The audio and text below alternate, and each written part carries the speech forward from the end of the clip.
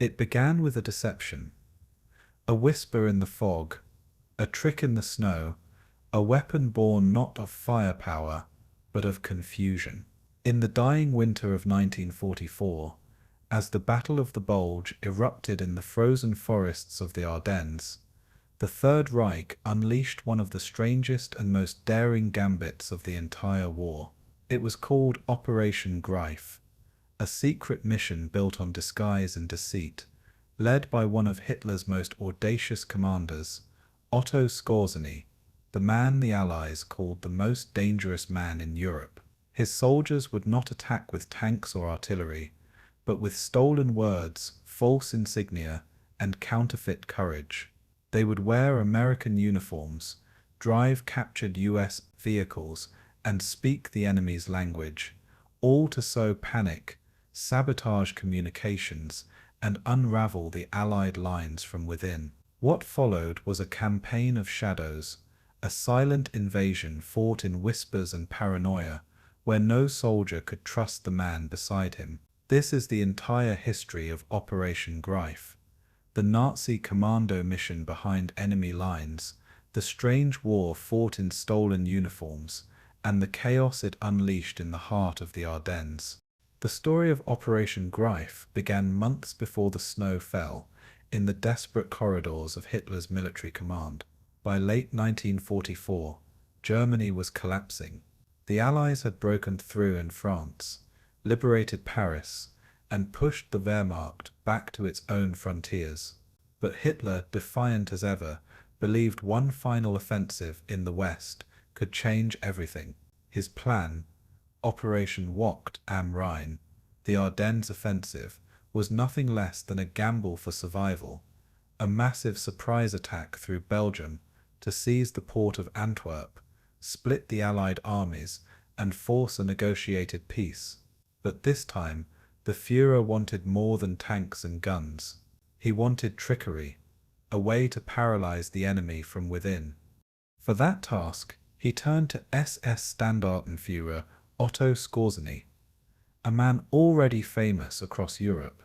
Skorzeny had led the daring rescue of Benito Mussolini from imprisonment in the Italian mountains in 1943, earning Hitler's personal trust and the Iron Cross. Charismatic, intelligent, and utterly devoted, he had become the Reich's master of special operations, the perfect man for a mission built on deception. When Hitler called him to headquarters in September 1944, his orders were extraordinary. Form a brigade of English-speaking German commandos, dress them in American uniforms, and unleash them behind the Allied lines to sow chaos during the Ardennes attack. The mission's code name would be Greif, Griffin, the mythical creature of disguise and terror. Skorzeny's task was monumental and nearly impossible. He was given just 3,000 men, most of whom did not speak a word of English. He was told to find American uniforms, weapons, and vehicles, all in a Germany already starving for supplies. He scraped together what he could, captured jeeps, trucks, and tanks, painted to resemble American Shermans, and crates of stolen uniforms and helmets. His English-speaking troops, mostly from the Panzer Brigade 150, were trained not just in combat but in impersonation.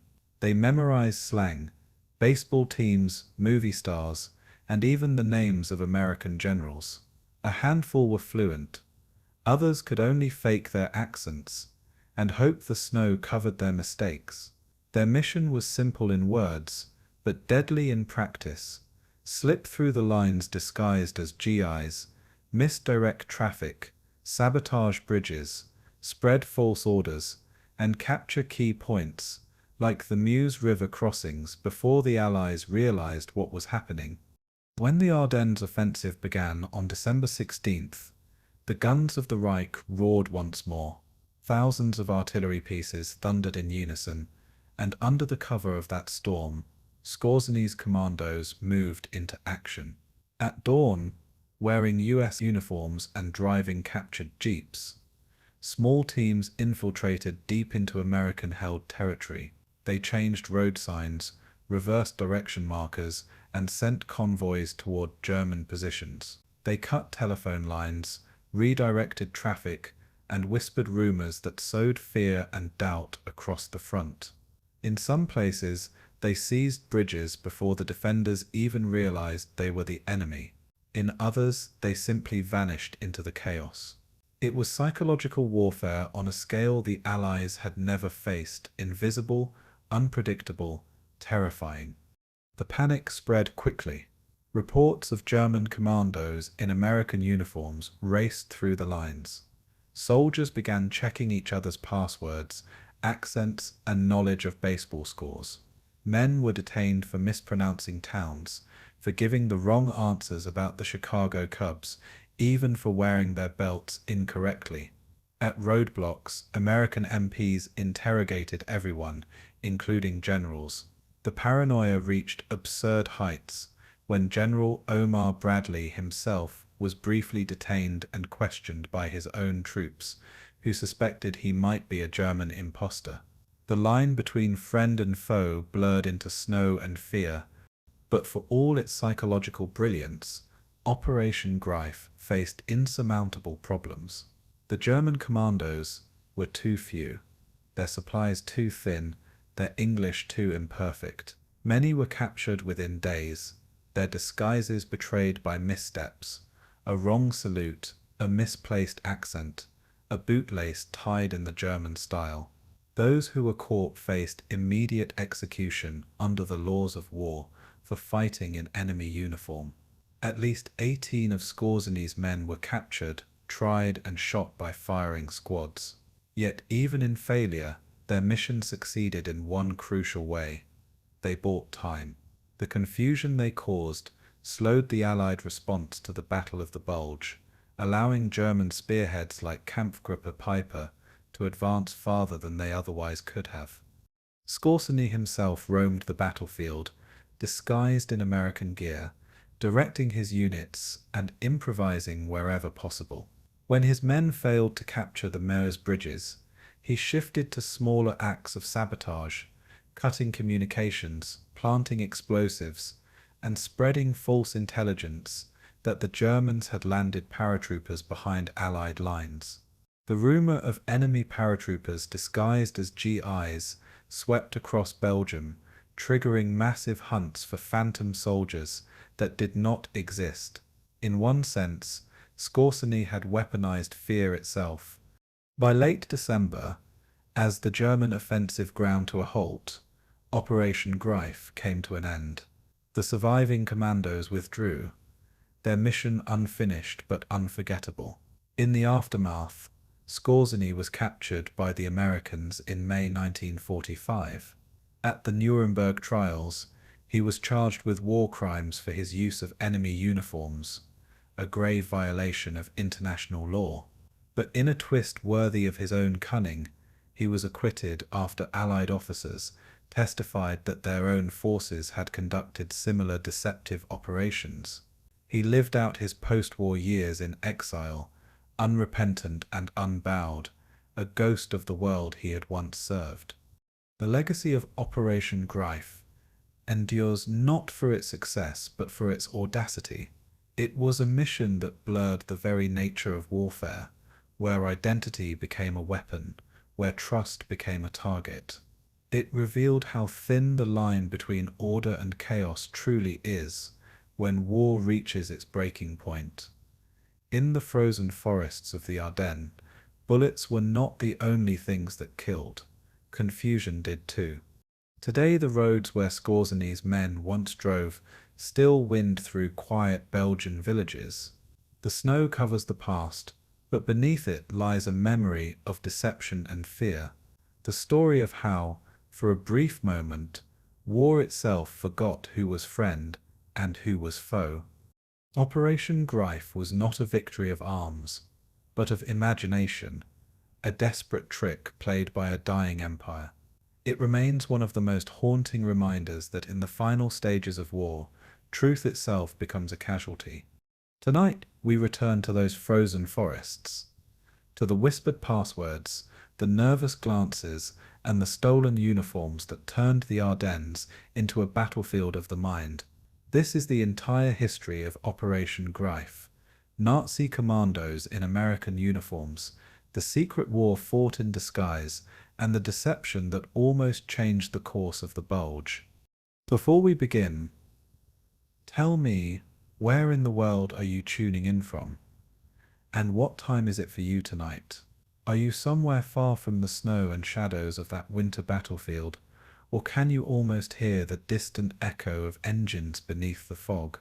Wherever you are, take a deep breath, settle in, and let me know. I'd love to hear where in time and place you're joining us from tonight. October 22nd, 1944, Wolf's Lair, East Prussia. Otto Skorzeny stands in the anteroom of Adolf Hitler's headquarters, waiting. The walls here are concrete, several meters thick, designed to withstand Soviet bombs that fall closer each week. Skorzeny is 6 feet 4 inches tall, his face marked by a dueling scar that runs from ear to chin, earned in his student days when such things still mattered. He has been summoned without explanation, pulled from his commando training camp at Friedenthal, and in Hitler's Germany, unexplained summons rarely mean good news. The door opens. An adjutant gestures him forward. Skorzeny enters the map room to find the Führer hunched over charts of the Western Front, his left hand trembling slightly, a symptom that has grown worse in recent months.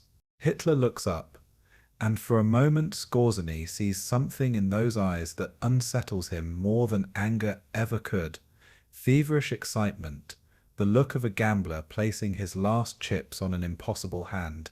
Skorzeny, Hitler says, his voice rising with each word, I have a mission for you, perhaps the most important mission of the war. What follows is a briefing that defies military logic. Hitler outlines Operation Greif, Griffin named for the mythological creature that can change its form.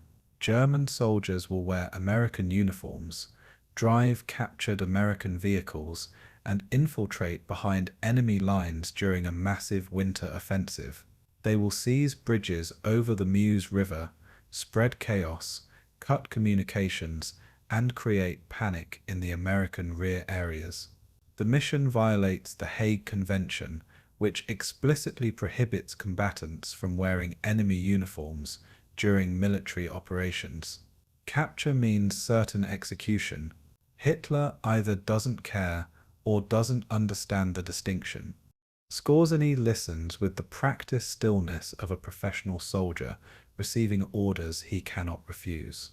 He has built his reputation on impossible missions, the rescue of Mussolini from Gran Sasso, snatched from a mountain fortress by glider assault, made him Hitler's favorite commando. But this assignment feels different. It isn't just dangerous, it's legally indefensible. Under international law, soldiers fighting in enemy uniform are not protected combatants, but spies, subject to immediate execution by firing squad. Every man who volunteers will be signing his own death warrant if captured. The Führer continues, oblivious to or unconcerned by these realities. The operation will support a grand offensive through the Ardennes forest, catching the Americans by surprise, driving to Antwerp, splitting the Allied armies. Germany will force a negotiated peace in the west, then turn all resources against the Soviets approaching from the east. It is strategic fantasy, the kind of thinking that has increasingly dominated Hitler's military planning as the war turns against Germany. Skorzeny knows this, but he also knows that contradicting the Führer is a career-ending mistake at best, a fatal one at worst. Hitler hands him a folder containing preliminary orders. The timeline is insane. 6 weeks to recruit English-speaking soldiers from across the Wehrmacht and SS, acquire American equipment, and train men for a mission requiring perfect cultural mimicry. The target force is 3,300 men, organized into a special brigade. Skorzeny, is to requisition captured American vehicles, uniforms, weapons, and personal items down to cigarettes and chewing gum.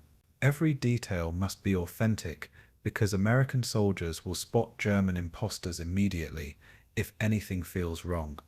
As Skorzeny leaves the briefing, carrying orders that weigh almost nothing but feel impossibly heavy, he understands what Hitler either cannot see or refuses to acknowledge. This mission requires resources Germany no longer has, time Germany cannot spare, and cultural knowledge that cannot be taught in 6 weeks. The Americans are not the Wehrmacht. Their army functions on informality, casual hierarchies, and cultural references utterly foreign to German soldiers raised on rigid discipline. Teaching a German how to chew gum properly, slouch convincingly, and discuss baseball scores with authentic enthusiasm may prove harder than teaching him to fly a fighter plane. Late October 1944. Allied Supreme Headquarters, Versailles. Half a continent away, in the ornate halls that house General Dwight Eisenhower's command, intelligence officers sift through reports that seem routine. Radio intercepts mention German units soliciting soldiers with English language skills. Prisoner interrogations reveal odd questions about availability of American equipment in Wehrmacht depots. The reports are vague, fragmentary, the kind of intelligence noise that fills every command center in wartime. One analyst notes the pattern and files a memo suggesting possible German interest in deception operations. The memo goes into a stack of similar reports, awaiting analysis that will come too late. The Allied High Command has reason for complacency. By October 1944, victory seems inevitable, if distant. American, British, and Canadian forces have liberated France, driven into Belgium, and reached Germany's western border. The Red Army crushes German armies in the east. Germany's cities burn under constant bombing. The war has the feeling of slow strangulation, Germany losing not through dramatic collapse, but through accumulated exhaustion. No serious military analyst expects Germany to launch a major offensive. The question is how long the dying regime can sustain organized resistance. This certainty blinds Allied intelligence to warning signs.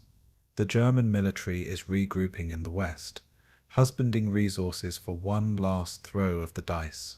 Fuel reserves are being stockpiled, divisions withdrawn from the line for rest and refit, equipment concentrated in specific sectors. But Allied attention focuses on the Allied advance, not on what the Germans might still attempt. The intelligence failure is not dramatic. No one ignores clear warnings. Instead, it is subtle, confirmation bias that interprets every datum through the lens of expected German collapse. Early November 1944. Greif Training Facility, Germany. The first volunteers arrive at Skorzeny's headquarters, responding to recruitment notices posted throughout German military installations. The notices are deliberately vague, mentioning only that English-speaking soldiers are needed for special operations. Most volunteers expect translation duties, interrogation work, or perhaps intelligence operations behind enemy lines in conventional German uniform. Few understand what they are actually volunteering for until Skorzeny gathers them for the first briefing. He stands before them in a commandeered warehouse. These men pulled from units across the Wehrmacht and Waffen-SS. Some learned English from parents who emigrated to America and returned to Germany before the war. Others studied British English in school, learning from textbooks written in the 1920s. A handful served in the merchant marine on transatlantic routes, picking up dockside American from longshoremen in New York and Baltimore. Their language skills range from fluent to barely functional, and Skorzeny needs to sort them quickly because time is already running out. "You will wear American uniforms," Skorzeny tells them, and the room goes absolutely silent. You will drive American vehicles, carry American weapons, and speak only English from the moment you cross the lines. He pauses, letting the implications sink in. Under international law, this makes you unlawful combatants. If captured, you will be shot. Some men shift uncomfortably. A few exchange glances, calculating whether they can withdraw from a mission they never fully agreed to join. But this is Germany in 1944, and refusing orders from one of Hitler's favorite officers is not a viable option. The cultural briefing that follows reveals the depth of the challenge. American soldiers do not stand at attention with German rigidity. They slouch, lean against vehicles, sit on tables, behaviors that would earn Wehrmacht soldiers punishment. They eat with fork in right hand, knife used only for cutting, a reversal of German custom that marks European table manners instantly. They chew gum constantly, an American habit that seems simultaneously casual and bizarre to German observers. They discuss baseball, a game incomprehensible to most Europeans, and use slang that changes so rapidly that even English-speaking Germans learned their American from outdated sources. Skorzeny divides his force into tiers based on English proficiency. The top tier, perhaps 10 men, speak perfect American English and can pass detailed scrutiny. The second tier, 30 to 40 men, speak good English but with accents or British inflections that might betray them under questioning. The third tier, comprising most volunteers, speak adequate English for basic communication but would fail immediately if challenged by suspicious American MPs. It is not enough. Nowhere near enough, but it is all Germany can provide, and the operation will proceed regardless. Mid-November 1944. Prisoner of war camps across Germany. American soldiers captured during the fighting in France and Belgium face a new kind of interrogation. German intelligence officers no longer ask about military plans, unit strengths, or defensive positions. Instead, they ask about baseball. Who won the World Series this year? Who leads the American League in batting average? What team does Joe DiMaggio play for? The questions seem absurd, trivial, the kind of thing that matters only to civilians reading newspapers. Then the interrogations shift to popular culture. What songs play on American radio? Who stars in current movies? What cigarette brands do soldiers prefer? The Americans being questioned cannot understand the purpose. Some refuse to answer, considering it a trap. Others answer readily, amused by German interest in American trivia. A few become suspicious, wondering why their captors suddenly care about Frank Sinatra and Lucky Strike cigarettes. The smartest among them begin to understand. Somewhere Germans are preparing to impersonate Americans, and these interrogations are training sessions disguised as casual conversation. One captured American lieutenant, held at a camp near Limburg, later reports that his interrogator asked detailed questions about how to operate a Zippo lighter. The German practiced the distinctive flip-open motion repeatedly, trying to master the casual one-handed technique American soldiers use without thinking. Another prisoner reports Germans asking about military radio procedure, not codes or frequencies, but the informal chatter that fills American military networks, the jokes and slang that mark someone as authentically American versus someone reading from a script. The interrogation reports flow back to Greif and where Skorzeny's trainers compile them into cultural briefings. They learn that American soldiers call their officers by rank informally, lieutenant, not Herr Lieutenant, and sometimes use first names among familiar groups, a breach of military protocol unthinkable in the Wehrmacht. They learn about state rivalries, the contempt New Yorkers express for Boston, the friendly mockery between Texas and California. They learn that Americans measure distance in blocks and miles, not meters and kilometers, and that getting the conversion wrong marks someone as foreign immediately. December 1st, 1944. Greif. Skorzeny conducts his first full inventory of acquired equipment, and the results are devastating.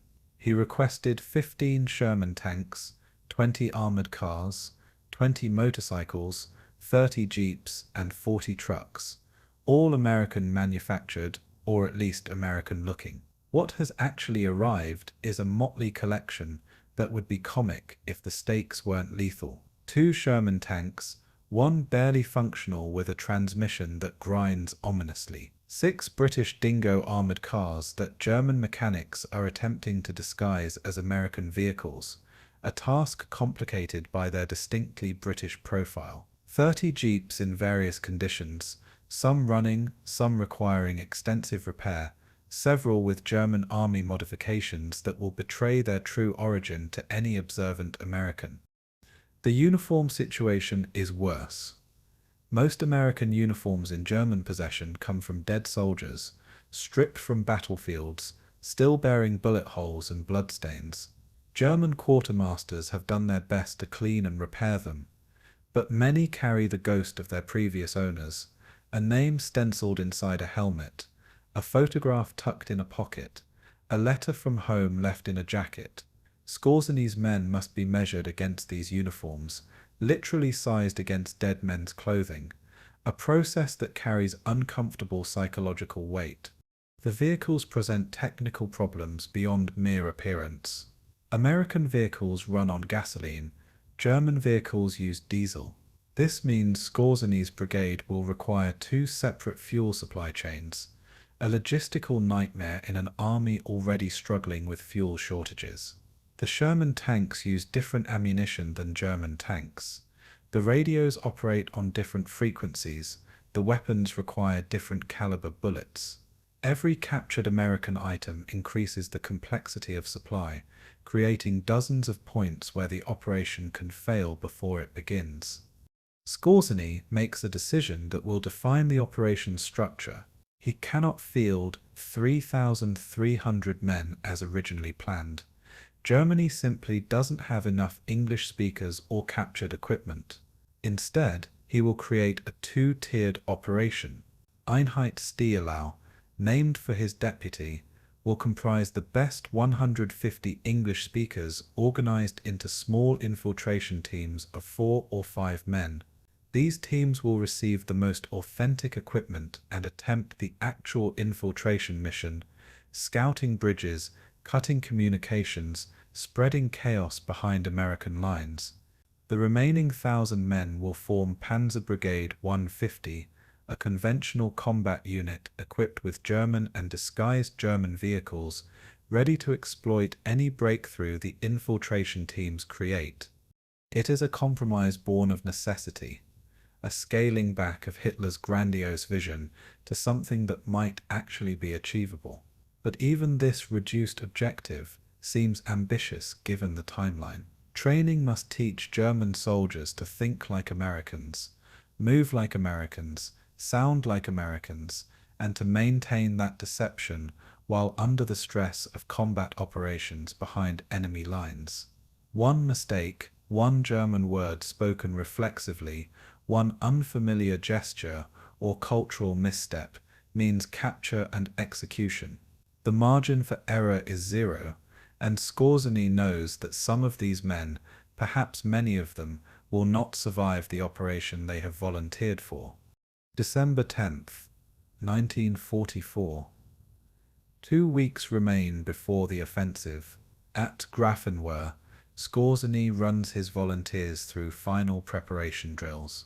Mock checkpoints test their ability to pass as Americans under questioning. German instructors, dressed as American MPs, demand identification, ask rapid-fire questions about hometowns and baseball teams. Watch for tells that betray foreign origin. The failure rate is catastrophic.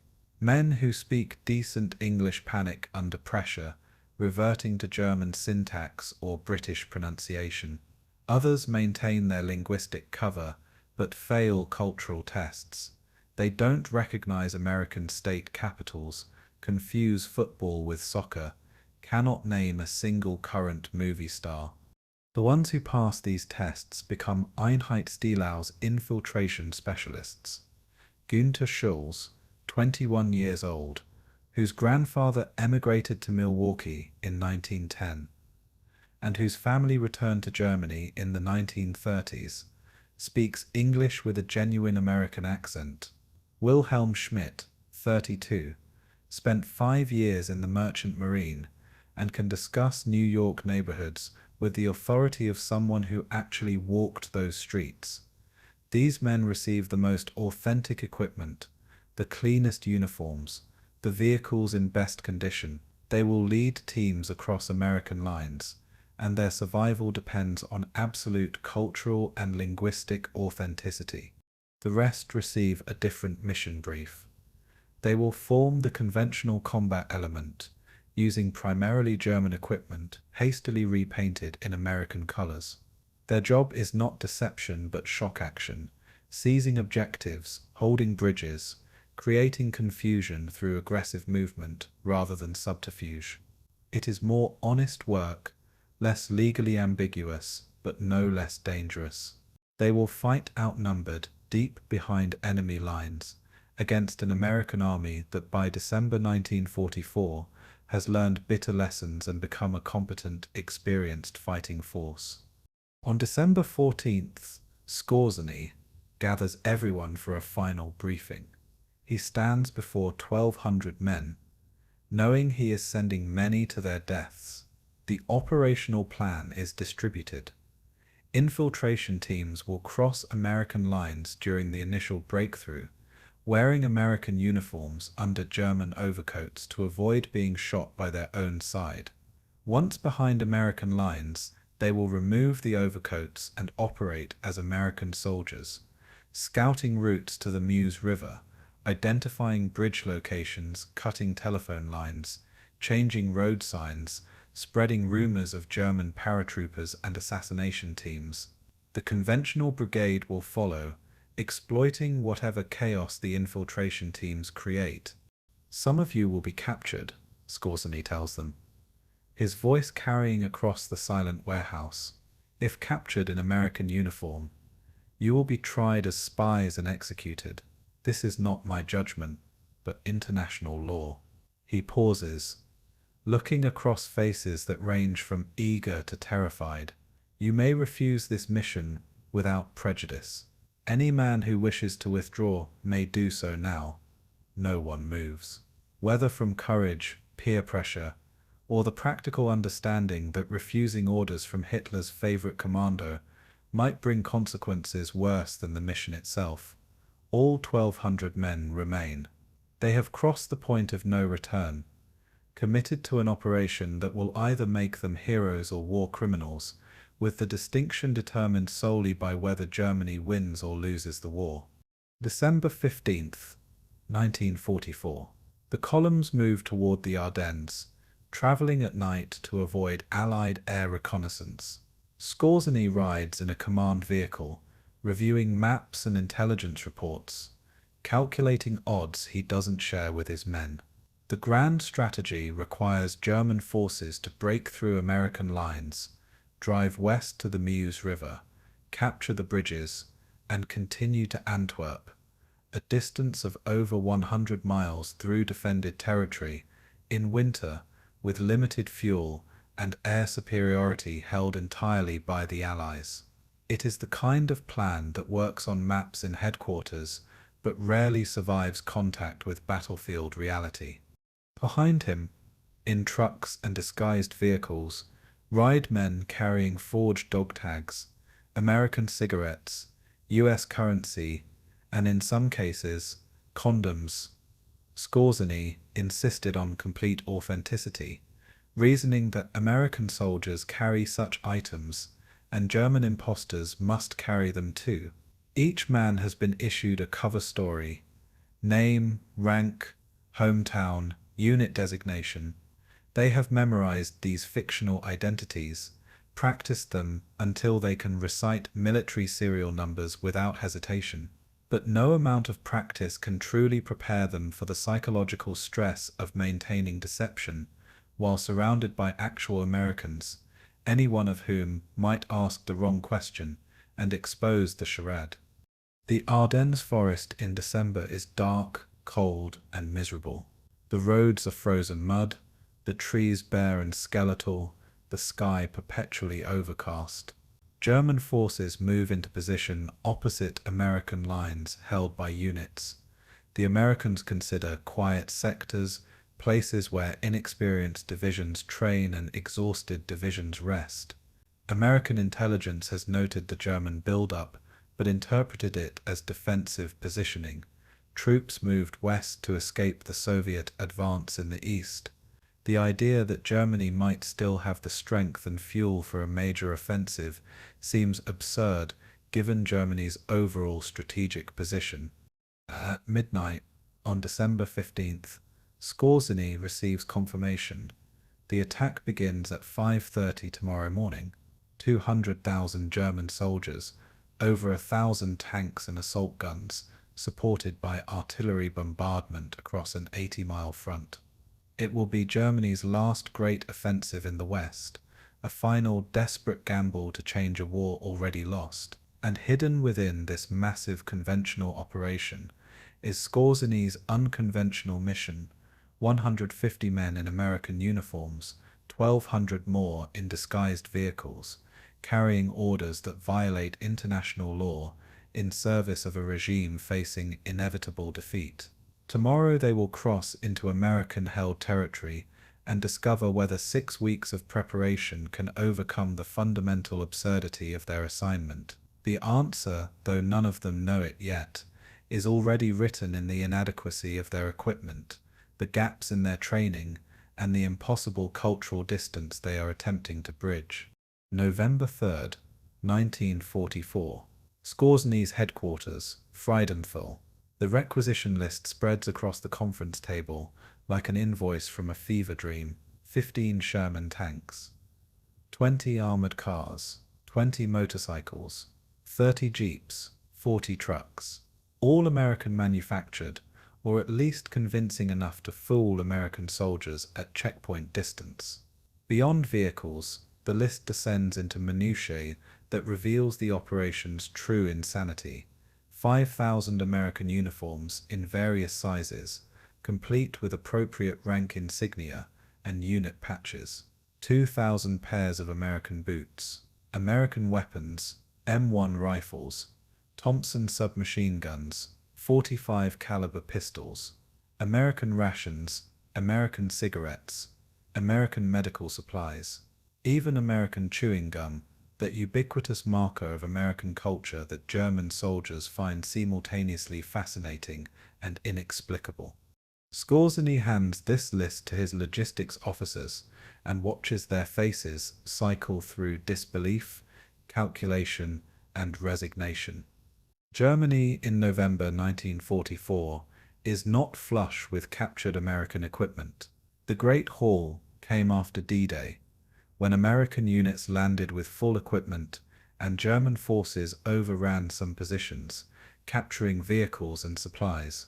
But most captured American equipment was already distributed to regular Wehrmacht units, pressed into service to replace Germany's own dwindling vehicle production.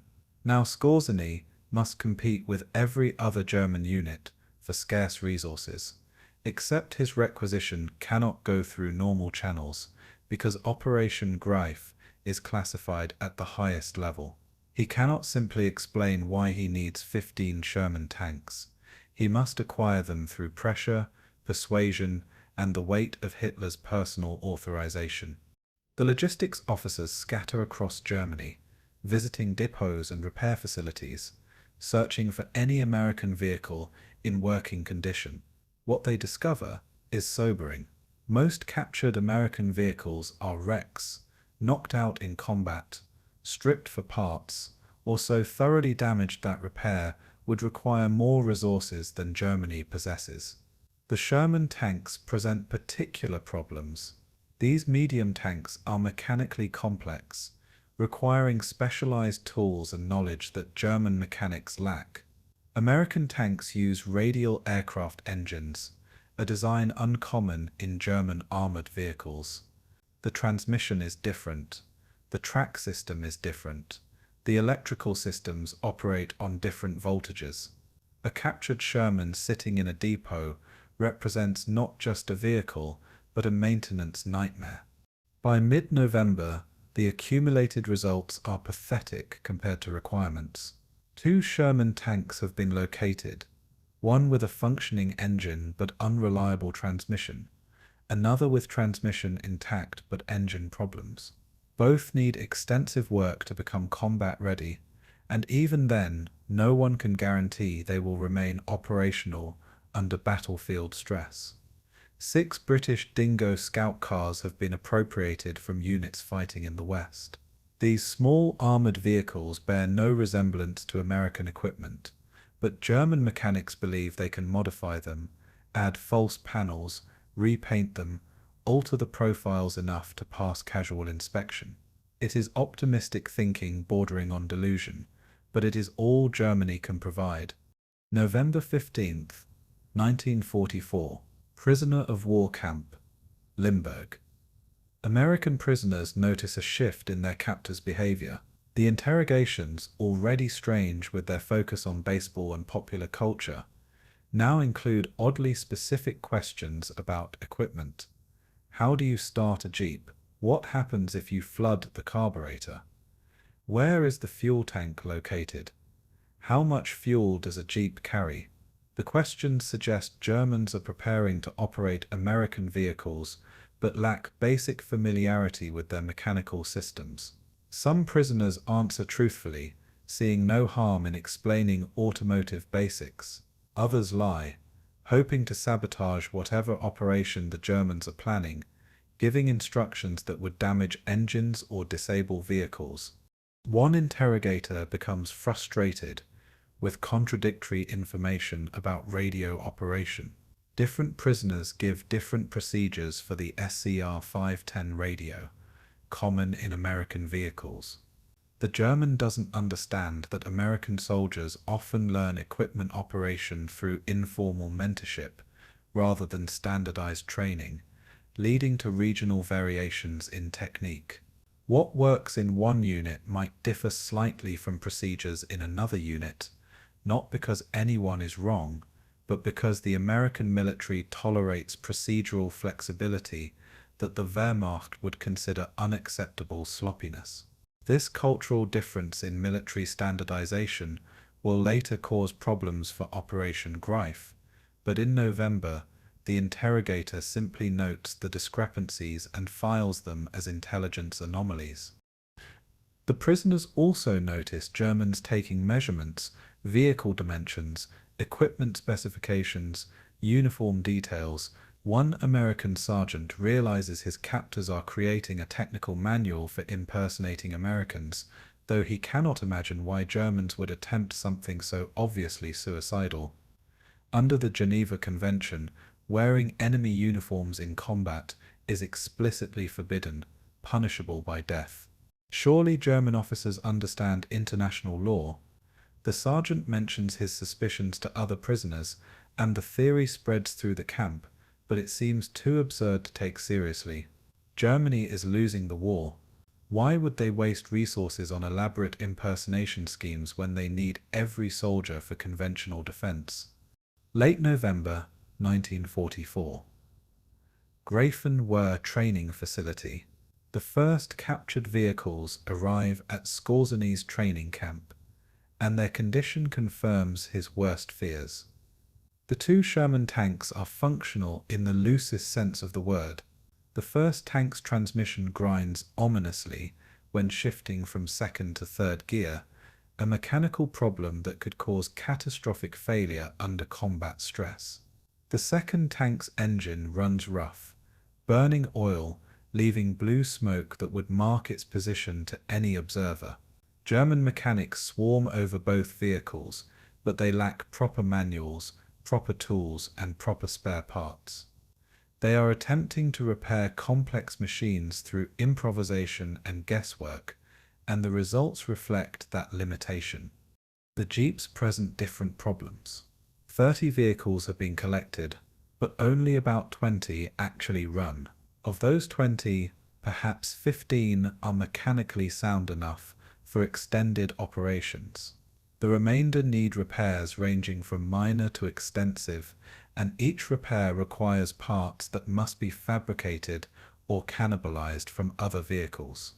The Jeeps also show their history, German army modifications that mark them as captured vehicles. Some have been fitted with German radio equipment, leaving mounting holes and wiring that doesn't match American standard installations. Others carry German tools, German spare tires with different tread patterns, German jerry cans with distinctive shapes that any experienced American soldier would recognize as foreign. The uniform situation is worse than the vehicles. The 5,000 uniforms requested have become perhaps 2,000 collected, and most come from the dead. Battlefields across France and Belgium have been stripped of American casualties, their clothing cleaned as well as possible, and shipped east to Greif. The men who must wear these uniforms can see the bullet holes, the bloodstains that didn't wash out, the tears and repairs.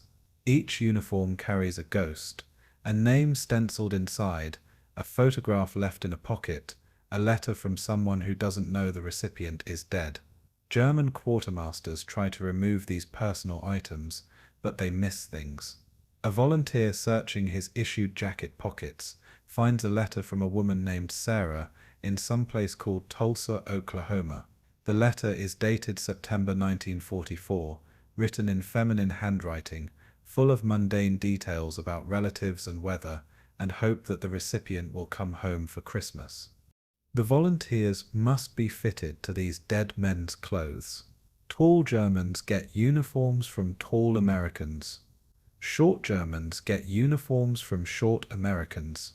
The matching process has a grotesque quality, like casting actors based on the measurements of corpses.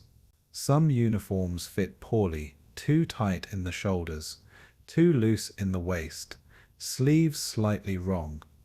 In regular circumstances, soldiers would have uniforms tailored, but there's no time and insufficient qualified tailors. The men must wear ill-fitting clothes and hope that in the chaos of combat, no one notices the poor fit. It is one more detail that could betray them, one more way the mission's inadequate preparation could turn lethal. December 1st, 1944. Skorzeny conducts his comprehensive inventory, creating a master list of actual resources versus planned requirements. The gap between what Hitler's operational plan demands and what Germany can actually provide is staggering. The requisition called for 15 Sherman tanks. Germany delivers 2, both mechanically questionable, 20 armored cars requested, 6 British scout cars provided, obviously wrong even after modification, 30 jeeps requested in perfect condition, 20 delivered in various states of repair. The shortfall continues across every category: not enough trucks, not enough motorcycles, not enough uniforms, not enough boots, not enough weapons, not enough ammunition. The American weapons present particular challenges. M1 rifles operate differently from German Kar-98s. The M1 is semi-automatic, gas-operated, requires different maintenance procedures, uses 8-round clips that load from the top with a distinctive ping when empty. German soldiers training with captured M1s struggle with the unfamiliar manual of arms. They have spent years with bolt-action rifles, and the semi-automatic mechanism feels strange in their hands. The Thompson submachine gun is heavy, fires from an open bolt, has terrible accuracy beyond 50 meters, but devastating close-range firepower. Learning to operate these weapons competently requires time that Skorzeny doesn't have. The 45 caliber pistols create ammunition headaches.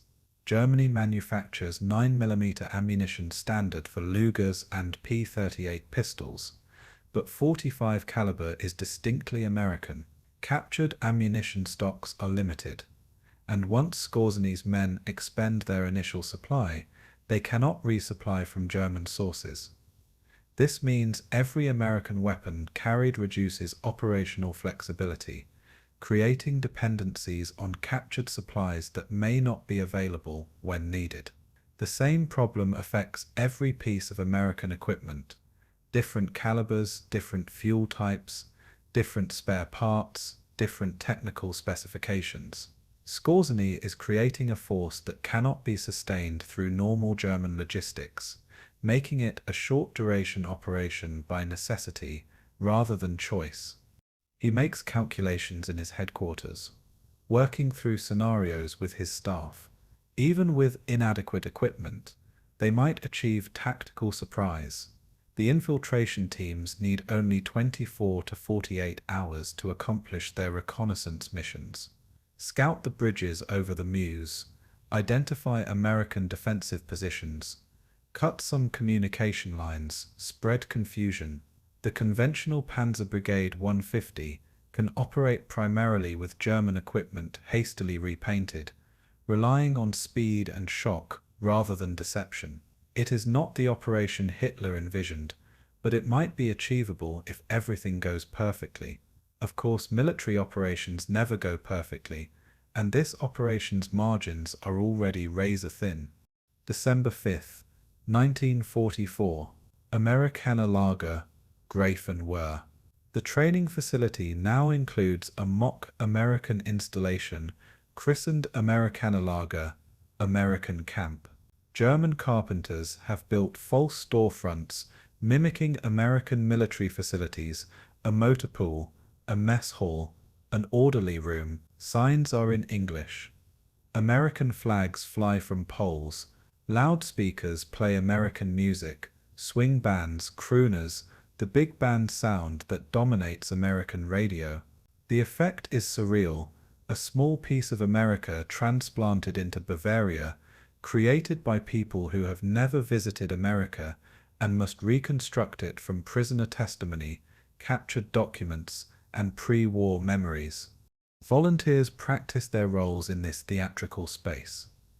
They walk between buildings, salute American style, loose and casual compared to German rigidity.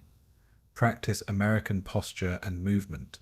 German drill instructors watch them, calling out mistakes.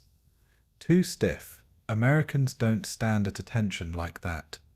Relax your shoulders, slouch a little.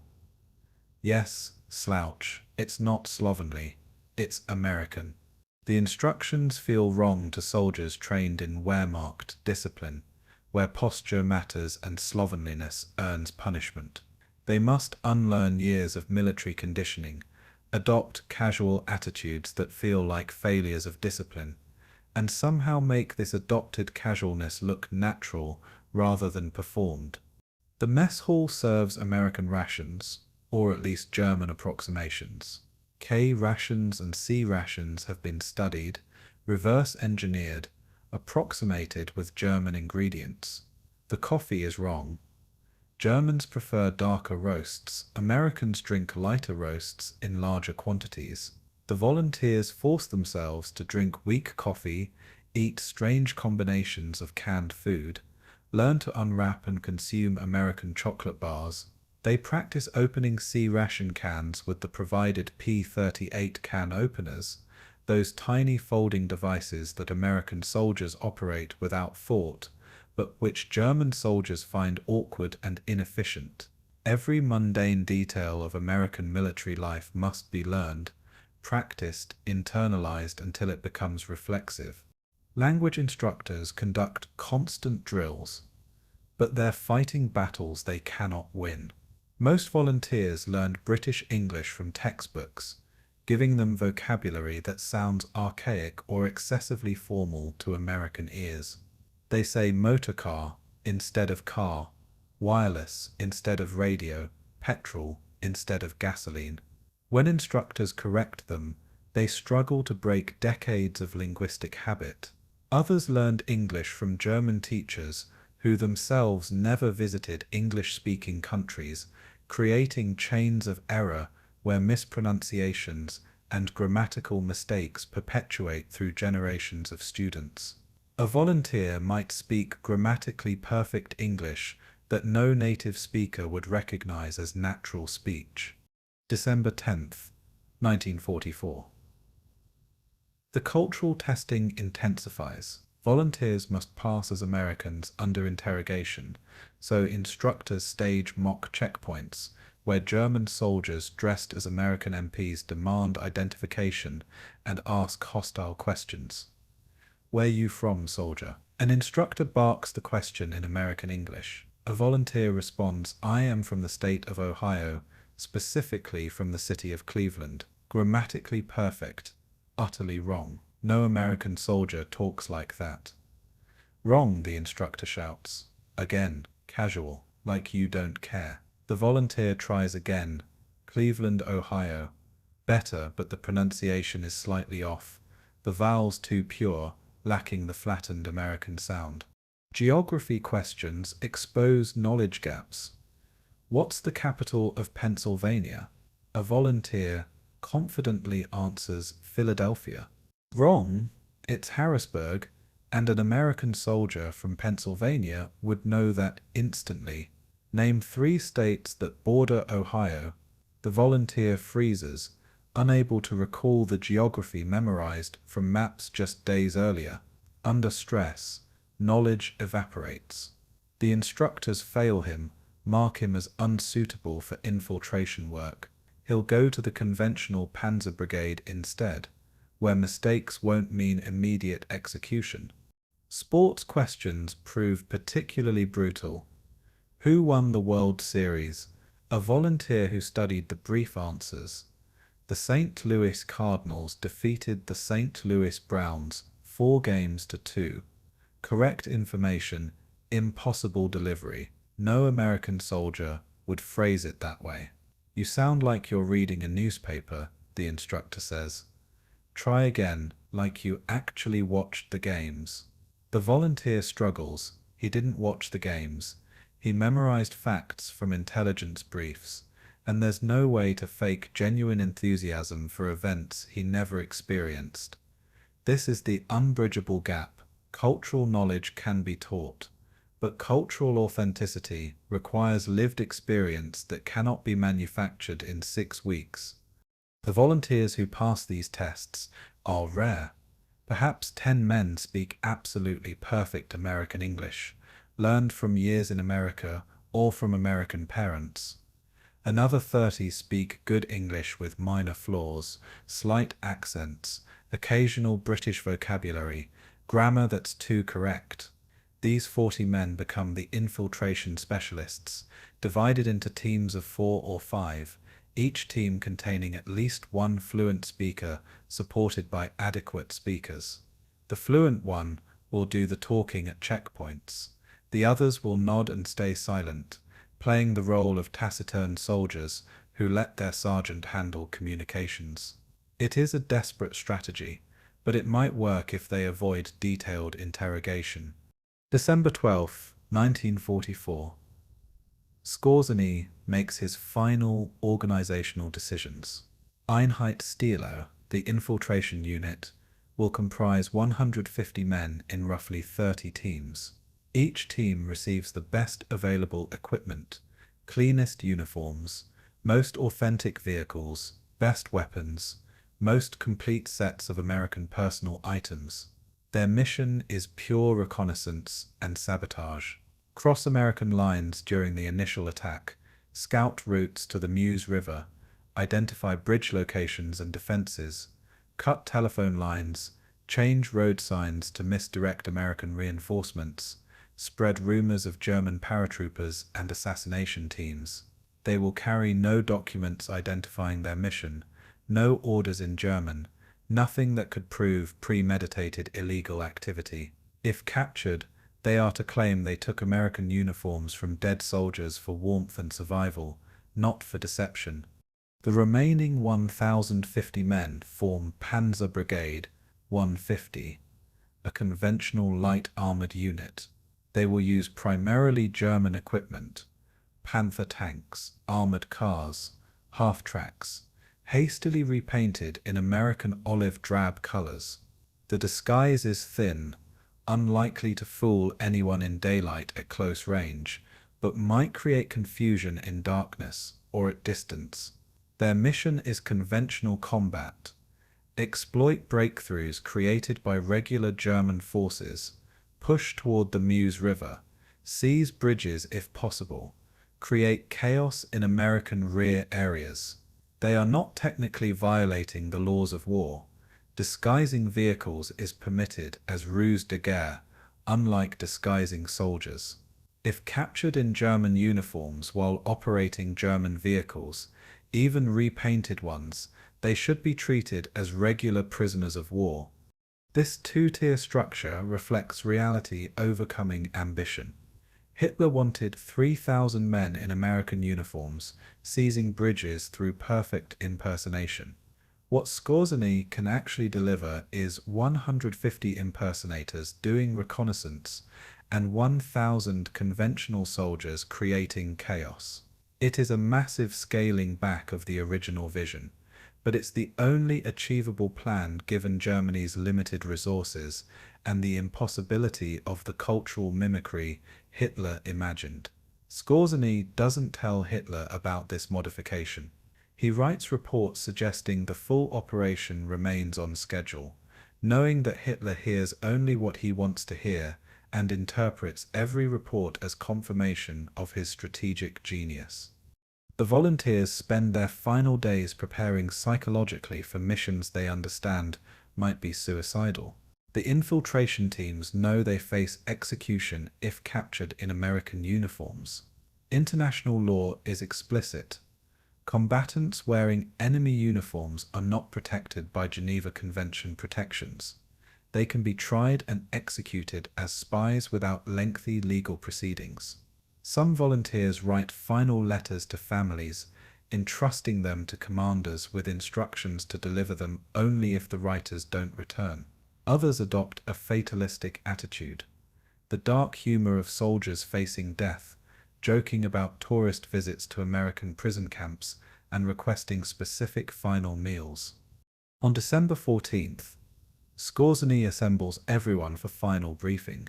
He stands before 1,200 men who have trained together for 6 weeks, learning impossible skills, preparing for a mission that violates international law in service of a losing war. Some look eager, young men who still believe in German victory and see this as their chance for glory. Others look resigned, older soldiers who understand the war is lost, but follow orders because refusing orders in Hitler's Germany brings consequences worse than combat. A few look terrified, men who volunteered without fully understanding what they were volunteering for, and now cannot withdraw without being branded cowards or traitors. This operation will change the course of the war, Skorzeny tells them, repeating the official line he doesn't entirely believe. Your actions will create chaos in the American rear, enabling our armies to reach the Meuse and beyond to Antwerp. You will be heroes of the Reich. He pauses, his voice dropping. Some of you will not return, some will be captured. If captured in American uniform, you face execution under international law. This is not unjust. This is simply how the laws of war function. You volunteered knowing these risks. I am proud to serve with you. The speech ends. The men disperse to final preparations. They load vehicles, check weapons, organize equipment. Tomorrow they move toward the Ardennes forest, where 200,000 German soldiers are positioning for the last great offensive of the war in the West.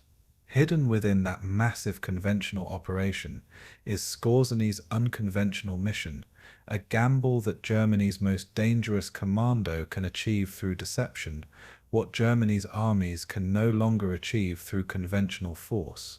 It is strategic desperation disguised as tactical innovation, and over the next 2 weeks it will create chaos far beyond what Skorzeny's limited resources should logically accomplish. But that chaos will come not from German skill, but from American paranoia, not from what Skorzeny's teams actually do, but from what the Americans fear they might do. The operation that begins tomorrow will fail in every measurable military objective, yet succeed as psychological warfare in ways its planners never anticipated. That paradox, complete tactical failure, creating strategic psychological impact, will define Operation Greif's strange legacy in military history. November 20th, 1944. Greif Training Facility. Günther Schulz stands in front of a mirror, wearing a dead American's uniform, trying to recognize himself. The jacket fits reasonably well. The previous owner was approximately his size, but it feels wrong in subtle ways. The cut is different from German uniforms, looser in the shoulders, shorter in the torso. The wool has a different texture, coarser than Wehrmacht issue. Inside the collar, faintly visible despite washing, are the initials JM stitched in thread that's slightly darker than the fabric. Whoever J. Finn was, he's dead now, and Schultz wears his clothes like an actor, assuming a role he never auditioned for. Schultz is 21 years old, born in Germany but raised partly in Milwaukee, Wisconsin, where his grandfather emigrated in 1910. The family returned to Germany in the 1930s, part of that strange reverse migration of ethnic Germans who left America during the Depression, believing Hitler's new Germany offered better opportunities than America's economic collapse. Schulz speaks English with an authentic American accent, specifically the flat vowels and hard consonants of the upper Midwest. He says about like an American, not a boot, like a Canadian. He knows the difference between a nickel and a dime without thinking about it. He can discuss Milwaukee breweries, Green Bay Packers football, and Lake Michigan weather with the authority of someone who lived those experiences rather than memorized them from briefing documents. This makes him invaluable to Operation Greif, one of perhaps 10 men in the entire unit who can pass as American under sustained conversation. But it also places enormous pressure on him. He will lead an infiltration team, and his team's survival depends on his ability to talk them through checkpoints, past suspicious MPs, through encounters with actual Americans who will instantly detect any false note in his performance. One mistake, one word pronounced wrong, one cultural reference missed, one moment of hesitation when asked a simple question could expose not just himself, but his entire team to capture and execution. The training cadre has assigned him 3 team members, all adequate English speakers, but none native level. Wilhelm Schmidt, 32, merchant marine background, knows American East Coast ports, but learned his English from longshoremen and prostitutes, giving him vocabulary that's colorful but not appropriate for military situations. Ernst Sommer, 25, studied English at university, speaks grammatically perfect British English that sounds like a BBC announcer, utterly wrong for an American soldier. Hans Dietrich, 19, learned English from his mother, who worked as a governess in London before the war, giving him refined pronunciation and vocabulary that would mark him as educated and foreign. These 3 cannot speak for themselves at checkpoints. They must play mute, sullen, or claim laryngitis, while Schultz handles all verbal interaction. November 22nd. Language Classroom, Greif Instructor Hauptmann, Weber, who spent 3 years in New York before the war working at the German consulate, conducts advanced American slang training. He writes phrases on a chalkboard in English. Beat it, scram, get lost, take a hike. All mean essentially the same thing, go away, but with subtle variations in tone and intensity that native speakers understand instinctively, but foreign learners struggle to distinguish. Weber explains these nuances, but he can see in his students' faces that intellectual understanding doesn't translate to natural usage. They're learning English as a code system rather than a living language, memorizing rules rather than absorbing patterns through immersion. An American soldier doesn't say, "I shall go to the motor pool." Weber explains, writing the sentence on the board. He says, "I'm going to hit the motor pool," or "heading to the motor pool," or just "motor pool" with a gesture. American English is compressed, casual, context-dependent. You must think in contractions. Cannot becomes can't. Will not becomes won't. I would have becomes I'd have. This compression is natural to them, but feels sloppy to Germans trained in proper grammar. The students practice, their tongues stumbling over contractions, their ears struggling to hear the subtle differences between American and British pronunciation of common words. Weber moves to difficult vocabulary, words that exist in both British and American English, but with different meanings. Fag means cigarette in British English, but is a derogatory term for homosexual in American English. Pants means underwear in British English, but trousers in American English. Rubber means eraser in British English, but condom in American English. If you studied British English textbooks, you must unlearn British usage and adopt American equivalents. He watches his students taking notes, writing translations in notebooks, treating this like any other academic subject. But language isn't mathematics. You cannot memorize your way to native fluency, and these men have weeks, not years, to achieve what normally requires childhood immersion. The baseball lesson proves particularly challenging. Weber brings a captured baseball and bat, actual American sporting equipment, and attempts to explain a game none of his students have ever seen played. Baseball is not like cricket, he begins, then realizes none of them know cricket either.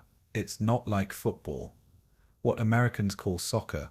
In baseball, a pitcher throws the ball, a batter hits it, and runners try to reach bases arranged in a square. There are 9 innings, 3 outs per inning, complicated rules about strikes, balls, foul territory, base stealing.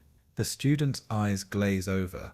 How can they discuss baseball scores when they don't understand the game's basic structure? Weber gives them essential facts to memorize. The World Series in 1944 was won by the St. Louis Cardinals, who defeated the St. Louis Browns 4-2. Joe DiMaggio plays for the New York Yankees. Ted Williams plays for the Boston Red Sox, but is currently serving in military aviation training. Babe Ruth, now retired, hit 714 career home runs. The students write these facts in notebooks, creating cheat sheets they cannot carry into enemy territory. They must memorize this information, be able to recall it under stress, discuss it casually, as if they actually care about baseball, rather than treating it as intelligence data, to be weaponized in conversation. November 25th. Practical exercises. Amerikaner Lager. The mock American base hosts increasingly realistic drills. German instructors dressed as American MPs set up checkpoints, and volunteers must drive through in captured jeeps, presenting forged dog tags, answering questions, maintaining American personas under pressure. The failure rate is devastating. Team after team gets pulled aside, subjected to hostile interrogation, exposed through small mistakes that cascade into mission failures. A volunteer approaches a checkpoint driving a jeep. The MP, actually a German instructor, signals him to stop. Identification soldier. The volunteer produces dog tags, hands them over. The MP examines them, then looks up. "Where you from, Ohio?" the volunteer responds. "What part of Ohio?" "Cleveland." "Yeah? What high school?"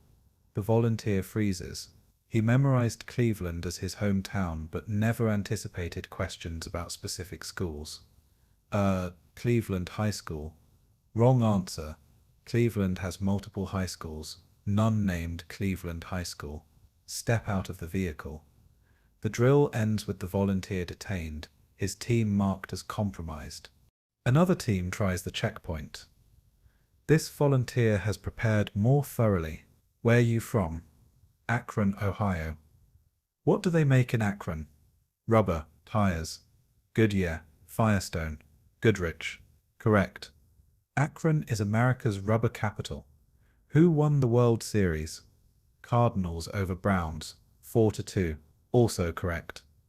The MP asks harder questions. What's your unit?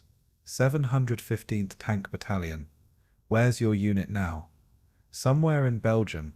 Hell, if I know exactly. Good answer. Admitting uncertainty sounds more authentic than precise knowledge. What's your company commander's name? The volunteer gives a name from his cover story. The MP has no way to verify it, nods him through. The team passes, but everyone watching understands how fragile their deception is. One question they hadn't prepared for, one piece of knowledge they didn't memorize, could expose them. The instructors make notes on each team's performance. Certain questions expose German volunteers reliably: state capitals, high school mascots, local geography, current popular music, anything requiring detailed American cultural knowledge beyond what briefing documents provide. The instructors modify training to cover these gaps, but it's impossible to anticipate every question an American MP might ask. The American Army contains soldiers from every state, every city, every background.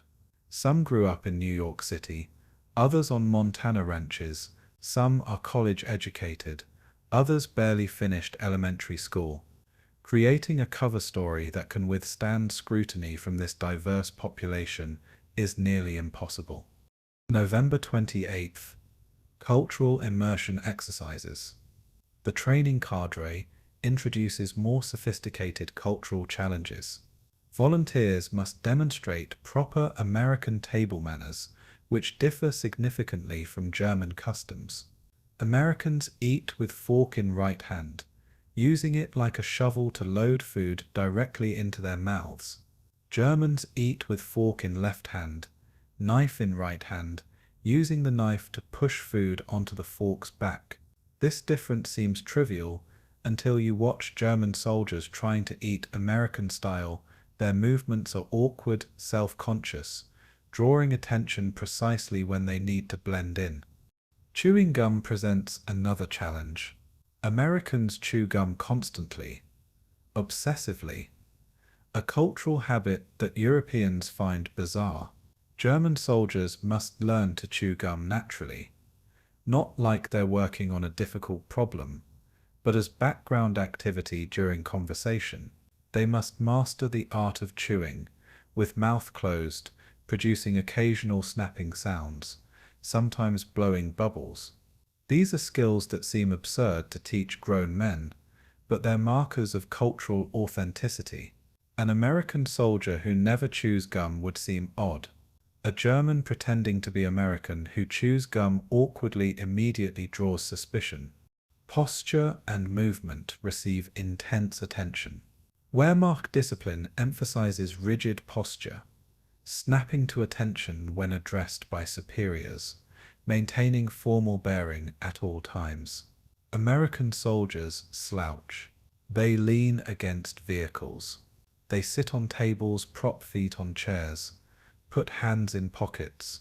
This casual physicality horrifies German instructors trained in military propriety, but it's essential to American impersonation.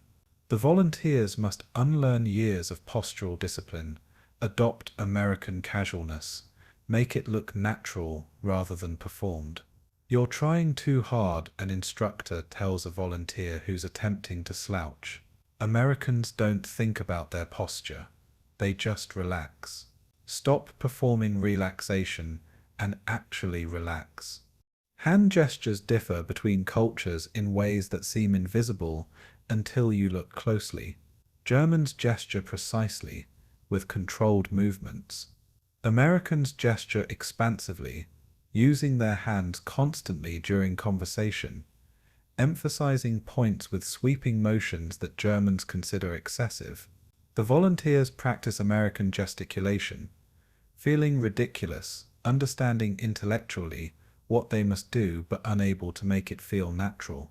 Culture is performed unconsciously by those who live it, but conscious performance of culture appears artificial.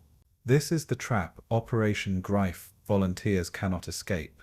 They must consciously perform behaviors that only look authentic when done unconsciously. December 1st. Vehicle Operation Training. The captured American vehicles present their own learning curve. Jeeps seem simple. 4 wheels, steering wheel, accelerator, brake.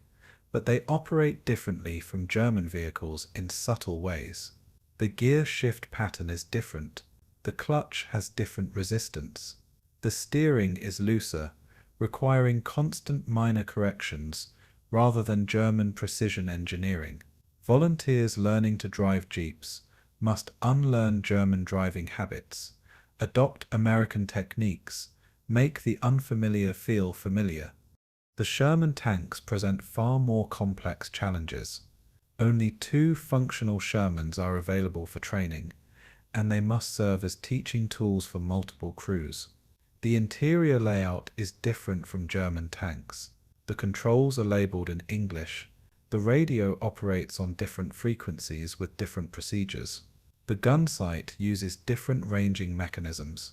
The ammunition storage is different, requiring different loading procedures.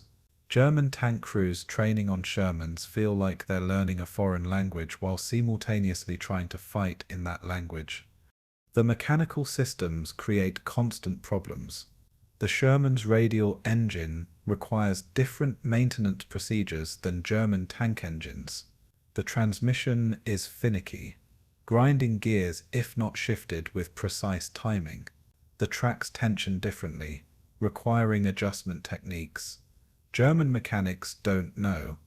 American tools use different measurement systems, inches and feet rather than centimeters and meters.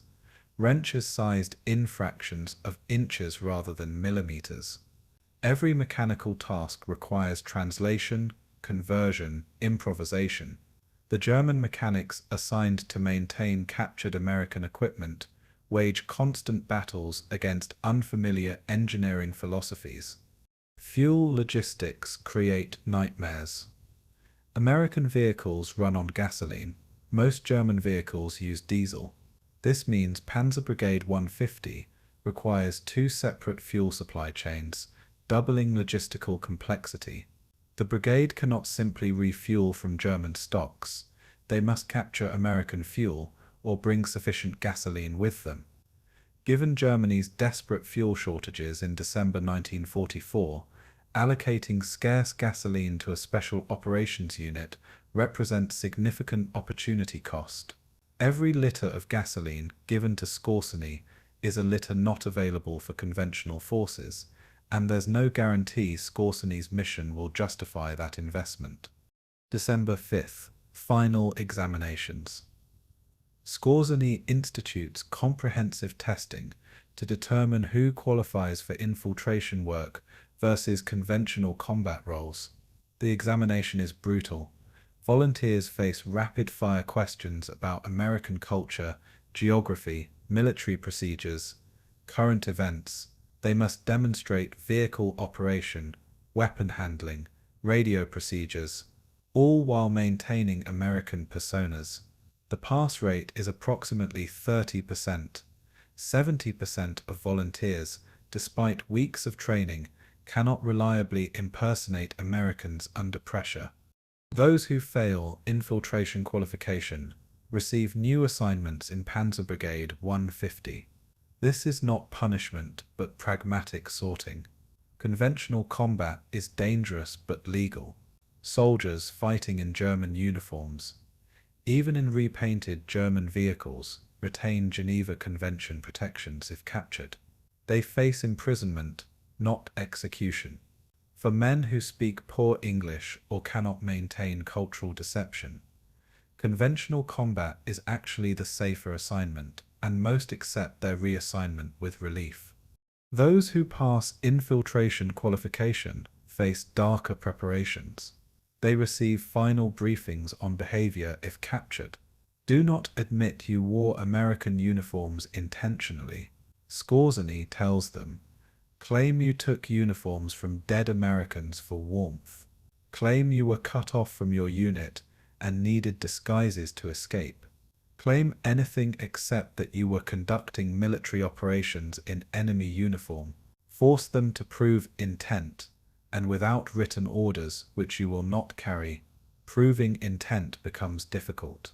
These legal instructions are probably futile. Military tribunals in combat zones rarely require extensive proof, and captured soldiers wearing American uniforms behind American lines will obviously be judged as spies regardless of what they claim.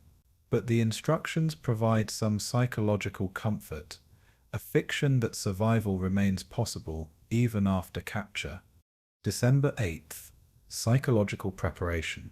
The volunteers write final letters, understanding many won't return. Some write to parents, expressing love and duty without mentioning specifics of their mission. Others write to girlfriends or wives, promising reunions they may not survive to achieve. A few write to no one, having already lost everyone they care about to bombing raids, Eastern Front casualties, or concentration camp deportations that families don't discuss but everyone knows about. These men have nothing to lose except their lives, which makes them either perfectly suited for suicide missions or too damaged to function reliably under stress. The chaplain. Yes, even this operation has a chaplain. Conduct services for those who want religious preparation for potential death. Catholic volunteers confess sins they're about to compound by violating laws of war. Protestant volunteers pray for strength and forgiveness. The chaplain offers what comfort he can, while carefully avoiding any theological examination of whether wearing enemy uniforms constitutes sin. Military chaplains become expert at compartmentalizing moral questions that would paralyze civilian clergy. They serve soldiers who must do unchristian things in service of nations claiming Christian heritage, and they've learned not to examine contradictions too closely. Some volunteers visit the infirmary, requesting performance-enhancing drugs. Pervitin, methamphetamine is standard issue in German armed forces, used to maintain alertness during extended operations. Some request extra supplies, planning to stay awake and alert for days behind enemy lines. Others request morphine for potential wounds, preferring self-administered euthanasia to capture and execution. The medical officers distribute what they can while documenting nothing, maintaining plausible deniability about drug use that's simultaneously official policy and officially unacknowledged. December 10th. Final briefing, complete operational details. Skorzeny gathers his infiltration teams, 30 teams of 4 to 5 men each, 150 soldiers total, for detailed mission briefing. Maps show the Ardennes forest, American defensive positions, roads leading to the Meuse River. The primary objectives are reconnaissance and sabotage. Infiltration teams will cross American lines during the initial German breakthrough, wearing American uniforms under German overcoats to avoid being shot by their own forces.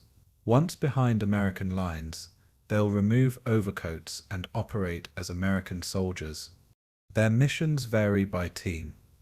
Some teams will scout specific bridges over the Meuse, reporting locations, defensive strengths, approaches. Other teams will cut telephone lines, disrupting American communications. Some will change road signs at critical intersections, misdirecting American reinforcements. A few specialized teams will spread rumors. Germans have dropped paratroopers behind lines. Assassination squads are targeting Allied generals. Thousands of Germans in American uniforms are operating throughout the rear areas. These rumors are designed to create paranoia exceeding reality, making Americans suspect every soldier they encounter. The operational timeline is tight. Infiltration teams have approximately 48 hours to complete their missions before German offensive momentum stalls or American counterintelligence adapts. After 48 hours, any German still behind American lines faces increasing danger as checkpoints multiply and security tightens. The teams must work quickly, accomplish what they can, and either return to German lines or find hiding places until German conventional forces reach them. Those who cannot escape face difficult choices: attempt to surrender while wearing American uniforms, guaranteeing execution, or strip the uniforms and surrender as regular German soldiers, hoping Americans don't discover their previous activities. Each team receives specific equipment, forged dog tags with fictional identities, American currency, American cigarettes, American personal items to complete their cover stories. They receive no written orders, no documents in German, nothing that could prove premeditated illegal activity if captured. Everything must be memorized. Their fictional identities must be internalized. They must become their cover stories so thoroughly that even under interrogation stress, they maintain consistency. It's spy tradecraft applied to military operations, and most of these men have no espionage training beyond the last 6 weeks of crash courses. December 12th. Personal preparation, final hours. Günther Schultz sits alone, reviewing his cover story one final time. He is Private First Class James Mitchell from Milwaukee, Wisconsin. Service number 372-85649, 715th Tank Battalion, Baker Company. Born August 5th, 1923. Father Robert, Mother Helen, one sister Mary. Graduated Lincoln High School, 1941. Worked at Pabst Brewery before enlistment. Favorite baseball team Milwaukee Brewers. No, wait. The Brewers are minor league, major league is the Milwaukee. No, Milwaukee doesn't have a major league team. Chicago Cubs. He should say Cubs if asked. Favorite food his mother's schnitzel. No, Americans don't say schnitzel. They say, what do they call it? Breaded pork cutlet. Damn it, these details are impossible to track. He practices American speech patterns, talking to himself in his empty barracks. Yeah, I'm from Milwaukee. Worked at Pabst before Uncle Sam called me up. Been in Belgium since September. Feels like forever. Can't wait to get home. Have a real beer. Not this watered-down European stuff. The words sound right to his ear, but he's biased. Would they sound right to an American MP who actually grew up in Milwaukee? What if he encounters someone from Milwaukee who asks about streets, neighborhoods, local landmarks? His knowledge is 15 years old, based on childhood memories, and cities change. Buildings get torn down, new ones go up, businesses close, neighborhoods transform. His Milwaukee is frozen in 1929, before his family returned to Germany, and that ancient knowledge might betray him as surely as speaking no English at all. Wilhelm Schmidt, his teammate, practices different preparation. Schmidt knows he cannot speak at checkpoints. His English is too obviously learned in ports and bars, full of profanity and slang that would mark him as either suspicious or insubordinate. So he's preparing to play mute, to grunt acknowledgements, to stay silent while Schultz talks. This requires its own kind of discipline. If someone addresses him directly, he must not respond reflexively in German. He must either stay silent, gesture, or mumble something minimal in English. One word spoken with his accent could destroy their cover. The pressure of mandatory silence terrifies him more than combat. In combat, you can fight back. In deception, you can only maintain discipline and hope your disguise holds. The teams make final equipment checks. Dog tags hang correctly. Worn undershirts against skin where American soldiers wear them. Uniforms are broken in, no longer stiff with newness that would mark them as recently acquired. Boots are scuffed, showing wear that suggests months of service rather than days. Weapons are cleaned, loaded, checked repeatedly. American cigarettes, Lucky Strikes, Camels, Chesterfields are distributed stuffed in pockets where Americans carry them. Everything must be perfect because nothing is perfect, and they're attempting an impersonation that requires perfection to succeed. December 14th. Movement to assembly areas. The infiltration teams load into vehicles and begin moving toward the Ardennes forest. They travel separately from Panzer Brigade 150, taking different routes, maintaining operational security. In the darkness, their captured jeeps and trucks blend with German military traffic, just more vehicles moving toward the front. Inside the vehicles, men are silent, each processing fear and anticipation in private. Some pray, others sleep or pretend to sleep. A few joke, dark humor about tourist visits to American prison camps, but the jokes fall flat, and the joking stops. They pass through German-held villages where civilians watch the military traffic with exhausted eyes. These people know Germany is losing. They've seen the bombers overhead, heard the newsreels admit strategic withdrawals, understood the euphemisms that describe disaster. They watch Skorzeny's men pass and wonder where these soldiers are going. What mission could possibly matter now that the war is clearly lost? The soldiers wonder the same thing, but don't speak their doubts aloud. Doubt is corrosive, spreads like disease, breaks down unit cohesion. So they maintain silence and motion, traveling through darkness toward an operation that will begin in approximately 36 hours. Skorzeny travels with his command group, monitoring reports, reviewing final details, maintaining the confidence his men need to see. Inside, he calculates odds that don't favor success. Operation Greif rests on assumptions that may be false, that German offensive will achieve breakthrough, that American forces will be surprised and disorganized, that infiltration teams can operate undetected for 48 hours, that cultural impersonation taught in 6 weeks will fool native speakers under stress. Any of these assumptions failing could collapse the entire operation. All of them must hold for success, and Skorzeny knows military operations rarely go as planned. But he also knows that soldiers function better with confidence than doubt, so he projects certainty. He doesn't feel and hopes his performance convinces men marching toward potential execution that their mission serves purposes beyond desperation. The columns move through the night, traveling to the Ardennes forest, where 200,000 German soldiers are assembling for the last great offensive in the West.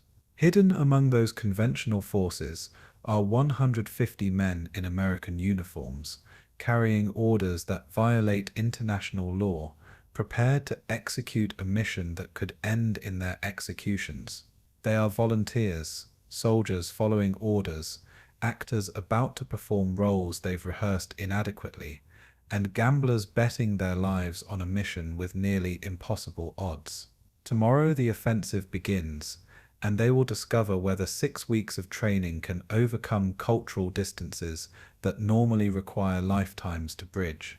The answer, waiting in the dark forests ahead, will be written in roadside executions, panicked American checkpoints, and the strange gap between what they actually accomplish and what Americans fear they might accomplish. December 16th, 1944, 5:30 in the morning, Ardennes Forest. The darkness shatters. 2,000 German artillery pieces open fire simultaneously across an 80-mile front, their shells screaming toward American positions dug into the hills and forests of eastern Belgium and Luxembourg. The bombardment is massive, concentrated, unlike anything the Americans in this sector have experienced. These are quiet positions, places where green divisions come to learn combat gradually, where exhausted divisions rest after brutal fighting elsewhere. The American soldiers manning these positions expected a quiet winter, not the fury now descending from the darkness. Private First Class William Roberts, from Dayton, Ohio, is asleep in a dugout when the barrage begins. The first shells hit 100 yards away, and the concussion throws him from his cot. He scrambles for his rifle, his helmet, trying to understand what's happening. The dugout shakes with each impact, dirt raining from the roof, and Roberts realizes with sick certainty that this is not random harassing fire. This is preparation bombardment, the kind that precedes major attacks. But everyone said the Germans were finished, incapable of offensive operations, focused entirely on defending against Allied advances. Everyone was wrong. The artillery barrage continues for 90 minutes, longer and heavier than most American units in this sector have experienced. Then it stops, and in the sudden silence, American soldiers hear something worse than artillery: tank engines, lots of them, and the sound of thousands of men moving through the forest. The German offensive, codenamed Wacht am Rhein, Watch on the Rhine, has begun. 200,000 German soldiers, supported by nearly 1,000 tanks and assault guns, are attacking positions held by approximately 80,000 Americans, many of them inexperienced or recuperating from previous combat. The initial German assault achieves what it needs most: complete surprise.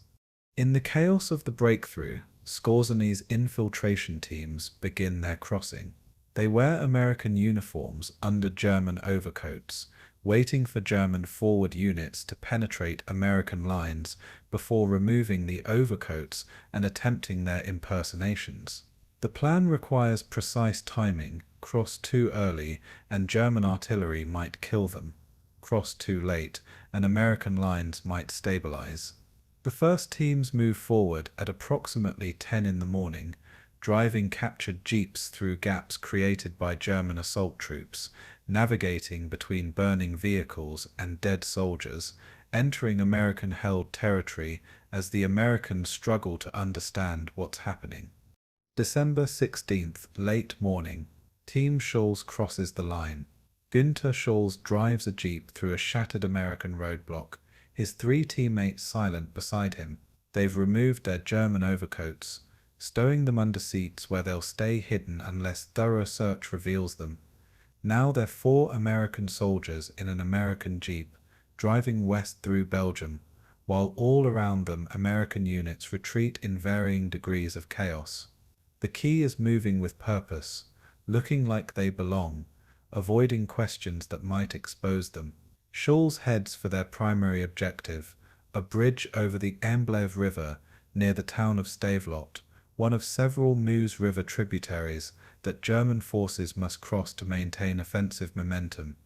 They pass American trucks heading east, toward the fighting. None of the Americans give them more than cursory glances, just another jeep among hundreds moving through the chaos.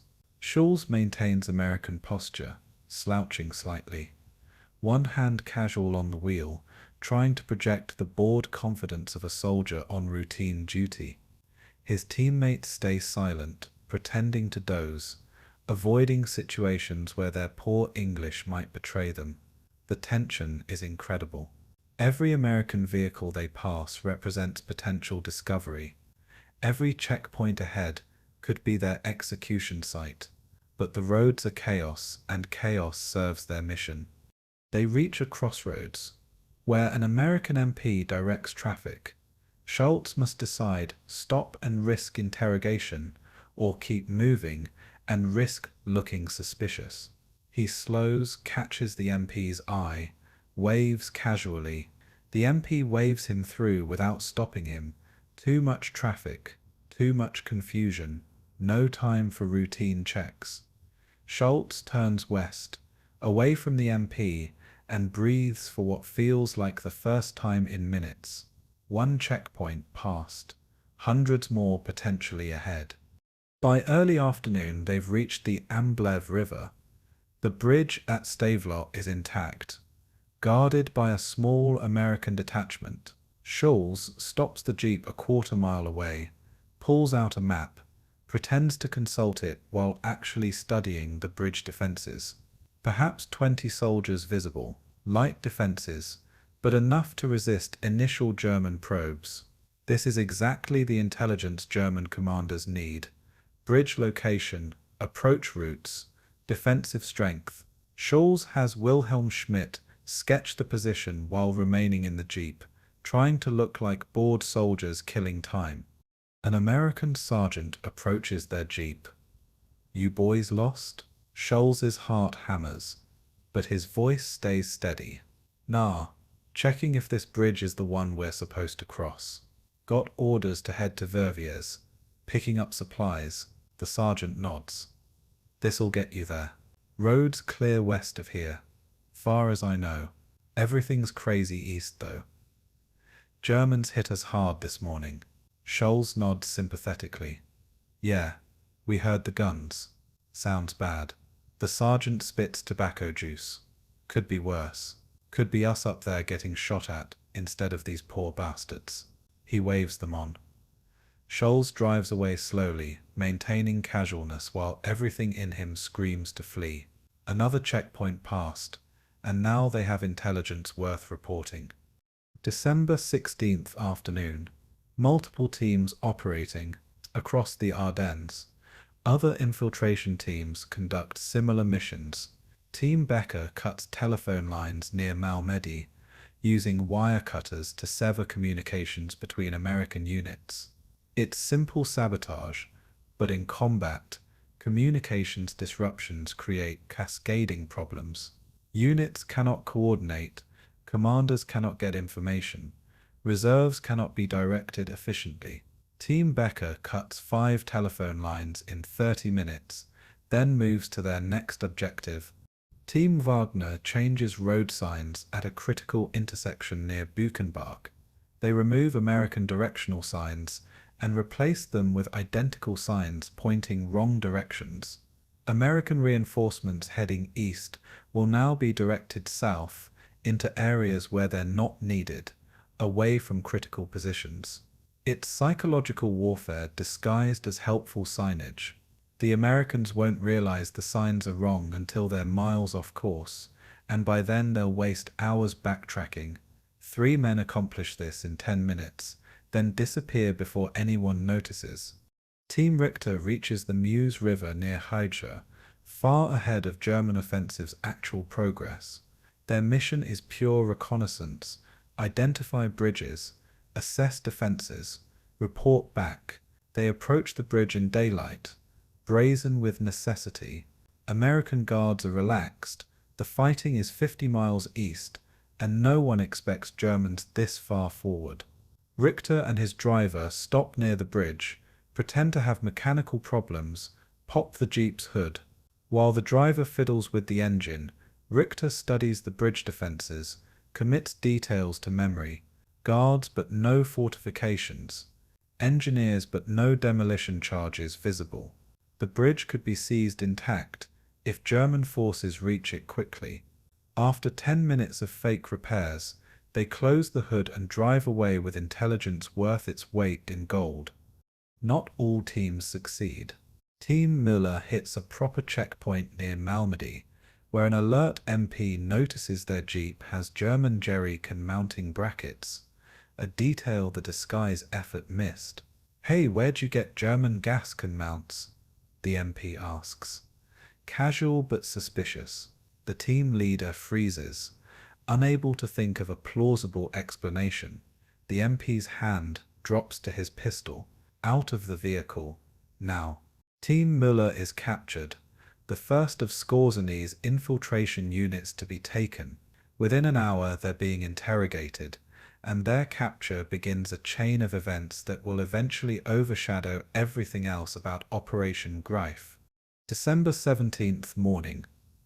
The panic begins. Team Müller's interrogation reveals Operation Greif's existence to American intelligence. The captured Germans initially refuse to talk, but their American uniforms, forged papers, and obvious German accents make their mission clear even without confessions.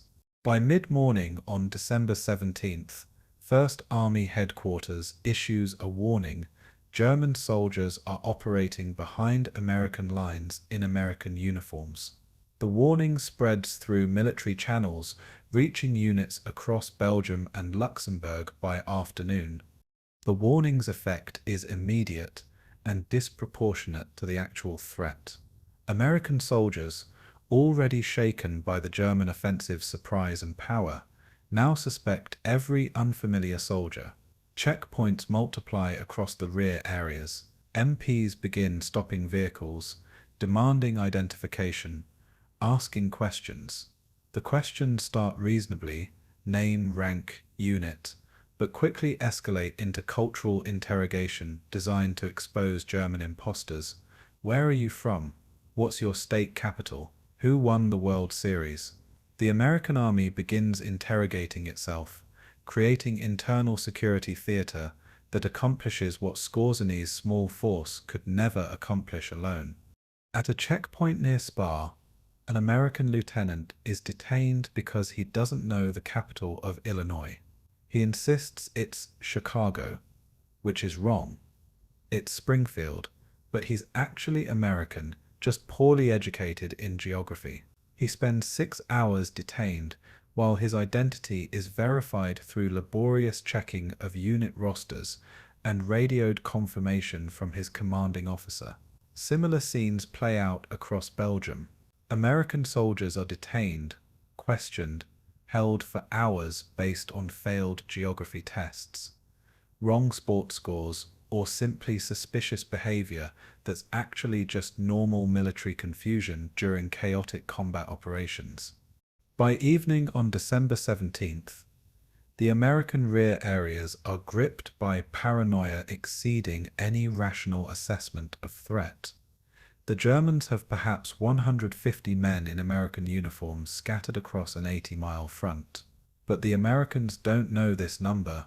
They only know Germans are impersonating Americans, and without knowing the operation's scale, they assume the worst. Rumors begin circulating: hundreds of German commandos are behind the lines, thousands maybe. They're targeting headquarters, assassinating officers, planning to blow up supply dumps. Each rumor feeds the next, creating a feedback loop of panic that no official denial can stop. December 17th. Evening. Team Schultz encounters the changing situation. Günther Schultz and his team, returning from their Stevlot reconnaissance, encounter their first serious checkpoint.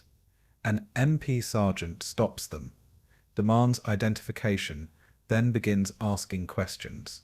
"Where you from, soldier?" "Milwaukee," Schultz answers. "What's Milwaukee known for?" "Beer, brewing, Pabst, Schlitz, Miller." Correct answer, delivered naturally. The sergeant continues: "What river runs through Milwaukee?" Schultz knows this. "The Milwaukee River, which flows into Lake Michigan." "Milwaukee River," he says. The sergeant nods but doesn't wave them through. Who won the World Series? Cardinals over Browns 4-2. What position does Stan Musial play? Schultz knows this. Musial is an outfielder and first baseman for the Cardinals. Outfield, sometimes first base. Still the sergeant doesn't wave them through. "Where's your unit?" 715 Tank Battalion, heading back from supply run. "Let me see your vehicle manifest." Schultz doesn't have one. Didn't think to forge supply paperwork, focused entirely on personal identification. His stomach drops. This checkpoint might be where they're caught. Wilhelm Schmidt, sitting in the back seat, coughs loudly. The MP sergeant glances at him. Schmidt coughs again, deeper, then gestures at his throat and shakes his head. The implication is clear. He's sick. Laryngitis or worse, can't speak. The sergeant frowns. "Your buddy's sick." Schultz nods. "Yeah, been coughing for 2 days. We're trying to get him to an aid station." The sergeant steps back slightly. No one wants to catch respiratory illness. "All right, Get him to medical. Move along. He waves them through, and Schultz drives away slowly, maintaining composure until they're out of sight, then pulling over to let his hands stop shaking. They've passed another checkpoint, but the experience reveals how the situation is changing. 24 hours ago, checkpoints were minimal, questions perfunctory. Now security is tightening, questions multiplying, suspicion rising. The window for infiltration operations is closing. Schultz makes a decision. They'll complete one more mission, cutting telephone lines near Troll's Ponts, then attempt to return to German lines before American counterintelligence makes movement impossible. It's the right tactical decision, but it means abandoning several planned objectives. The operation is already contracting. Reality overwhelming ambition. December 18th morning. The rumor mill accelerates. Captured German soldier Manfred Pernes, under interrogation near Malmedy, makes a statement that will haunt Operation Greif's legacy. Whether he's trying to sow chaos, exaggerating his mission's importance, or simply telling interrogators what he thinks they want to hear, Pernes claims that German infiltration teams include assassination squads targeting Allied commanders, specifically General Eisenhower. The claim is probably false. Skorzeny's orders mentioned no assassinations, focused entirely on tactical objectives like bridge reconnaissance and communications sabotage. But the interrogators don't know this, and Pernes's claim reaches intelligence channels within hours. By afternoon, the rumor has reached Supreme Headquarters Allied Expeditionary Force, SHAF, in Versailles. Security officers brief Eisenhower on the threat. German commandos in American uniforms are operating behind Allied lines, possibly with orders to assassinate the Supreme Commander. Eisenhower's security detail takes the threat seriously, perhaps too seriously. They confine Eisenhower to his headquarters, cancelling external meetings, restricting his movements, surrounding him with additional guards. The Supreme Commander of Allied forces in Europe becomes effectively a prisoner in his own headquarters, unable to move freely because of a threat that probably doesn't exist. The security measures extend beyond Eisenhower.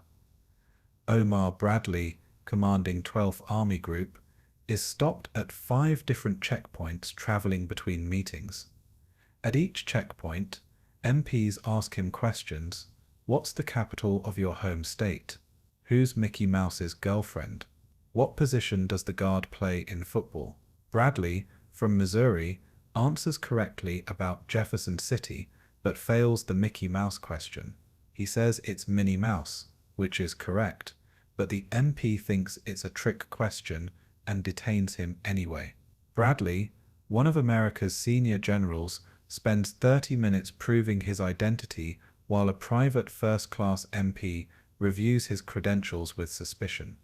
George Patton, commanding 3rd Army, faces similar harassment. MPs stop his staff car, demand identification, ask him to name the Illinois state capital. Patton explodes with characteristic fury, cursing the MPs for delaying a general during combat operations. But the MPs, acting on orders to suspect everyone, insist on verification. Patton eventually provides correct answers. He's educated, well-traveled, knows American geography, but the incident infuriates him.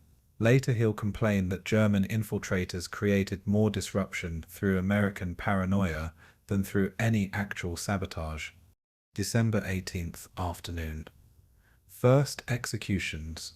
3 captured members of Einheit Stielau, Günther Billing, Wilhelm Schmidt, not Schall's teammate, different Schmidt, and Manfred Pernes, face military tribunal at Henry Chapelle, Belgium.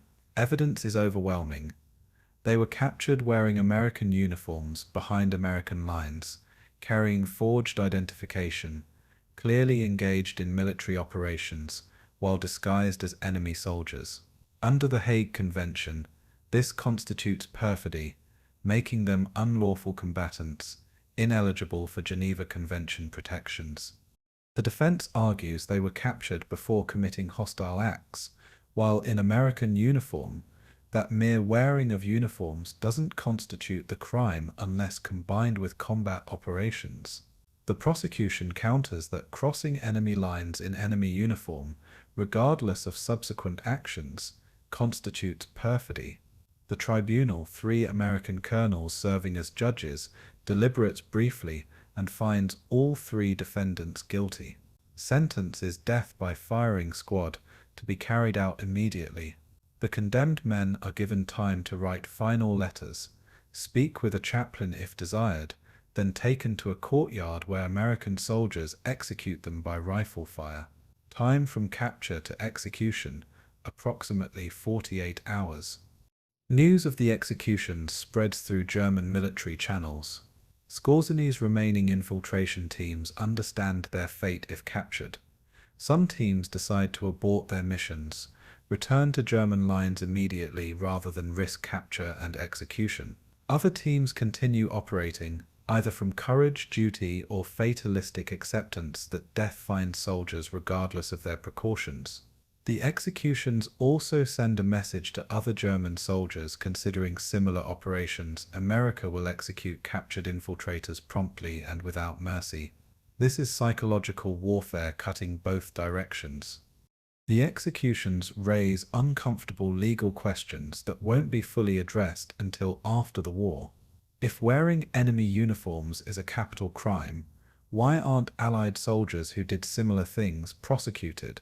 British commandos wore German uniforms during North African operations. American OSS agents wore German uniforms behind enemy lines in Europe. These operations were praised as daring and innovative, not prosecuted as war crimes. The distinction seems to be victory. Winners judge losers, and legal standards that apply to defeated Germans don't apply to victorious Allies. This double standard will become apparent during Skorzeny's post-war trial, but in December 1944, military justice serves immediate wartime necessities rather than consistent legal principles. December 19th, morning. Allied command paralysis. The security measures implemented to counter German infiltrators create their own operational problems. Command staff cannot move freely. Meetings require elaborate security verification. Communications are disrupted by suspicion that German infiltrators might be intercepting radio traffic or posing as American units. The American military is investigating itself, creating internal friction that accomplishes what German sabotage alone could never achieve. Skorzeny's 150 infiltrators, through their mere existence and the rumors surrounding them, have generated security responses involving tens of thousands of American personnel hours. A staff officer calculates that checkpoint operations alone are consuming approximately 50,000 man-hours per day across the rear areas. This is time not spent on combat operations, logistics, or planning. Instead, American soldiers are questioning other American soldiers, verifying identities, checking credentials, asking about state capitals, and baseball scores. The opportunity cost is enormous, and it's entirely self-inflicted. The Germans created the initial threat, but American overreaction amplified it beyond all proportion to reality. At Eisenhower's headquarters, security becomes almost comical in its intensity. Guards challenge everyone entering, including staff officers who work there daily. Eisenhower's movements require dummy convoys to confuse potential assassins.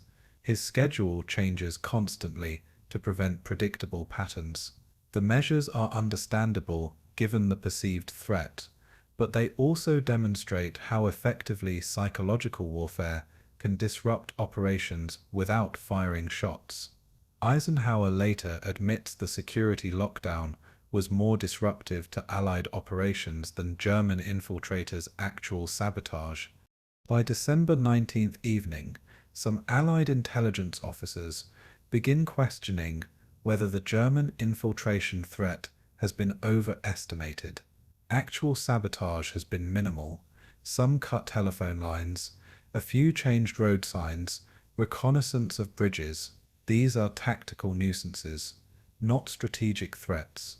The rumored assassination plots lack evidence beyond prisoner claims that might be exaggerated or false. But paranoia, once established, is difficult to dispel. Even officers who recognize the threat is probably overblown cannot convince their colleagues to relax security because the consequences of being wrong seem catastrophic. What if the next vehicle contains actual assassins? What if the next checkpoint waves through German infiltrators who then kill a general? Fear of these possibilities maintains security theater long after rational analysis would suggest it's unnecessary. December 20th, evening. Team Schulz makes final decision. Günther Schulz and his team, having completed their bridge reconnaissance and cut telephone lines near Trosponts, attempt to return to German lines. But the territory they crossed 4 days ago has changed.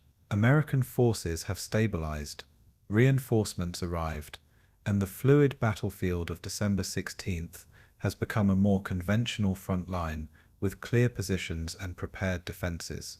Crossing back means navigating through American checkpoints that are now hypersensitive to German infiltrators, or attempting to slip through American positions at night, risking being shot by American guards or German defenders who might mistake them for Americans.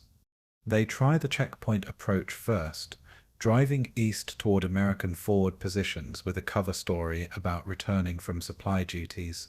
The checkpoint MP is suspicious immediately. Supplies flow east to west, not west to east, and these soldiers are heading toward the fighting rather than away from it. What unit? The MP demands. Schulz gives his cover story unit designation, 715 Tank Battalion. They're not in this sector.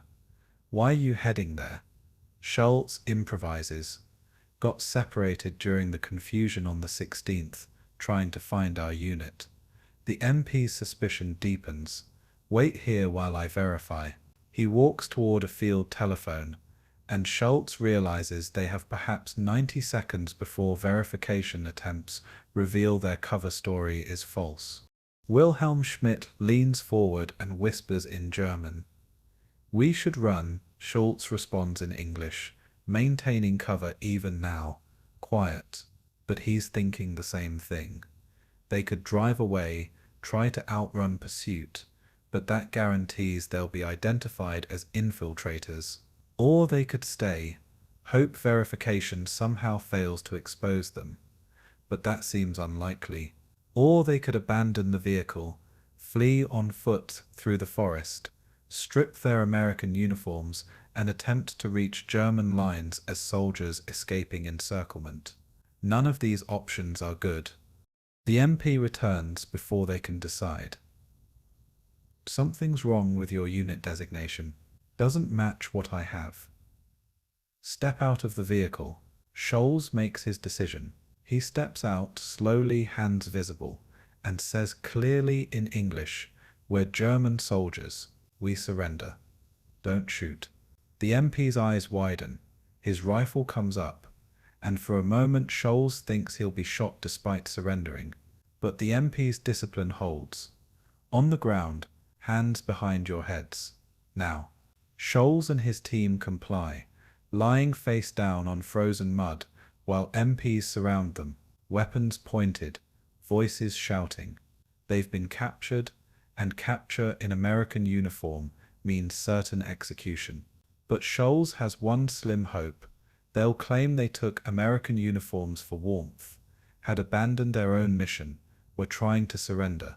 It's a thin legal fiction, probably won't work, but it's the only hope available. December 21st morning. Panzer Brigade 150 enters combat, while infiltration teams struggle behind American lines. Skorzeny's conventional force, Panzer Brigade 150, 1,050 men in German and disguised vehicles, commits to battle near Malmedy. The original mission called for the brigade to follow infiltration teams to the Meuse River, exploit their reconnaissance, seize bridges quickly. But the German offensive has bogged down far short of the Meuse, and Skorzeny's brigade is pressed into conventional combat to support the stalled attack. The brigade advances toward American positions near Malmedy, and the inadequacy of their equipment becomes immediately apparent. The disguised Panther tanks, German tanks hastily modified to resemble American M10 tank destroyers, fool no one at combat distance. American tank crews recognize the distinctive Panther gun mantlets, the incorrect proportions, the German track patterns. Within minutes of engagement, American forces identify them as German tanks and respond accordingly. The thin disguise that might have created confusion in darkness or at distance provides no benefit in daylight combat at close range. The captured American vehicles fare even worse. The two Sherman tanks break down almost immediately, one with transmission failure, the other with engine problems. German mechanics' improvised repairs couldn't create lasting reliability, and combat stress reveals every mechanical weakness. The captured jeeps and trucks, pushed hard across difficult terrain, begin failing, running out of fuel, breaking axles, burning out clutches. The mixed American and German equipment creates logistical nightmares. Vehicles need different fuel, different spare parts, different ammunition. Supply sergeants struggle to track which vehicles need what resources, and in combat chaos, the tracking breaks down completely. The brigade fights hard, but achieves nothing approaching its original objectives. 2 days of combat near Malmedy costs the brigade 15 tanks destroyed, 30+ vehicles lost, over 200 casualties. American defenders, no longer confused or surprised, employ conventional defensive tactics effectively. The brigade never approaches the Meuse River, never threatens any bridges, never achieves the breakthrough mission Skorzeny planned. By December 23rd, Skorzeny withdraws the brigade from combat. It has failed completely in its special operations mission and performed poorly in conventional combat, suffering casualty rates that would be unsustainable in prolonged operations. On December 26th, Panzer Brigade 150 is officially dissolved, its surviving personnel distributed to regular Wehrmacht units. The dissolution of the brigade marks Operation Greif's effective end. The infiltration teams are dead, captured, or hiding. The conventional force has been destroyed as a coherent unit. The grand mission, seize bridges over the Meuse, enable German breakthrough to Antwerp, has failed completely. By every measurable military metric, Operation Greif is a disaster. Yet in the chaos it created, in the paranoia it generated, in the security measures it forced upon American forces, the operation achieved effects wildly disproportionate to its actual capabilities. This paradox, complete failure creating partial success, will define how historians remember Operation Greif. The operation that accomplished almost nothing militarily somehow became one of the war's most psychologically effective special operations, not through what it did, but through what the Americans feared it might do. December 18th, 1944. Morning. 1st Army Headquarters. Spa, Belgium. The intelligence briefing begins with what seems like routine information. Another German infiltration team captured near Ligneuville, bringing the total to 8 teams detained in 48 hours. But then the intelligence officer adds something that transforms routine into crisis. Sir, one of the prisoners claims their mission included targeting Allied command personnel. Specifically, he mentioned General Eisenhower as a potential assassination target. The room goes silent. Every officer present understands the implications. If true, this means German commandos are hunting the supreme Allied commander. If false, it's still a threat that cannot be ignored. The intelligence spreads through command channels with remarkable speed. By noon, security officers at Supreme Headquarters Allied Expeditionary Force in Versailles are briefing Eisenhower directly. The briefing is careful, noting that the claim comes from a single prisoner who might be lying or exaggerating, but also emphasizing that assassinating Eisenhower would be a legitimate German strategic objective. Eisenhower listens calmly, then asks the practical question, "What do you recommend?" The security chief recommends immediate lockdown, cancel external movements, restrict visitors, increase guard presence, treat the threat as real until proven otherwise. Eisenhower agrees, and within hours, the Supreme Commander of Allied forces becomes effectively confined to his headquarters. The security measures cascade outward. If Eisenhower is threatened, other senior commanders might be as well. Security details for Omar Bradley, George Patton, Bernard Montgomery, and other senior officers are reinforced. Movement protocols change, dummy convoys, altered schedules, increased radio silence.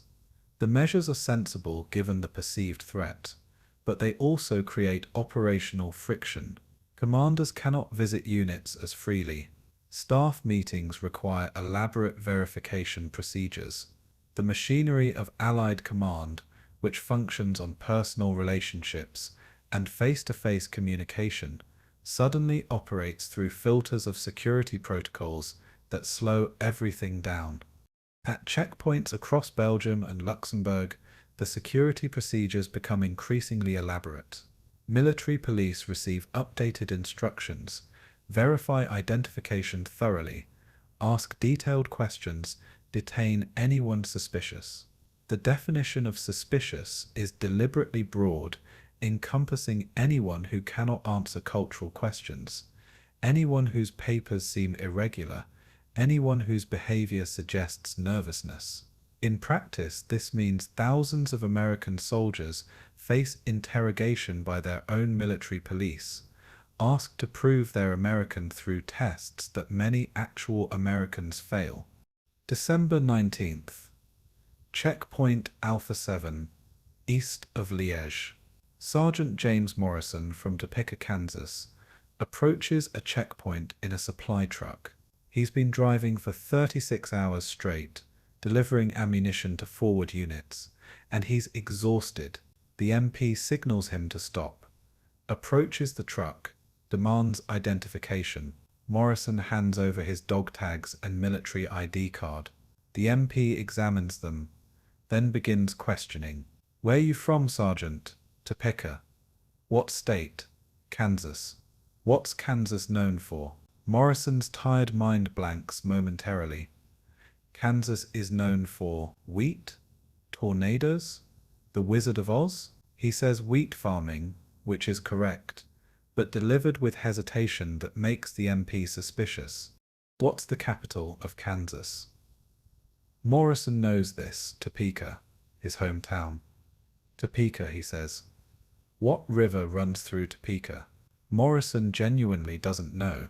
He grew up in Topeka but never paid attention to the river's name. Topeka River." "Wrong answer, it's the Kansas River." The MP's suspicion deepens. "Step out of the vehicle, Sergeant." Morrison protests, "I'm American, for Christ's sake. I'm from Topeka. I just don't know the damn river's name." The MP is unmoved. "Out of the vehicle. We'll verify your identity through proper channels." Morrison spends the next 8 hours detained, while MPs contact his unit, verify his identity through radio communication, check his service record against available documentation. During those 8 hours, his ammunition truck sits idle, not reaching forward units that need the supplies. When he's finally released with apologies, Morrison is furious, not at the MPs for doing their jobs, but at the Germans who created this situation where American soldiers must prove their nationality to other Americans. Similar scenes play out hundreds of times across the rear areas. The cumulative effect is massive. Supply disruptions, delayed movements, degraded efficiency across the entire rear area logistics network. December 19th afternoon. Siege AF headquarters. Versailles. Eisenhower sits in his office reviewing reports, while outside his door stands an unprecedented security presence. Guards in the hallways, guards at every entrance, guards patrolling the grounds. His schedule has been cleared. No external meetings, no unit visits, no public appearances. The security lockdown is comprehensive and suffocating. Eisenhower understands the necessity but hates the imprisonment. He's a general who leads through personal presence, visiting units, talking with soldiers, showing himself to the troops. Confined to headquarters, he becomes isolated from the forces he commands. His chief of staff enters with more reports.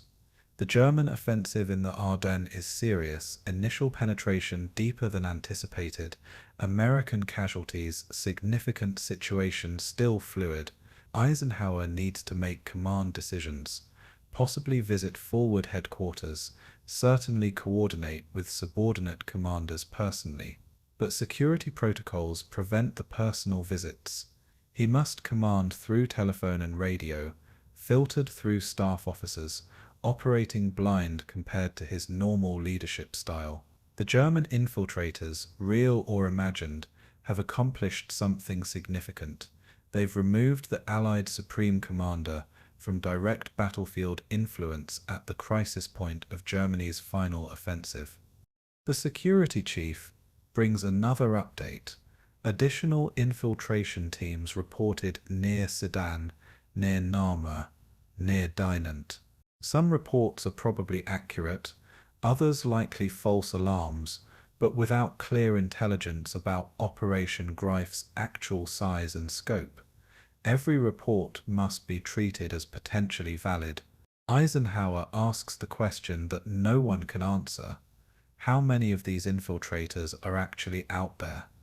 The intelligence officer can only estimate somewhere between 50 and 500, sir, maybe more. We're still gathering information. The uncertainty is strategic poison. American forces are preparing for everything from small harassment operations to coordinated attacks involving hundreds of commandos. Eisenhower makes a decision that reveals his frustration. This is ridiculous. I'm not staying locked in this headquarters like a prisoner. Increase security if necessary. But I'm resuming normal schedule tomorrow. The security chief objects, citing the assassination threat. Eisenhower cuts him off. If the Germans want to kill me, they'll find a way regardless of our precautions. I'm more valuable to the Allied cause visiting units and making decisions than sitting here behind guards. It's a brave statement, but the security chief convinces him to compromise. Limited external movements, always with heavy security, never announced in advance, using dummy convoys. Eisenhower agrees reluctantly, understanding that even this compromise restricts his effectiveness significantly. December 20th, morning. Checkpoint procedures evolve. The checkpoint interrogations develop their own bizarre culture. MPs lacking formal guidance on how to identify Germans impersonating Americans, improvise tests based on American popular culture and regional knowledge. The questions become increasingly arcane, testing knowledge that many Americans don't possess. Who plays third base for the Yankees?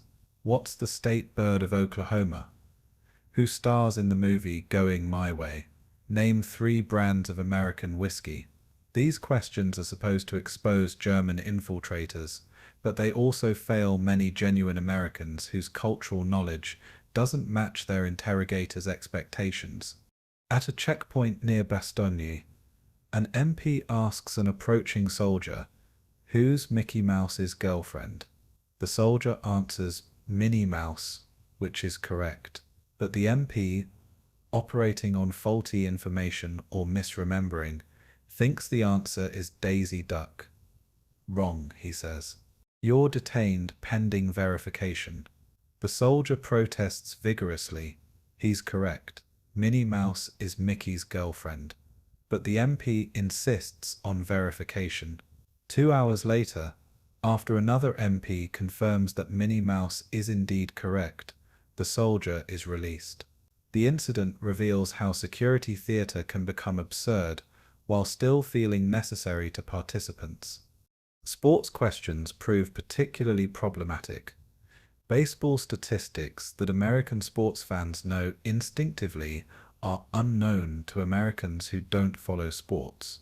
An MP asks, who won the 1944 World Series? A soldier from rural Montana, who's never attended a baseball game in his life, doesn't know. He guesses Yankees because the Yankees win often. But the correct answer is Cardinals. The MP's suspicion rises. What position does Joe DiMaggio play? The Montana soldier has heard of DiMaggio but doesn't know baseball positions. Pitcher? Completely wrong. DiMaggio is an outfielder.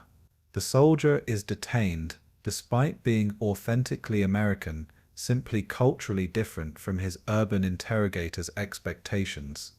The interrogations also reveal regional differences that complicate American identity verification. A soldier from Boston speaks with an accent that sounds British to MPs from California. A soldier from Louisiana speaks English with French influences that confuse MPs from Minnesota. A soldier from Texas uses regional expressions that MPs from New York interpret as suspicious foreign phrasings. America's regional diversity, normally a strength, becomes a liability when soldiers must prove their authenticity to other Americans who don't share their regional backgrounds. December 20th, evening. The rumor network. Beyond official security measures, unofficial rumors spread through soldier networks, each retelling adding embellishments. The rumor that German infiltrators are targeting Eisenhower mutates into rumors that Eisenhower has already been targeted, survived an assassination attempt, is now in hiding. None of this is true, but soldiers sharing information in mess halls, barracks, and foxholes pass along what they've heard, and each retelling distorts the information further. One rumor claims that German infiltrators are driving American ambulances, stopping at aid stations, and shooting wounded soldiers. No evidence supports this, but the rumor spreads widely, creating suspicion around medical personnel. Medics and ambulance drivers find themselves interrogated at checkpoints, asked to prove they're American, delayed in their missions to evacuate wounded. The rumor creates real operational problems, even though the underlying threat is imaginary. Another rumor suggests that German paratroopers have dropped behind American lines, linking up with infiltrators, preparing coordinated attacks on supply depots and headquarters. This rumor has partial truth. Germany did plan airborne operations in conjunction with the Ardennes offensive, though they failed catastrophically.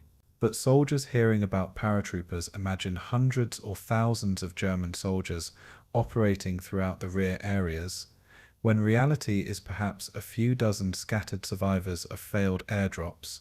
The imagined threat vastly exceeds the actual threat, but without clear information, soldiers prepare for the worst-case scenarios their imaginations construct. A particularly pernicious rumor claims that German infiltrators have inside help, American soldiers who've been bribed or coerced into assisting the Germans, providing information, sabotaging equipment, marking targets. This rumor creates internal suspicion, soldiers eyeing each other with distrust, wondering if colleagues might be traitors. No evidence of American collaboration with Operation Greif exists, but the rumor's very existence corrodes unit cohesion, creating atmosphere where trust becomes conditional and suspicion becomes reasonable. December 21st, morning. Omar Bradley's checkpoint experience. General Omar Bradley, commanding 12th Army Group, travels from his headquarters in Luxembourg to a forward command post near Bastogne. His journey requires passing through 5 separate checkpoints, each staffed by MPs operating under orders to question everyone regardless of rank. At the first checkpoint, MPs verify his identification quickly. He's recognizable, his credentials are impeccable, but they still ask verification questions. "Sir, what's the capital of Missouri?" Bradley, from Missouri, answers immediately, "Jefferson City." They wave him through. The second checkpoint is more aggressive. The MP asks, "General, who plays center field for the Cardinals?" Bradley knows baseball, but not current rosters in detail. He guesses Musial, knowing Musial plays for the Cardinals, but Musial is primarily an outfielder and first baseman, not specifically center field. The MP looks uncertain. Is this close enough? He consults with his sergeant, and they decide to wave Bradley through, but the hesitation is notable. A general commanding an army group has been momentarily detained over baseball positions. The third checkpoint asks, "What's the guard position in football?" Bradley played football in his youth, and knows this. The guards are offensive linemen positioned beside the center. He explains this correctly and is waved through. The fourth checkpoint asks about state capitals, and Bradley, well educated, answers correctly. But at the fifth checkpoint, the MP asks, "Who's Mickey Mouse's girlfriend?" Bradley says Minnie Mouse, which is correct. However, the MP has been told the answer is Clarabelle Cow, incorrect information from another MP. "That's not the answer I have, General," the MP says, and Bradley explodes. "Son, I'm commanding an army group during the largest German offensive in 2 years, and you're detaining me over Mickey Mouse. Check your goddamn information. Minnie Mouse is the correct answer. Now let me through before I have you court-martialed for insubordination."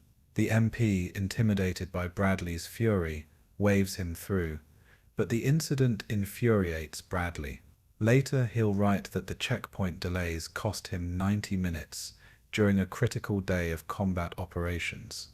His fury isn't directed at the MPs, who are following orders, but at the situation that requires such absurd security theater. December 21st afternoon. George Patton's response. George Patton, commanding 3rd Army, faces similar checkpoint harassment and responds characteristically. At a checkpoint near Arlennes, an MP asks him to verify his identity by answering questions. "What's the capital of Illinois?" Patton knows Springfield. "Where were you born?" "San Gabriel, California." "What's your nickname?" Patton's eyes narrow dangerously. "I'm called George by my friends and General by everyone else." "Are you questioning my identity, soldier?" The MP, following protocols, insists on verification. Patton's staff officer tries to intervene, explaining that this is General Patton, commanding 3rd Army, obviously not a German infiltrator. The MP is unmoved. Orders are to verify everyone, regardless of rank. Patton, realizing the MP is simply following orders, controls his temper and answers questions correctly. But afterward, he issues orders to his 3rd Army MPs, use common sense. Don't detain senior officers over Mickey Mouse questions unless you have genuine reason for suspicion. We're fighting a war, not conducting a quiz show. Patton's response reflects his operational philosophy. Aggressive action trumps defensive caution. He believes the checkpoint security is creating more problems than it solves, diverting resources from combat operations to internal security theater. In a staff meeting, he argues, "The Germans have us chasing our tails. We're so worried about infiltrators that we're forgetting to fight the actual German army." This is exactly what they wanted, us paralyzed by paranoia while they advance. His analysis is correct but doesn't change security policies. As long as the threat exists, even if overestimated, the security measures will continue. Patton also recognizes Operation Greif's psychological warfare success. Skorzeny sent maybe 100 men behind our lines, and we've responded with security measures involving thousands. By that metric, he's achieved a force multiplication of 10 to 1 or better. It's brilliant, really. Wish we'd thought of it. This assessment, delivered in Patton's typically blunt style, captures the operation's essential paradox: militarily insignificant, psychologically devastating, achieving effects through enemy overreaction rather than through actual capabilities. December 22nd morning. The Christmas Eve execution. 3 captured members of Einheit Stielau, Günther Billing, Wilhelm Schmidt, and Manfred Pernes, faced dawn execution at Henry Chapelle. They were tried the previous day, convicted of perfidy for wearing enemy uniforms during military operations, sentenced to death by firing squad. The condemned men spend their final night writing letters, speaking with chaplains, preparing for death. None expects mercy. They understood the risks when they volunteered, and international law is explicit about their status as unlawful combatants. At dawn on December 23rd, American soldiers escort them to the execution site. Billing, 22 years old, from Munich, walks steadily despite obvious fear. Schmidt, 28, from Hamburg, maintains rigid military bearing, refusing to show weakness. Pernes, 24, from Düsseldorf, trembles but doesn't break. They're offered blindfolds. All 3 accept. The firing squad, 8 American soldiers armed with M1 rifles, forms line at prescribed distance. 6 rifles are loaded with live ammunition, 2 with blanks, so no individual soldier knows with certainty whether his weapon fired a killing shot. The execution order is given. 8 rifles fire simultaneously. The condemned men fall.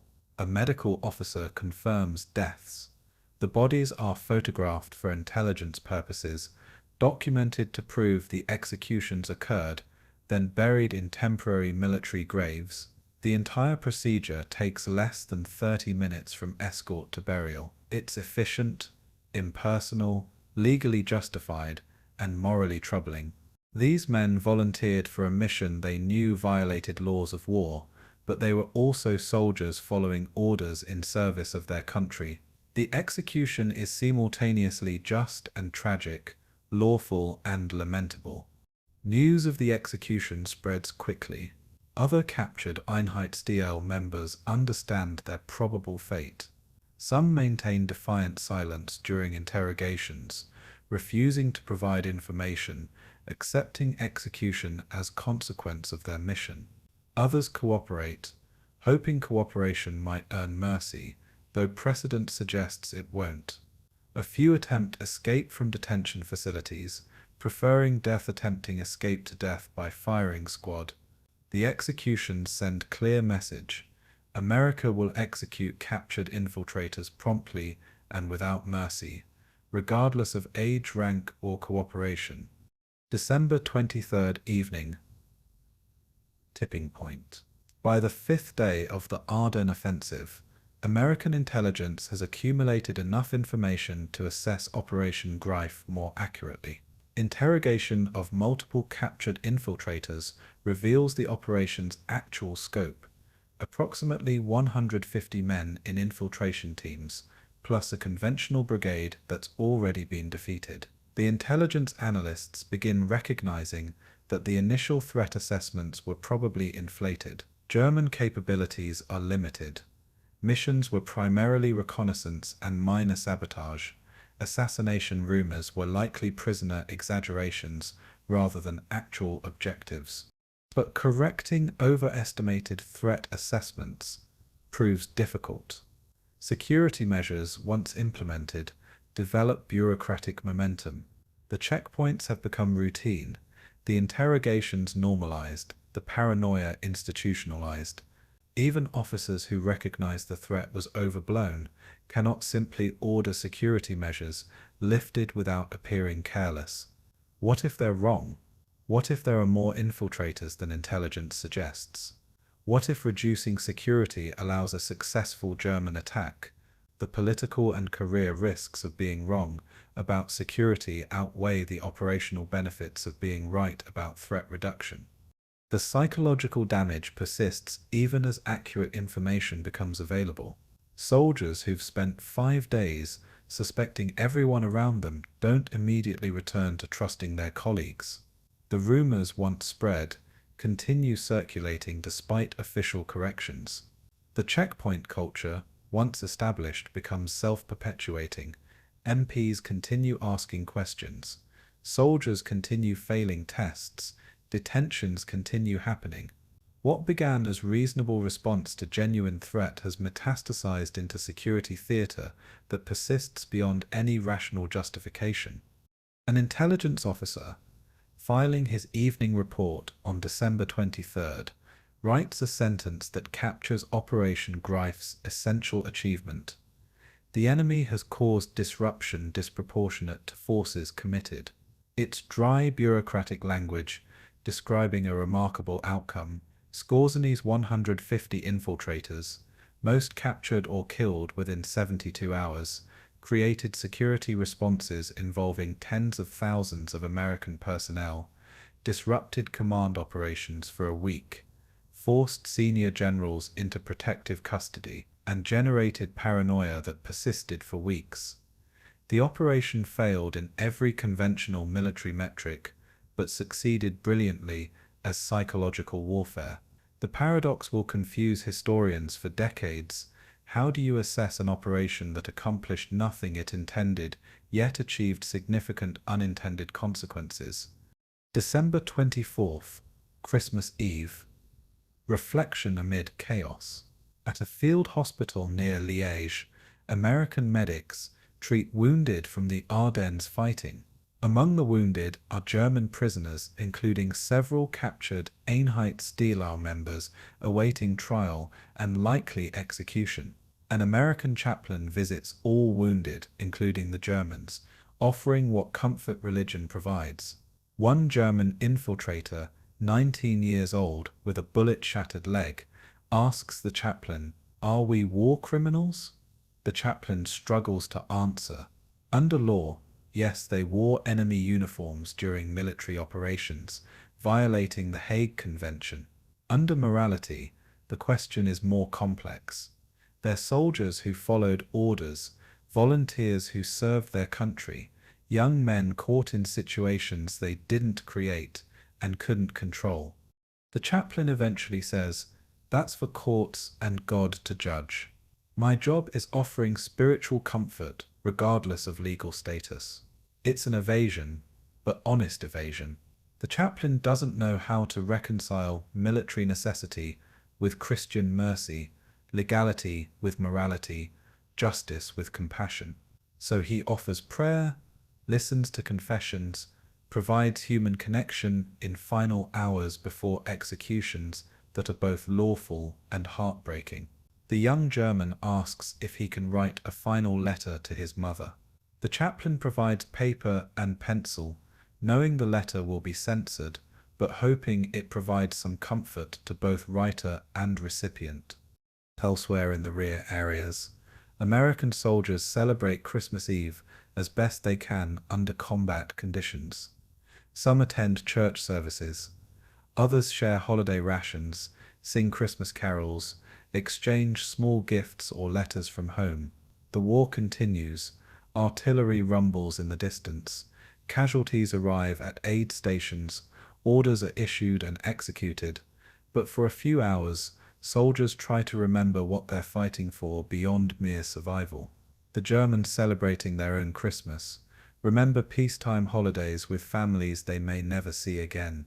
War doesn't pause for Christmas, but humans pause to remember humanity before returning to the business of killing each other. Operation Greif by Christmas Eve is effectively over. The infiltration teams are dead, captured, or in hiding.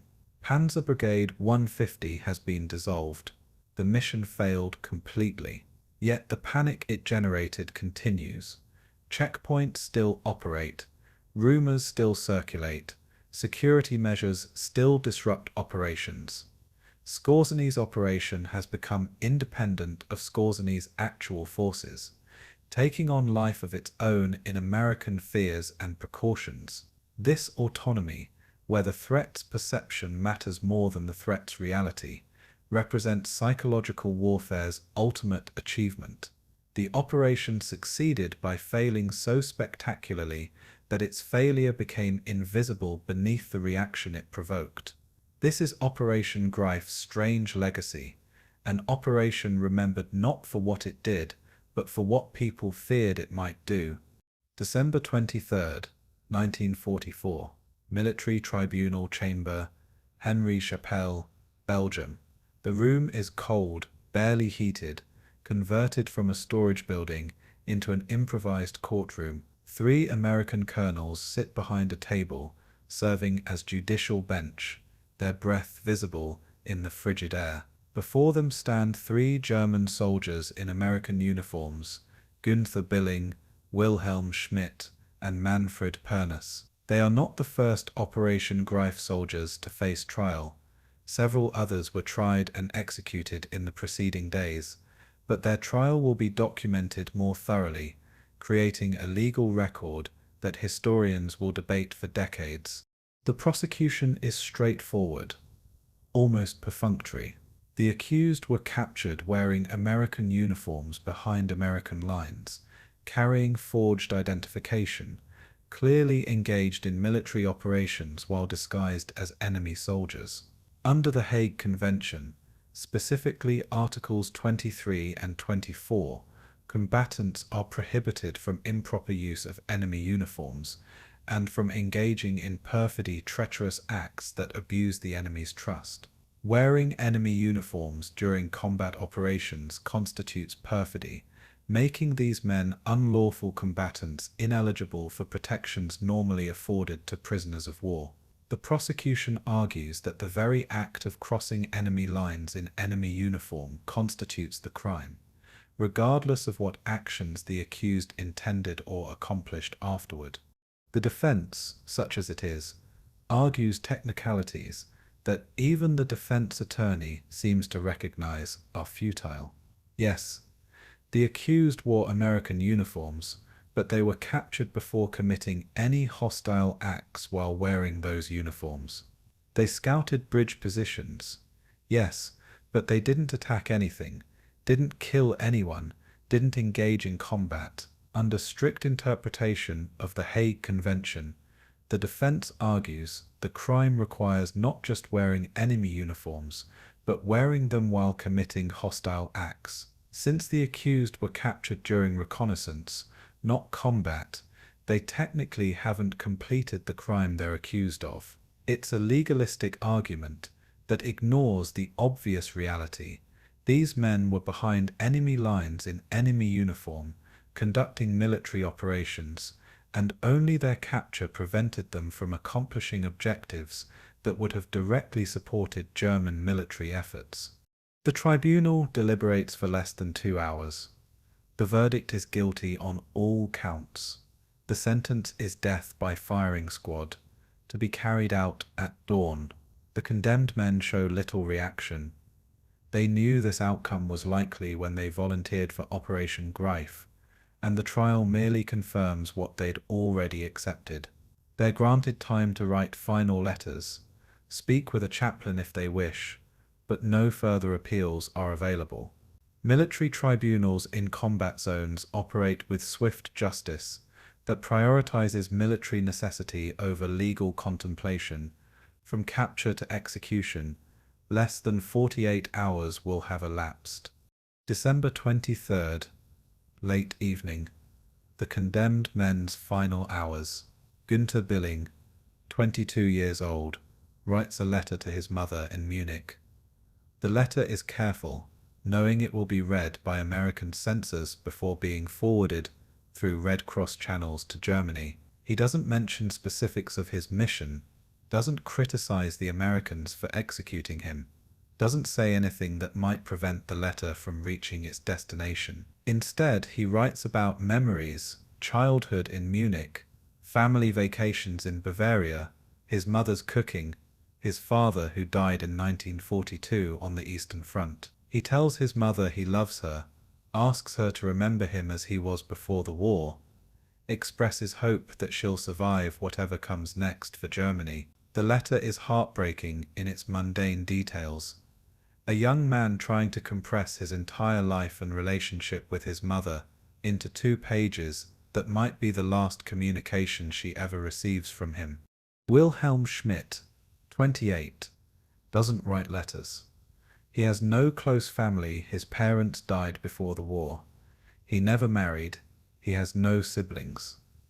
Instead, he spends his final hours talking with the German chaplain assigned to provide spiritual comfort. Schmidt is Catholic, lapsed but not entirely abandoned of faith, and he seeks confession and absolution. The chaplain listens to his confession, not just his participation in Operation Greif, but accumulated sins of his life, relationships broken, promises unkept, violence committed in service of a regime he admits he never entirely believed in. The chaplain provides what absolution he can, though both men understand that military chaplains exist in moral grey areas where religious law and military necessity don't always align comfortably. Manfred Pernus, 24, spends his final hours in a state that witnesses describe as shock or resignation. He sits on his cell's cot, staring at the wall, occasionally shaking his head as if trying to wake from a nightmare. This is the man whose interrogation testimony mentioned assassination plots against Eisenhower, claims that may or may not have been true, but which certainly contributed to the paranoia that engulfed Allied rear areas. Did he lie to create chaos, or did he genuinely believe his mission included assassination? Did his testimony result from interrogation pressure, or was it voluntary attempt to maximize his operation's impact even after capture? The historical record doesn't clearly answer these questions, and Pernus himself never clarifies before his execution. At midnight, a Catholic chaplain conducts a brief mass for the 3 condemned men. All 3 take communion, participate in rituals that connect them to faith and tradition beyond military service. The chaplain offers prayers for their souls, for their families, for peace that seems impossibly distant in December 1944. The guards watch respectfully, maintaining security, but allowing the prisoners these final spiritual comforts. There's something universally human in watching men prepare for death, even enemy soldiers, even men convicted of crimes. The guards are professional, correct, but not cruel. They're simply soldiers executing orders, much like the condemned men were when they volunteered for Operation Greif. December 24th. Dawn. The execution. At 6 in the morning on Christmas Eve, the condemned men are escorted from their cells to the execution site, a courtyard behind the makeshift tribunal building. The sun hasn't risen yet. The execution will occur in darkness, illuminated by vehicle headlights positioned to light the area. 8 American soldiers form the firing squad, volunteers selected from units not involved in combat operations. 6 rifles are loaded with live ammunition, 2 with blanks, ensuring no individual soldier knows with certainty whether his weapon fired a killing shot. This is standard execution protocol, designed to distribute psychological burden of killing across the squad rather than placing it on individuals. The condemned men are positioned against a wall, hands bound, offered blindfolds. Billing accepts the blindfold immediately. Schmidt hesitates, then accepts. Pernus refuses, wanting to face his executioners. A medical officer attaches small pieces of white cloth over each man's heart, providing aiming points for the firing squad. The accused are asked if they have final statements. Billing says nothing, Schmidt says in German, "Tell my captain I did my duty." Panas says in accented English, "I am a German soldier."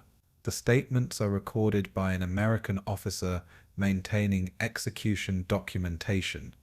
The execution officer gives commands in formal military cadence. Ready.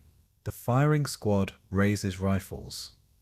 Aim, 8 muzzles point at the condemned men, who stand against the wall with whatever dignity they can muster in their final moments. Fire. 8 rifles discharge simultaneously, the sound sharp and violent in the cold morning air. All 3 condemned men fall. The medical officer approaches, checks for vital signs, declares all 3 dead. The execution has taken less than 5 minutes from escort to confirmation of death. It's efficient, professional, and deeply troubling in its industrial efficiency. The bodies are photographed for intelligence purposes, documented to prove the executions occurred, and to provide visual evidence that might deter other German soldiers from similar operations. Then they're removed for burial in temporary military graves marked only with prisoner numbers, not names. The graves are in a section set aside for executed prisoners, separated from the graves of soldiers who died in honorable combat. This separation reflects legal status. These men were not soldiers entitled to military honors, but criminals executed for violating laws of war. Yet they were also 19, 22, 24 years old, volunteers who followed orders, soldiers serving their country as they understood their duty. The graves don't resolve this contradiction, they simply mark where bodies are buried. December 24th through December 31st. Continuing trials and executions. Over the next week, additional captured Einheit Stielau members face military tribunals. The trials follow similar patterns: swift proceedings, guilty verdicts, execution sentences carried out within days or hours. By the end of December, 18 Operation Greif soldiers have been executed, creating a legal precedent that the Allied military justice system treats infiltration in enemy uniform as capital offense, requiring no lengthy appeals or presidential clemency. The executions send clear messages to both sides to Germans that infiltration operations carry mortal risks to Americans, that captured infiltrators will be dealt with harshly and quickly. Not all captured infiltrators are executed immediately. Some are held for intelligence interrogation, their trials delayed while intelligence officers extract information about Operation Greif's organization, objectives, and remaining active teams. These interrogations reveal the operation's full scope: approximately 150 infiltrators, objectives focused on reconnaissance and sabotage rather than assassination, ad hoc organization reflecting Germany's limited resources. The intelligence is valuable, but arrives too late to prevent the panic that already engulfed American rear areas. By the time intelligence officers understand Operation Greif's actual limitations, the security measures implemented to counter it have already created massive disruption. A few captured infiltrators avoid execution through various circumstances. Some were captured after the Ardennes offensive clearly failed, when American military justice shifted from immediate wartime executions to longer-term imprisonment and post-war trials. Others were captured in circumstances where their intent could be questioned, soldiers found in American uniforms but not actively conducting operations, or soldiers who surrendered before crossing fully into American territory. These men face imprisonment rather than execution, though they understand that post-war trials might still result in death sentences. The inconsistency in sentencing reflects the chaos of wartime justice. Outcomes depend partly on when and where soldiers are captured, what mood their captors are in, how thoroughly prosecutors can prove intent. The executions also raise uncomfortable questions about comparative justice. British commandos wore German uniforms during raids in North Africa. American OSS agents operated behind German lines in German uniforms. Soviet partisans routinely wore German uniforms during operations behind German lines. None of these Allied soldiers faced execution for perfidy because their governments won the war and therefore controlled post-war tribunals. The German soldiers executed in December 1944 faced death not because their actions were uniquely criminal, but because they served the losing side. This victor's justice isn't necessarily unjust. The Hague Convention does prohibit fighting in enemy uniform, but the selective enforcement based on war outcomes reveals how military justice serves political and military objectives rather than purely legal principles. January 2nd, 1945. Legal analysis at Judge Advocate General's office. American military lawyers review the Operation Greif executions, ensuring they comply with international law and American military justice regulations. The review is partly legal verification, partly political necessity. If post-war tribunals or international courts challenge these executions, the American military needs documented legal justification. The lawyers conclude that the executions were legally sound under the Hague Convention's prohibition on perfidy, supported by clear evidence of the accused wearing enemy uniforms during military operations behind enemy lines. However, the legal analysis also notes potential weaknesses in the prosecution's case. The Hague Convention's language about improper use of enemy uniforms is somewhat ambiguous. What constitutes improper versus legitimate ruse de guerre? Military forces commonly use deception, camouflage, dummy installations, radio deception. Using enemy uniforms to approach enemy positions is generally considered acceptable, as long as soldiers remove the uniforms before engaging in combat. The legal question becomes, at what point does wearing enemy uniform transition from acceptable ruse to prohibited perfidy?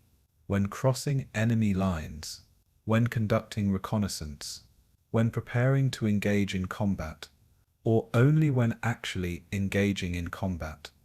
The American legal interpretation holds that crossing enemy lines in enemy uniform constitutes perfidy, regardless of subsequent actions. But this interpretation isn't universally accepted. Some legal scholars argue that the crime requires actual combat in enemy uniform, not merely wearing the uniform behind enemy lines. Under this stricter interpretation, Operation Greif soldiers captured before engaging in combat might not technically be guilty of perfidy. The American military justice system rejects this interpretation, arguing that military operations conducted behind enemy lines while wearing enemy uniform constitute perfidy, even without direct combat, because such operations directly support military objectives and abuse enemy trust. The legal memorandum concludes that the executions were justified, but recommends careful documentation of future cases. Post-war, these executions might face scrutiny from international courts, Allied governments concerned about precedent, or German officials seeking to portray executed soldiers as martyrs. The documentation must show that each execution resulted from proper legal procedure, not summary justice or revenge killings. This recommendation proves prescient. After the war, Skorzeny's trial will extensively examine Operation Greif's legality, and the documented procedures for these wartime executions will be cited as evidence that soldiers knowingly violated laws of war. January 1945. Perspective from surviving infiltrators. Several captured Einheit Stielau members avoid execution and are held as prisoners of war pending post-war trials. These survivors provide intelligence officers with detailed accounts of Operation Greif's planning, training, and execution. Their testimony reveals the operation's improvised nature, inadequate equipment, insufficient training time, cultural gaps that couldn't be bridged in 6 weeks. They describe the impossible mission parameters, the volunteers' awareness that they were likely going to die, and the grim determination that drove them forward despite understanding the odds. One survivor, Oberleutnant Erich Schmidt, not Wilhelm Schmidt, who was executed, describes the operation's psychological impact on volunteers. We knew it was likely a one-way mission. The training made that clear. Skorzeny never lied to us about the risks, but we were soldiers, and soldiers follow orders. Some volunteers believed in German victory, thought this operation might change the war's course. Others were more cynical, seeing it as desperate improvisation by a losing regime. But we all went forward because refusing wasn't really an option, and because we'd rather die attempting something than sit idle while Germany collapsed. Schmidt also provides insight into how the volunteers rationalized violating laws of war. We told ourselves that if the Allies did similar things, and they did, we knew about British commandos wearing German uniforms, then it wasn't really a war crime, just unfortunate that we got caught, and they didn't. We also told ourselves we weren't planning to murder civilians or commit atrocities, just conduct military operations. The uniforms were tools like camouflage or cover. We didn't see ourselves as war criminals, just as soldiers using available methods to accomplish military objectives. This rationalization doesn't excuse the legal violation, but explains how young men convinced themselves to volunteer for an operation they knew carried execution risk. The survivors also describe their capture experiences and the realization that American justice would be swift and harsh. When we were captured, some American soldiers wanted to shoot us immediately. Others argued we deserved trial. The officers insisted on proper procedures, which probably saved our lives, at least temporarily. During interrogation, we understood that cooperation might not save us from execution, but might at least delay it, give us more time alive. Some men cooperated, hoping for clemency. Others refused, maintaining military honor, even facing death. I chose cooperation because I wanted to survive, and I thought maybe if the war ended before my trial, I might escape execution. That calculation proved correct. I was lucky. February 1945. The legal precedent hardens. By February, with the Ardennes offensive conclusively defeated and German forces in full retreat, the immediate security panic subsides. American forces no longer face constant checkpoints and cultural interrogations. But the legal precedent established by Operation Greif executions remains. The Allied military justice system has conclusively ruled that wearing enemy uniforms during military operations constitutes perfidy punishable by death, regardless of what specific actions soldiers commit or intend while wearing those uniforms. This precedent will influence post-war trials, including Skorzeny's eventual acquittal despite his soldiers' executions. It will also influence how military forces plan future operations. Special operations planners must consider whether deception operations risk their soldiers being executed as war criminals if captured. The precedent suggests that certain types of deception are acceptable: camouflage, dummy installations, radio deception, while other types wearing enemy uniforms during operations cross legal lines that expose soldiers to capital punishment. The precedent also reveals the uncomfortable reality that laws of war exist in tension with military necessity. Every military force seeks advantages through deception, but deception that's too effective becomes legally problematic. If enemy soldiers cannot distinguish friend from foe, the fundamental assumption underlying laws of war, that combatants can be identified and targeted while non-combatants are protected, breaks down. Operation Greif threatened this fundamental assumption, and the harsh legal response reflected not just punishment for individual soldiers but systemic correction, a message that certain forms of deception go too far and will be met with lethal consequences.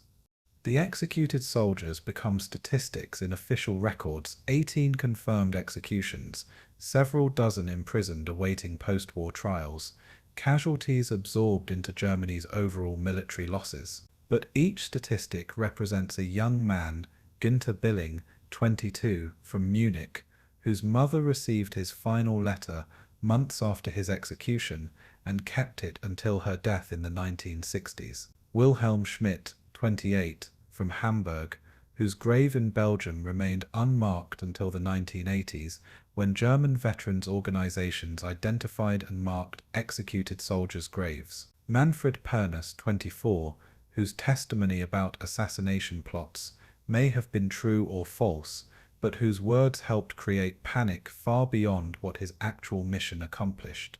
March 1945. Reflection on Justice and Necessity. An American military chaplain who provided spiritual comfort to several condemned Operation Greif soldiers writes in his personal journal about the moral complexity of the executions. He doesn't question their legality. The Hague Convention is clear, and the soldiers knowingly violated its provisions. But he questions whether legal justice always aligns with moral justice, whether executing young men for following orders serves any purpose beyond deterrence, whether wars fought over moral principles should employ morally questionable methods. The chaplain describes conversations with condemned men who expressed no regret for their mission, but deep regret for the pain their deaths would cause their families. He describes soldiers who faced execution with dignity, religious soldiers who sought absolution, scared soldiers who trembled but didn't break. He describes his own struggle to provide spiritual comfort to men he knew would be dead within hours, shot by firing squads composed of soldiers he'd also counseled. The journal entries reveal a man wrestling with the intersection of faith, military duty, and moral ambiguity that wars create. The chaplain concludes one entry: "I believe these executions were legally justified under current international law. I also believe that future generations might judge these executions differently, might question whether we were too harsh, too quick, too certain of our legal righteousness."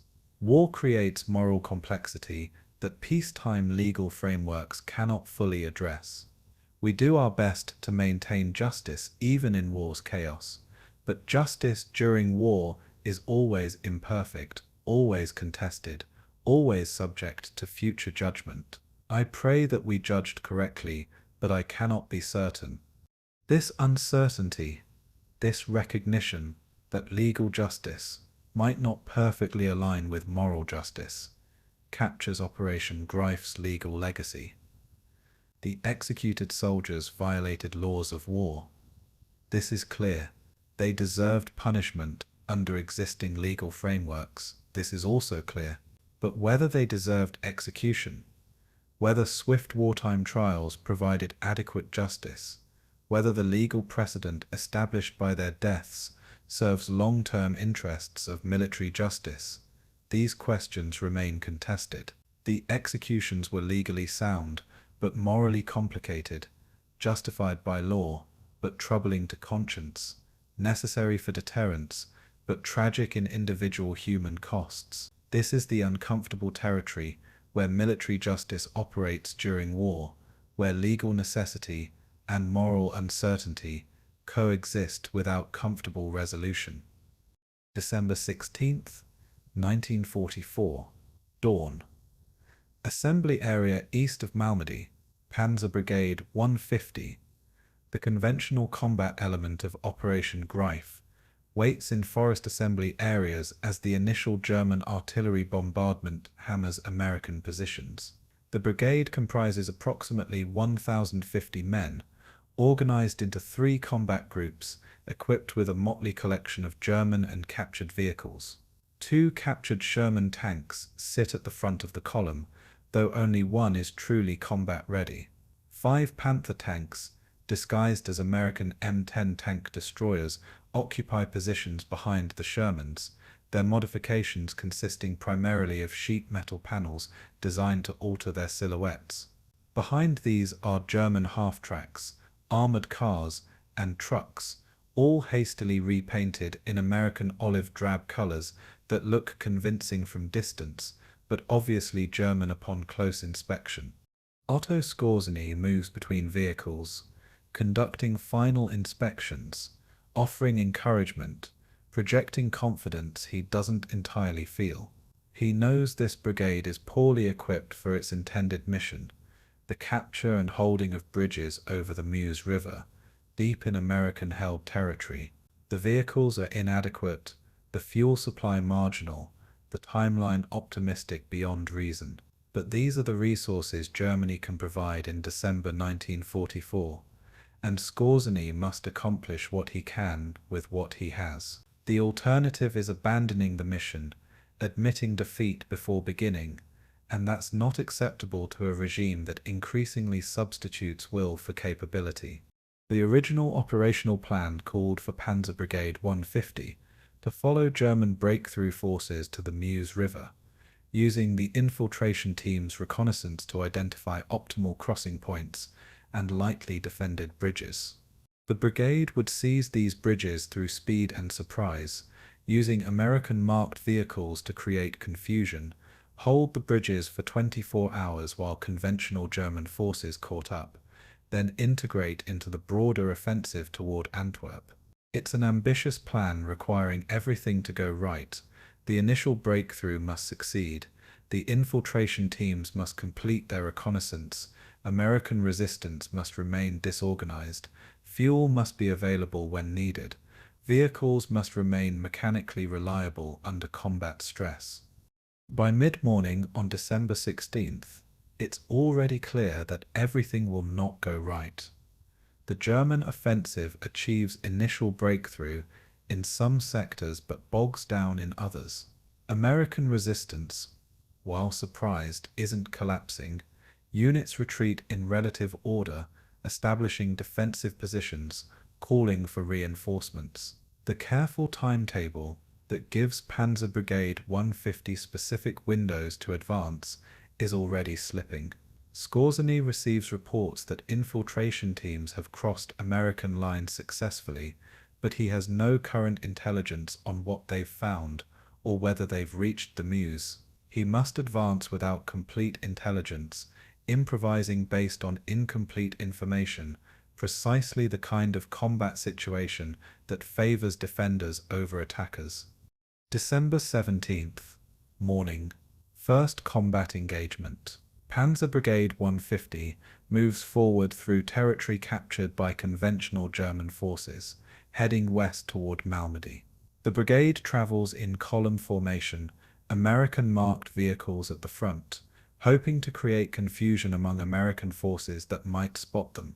The disguise works marginally well at distance. American observers report friendly tanks and vehicles moving in their sector, but fails completely upon close examination.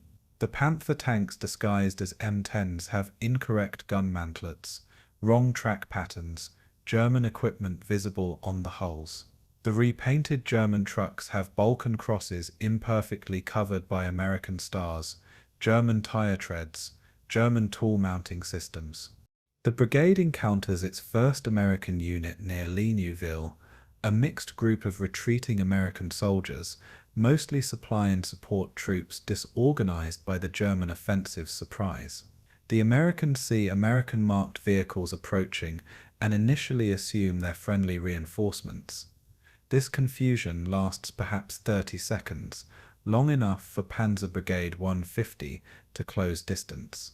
Then an American sergeant notices the lead Sherman has German-style antenna mounting, realizes something is wrong, shouts a warning. American soldiers scatter, some attempting to return fire with rifles and machine guns, others simply fleeing the engagement. The brigade overruns the American position quickly, capturing supplies and a few prisoners, but the engagement reveals the disguise's limitations. Once Americans realize these are German forces, the American markings provide no advantage. Worse, they create problems with other German units. Conventional Wehrmacht forces see American marked tanks and open fire, assuming they're enemy vehicles. Skorzeny's brigade suffers several friendly fire incidents during December 17th, forcing them to display German identification flags prominently, which completely negates any deception advantage the American markings might have provided. By evening on December 17th, Skorzeny realizes his original mission, reach the Meuse River ahead of conventional forces, is impossible. The German offensive hasn't achieved the breakthrough velocity required. American forces are retreating but not collapsing. The routes west are clogged with German traffic, limiting movement, and his own brigade is running low on fuel, having consumed gasoline reserves more quickly than planned due to cross-country movement through difficult terrain.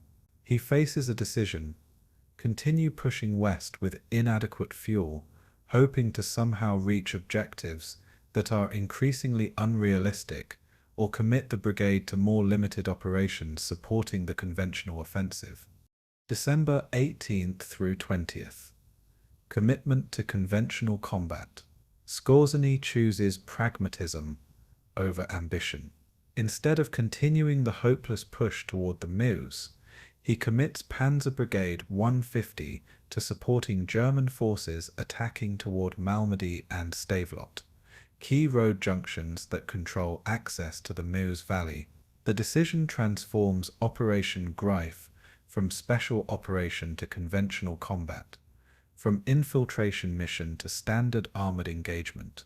It's an admission that the original plan failed, but it's also realistic assessment that his brigade can contribute more to the overall offensive by supporting conventional forces than by pursuing impossible independent objectives.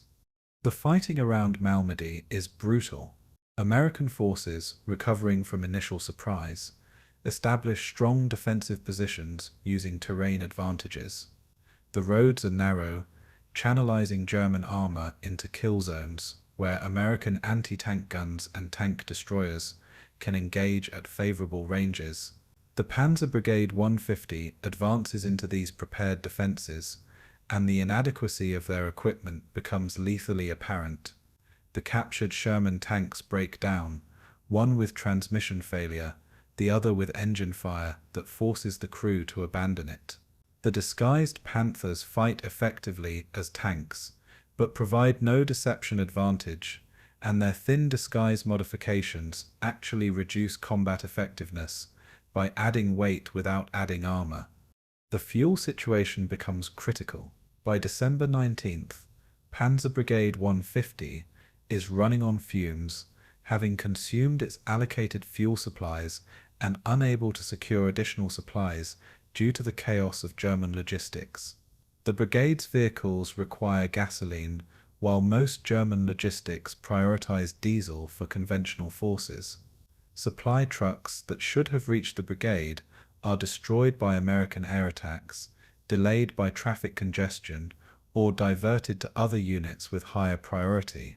Skorzeny's tankers are literally siphoning fuel from disabled vehicles to keep operational tanks running, cannibalizing wrecks to sustain survivors. The casualties mount steadily. German military record-keeping during the Ardennes offensive is incomplete, but surviving records suggest Panzer Brigade 150 suffers approximately 200 casualties, killed, wounded, or missing, during 3 days of combat near Malmedy. These casualties represent roughly 20% of the brigade's strength, unsustainable rates for a unit that cannot be reinforced or resupplied effectively. The brigade also loses approximately 15 tanks and assault guns, 30 to 40 other vehicles, and most of its remaining fuel reserves. By December 21st, Panzer Brigade 150 is combat ineffective, unable to conduct offensive operations, barely able to maintain defensive positions. December 21st. Skorzeny wounded, Brigade withdrawn. On December 21st, Skorzeny personally leads an attack, attempting to clear American positions blocking the road to Stavelot. His command vehicle comes under American artillery fire, and shell fragments wound him in the face and shoulder. The wounds aren't life-threatening but are serious enough to require medical evacuation. As Skorzeny is being treated at a field hospital, he receives orders to withdraw Panzer Brigade 150 from combat. The brigade has accomplished nothing approaching its original objectives, suffered heavy casualties in conventional combat it wasn't designed for, and no longer represents an effective combat force. The withdrawal is difficult and costly. American forces pressure German positions constantly, and moving disabled vehicles while under fire requires abandoning equipment that cannot be recovered. The brigade leaves behind burned-out tanks, broken trucks, supplies that couldn't be evacuated. They also leave behind their dead, approximately 80 soldiers killed in 3 days of fighting, buried in hasty graves, or left where they fell. The survivors retreat east, moving through the same terrain they advanced across, with such hope just 5 days earlier, understanding that their mission failed completely. By December 23rd, what remains of Panzer Brigade 150 has withdrawn to German-held territory and begins reorganization. But there's no realistic plan to reconstitute the brigade. The specialized equipment is destroyed or abandoned. The trained personnel are dead, wounded, or distributed to other units. The mission that justified the brigade's existence, capturing bridges over the Meuse River, is now impossible. American forces have reinforced the Meuse crossings, and the German offensive has stalled well short of the river. On December 26th, German High Command officially dissolves Panzer Brigade 150. The surviving personnel are redistributed to regular Wehrmacht units, the remaining equipment absorbed into general supply systems. Operation Greif's conventional combat element simply ceases to exist. December 27th. After action assessment. Skorzeny, recovering from his wounds at a military hospital, files preliminary after-action reports on Panzer Brigade 150's operations. The report is carefully worded, emphasizing the brigade's combat achievements while obscuring the fundamental mission failure.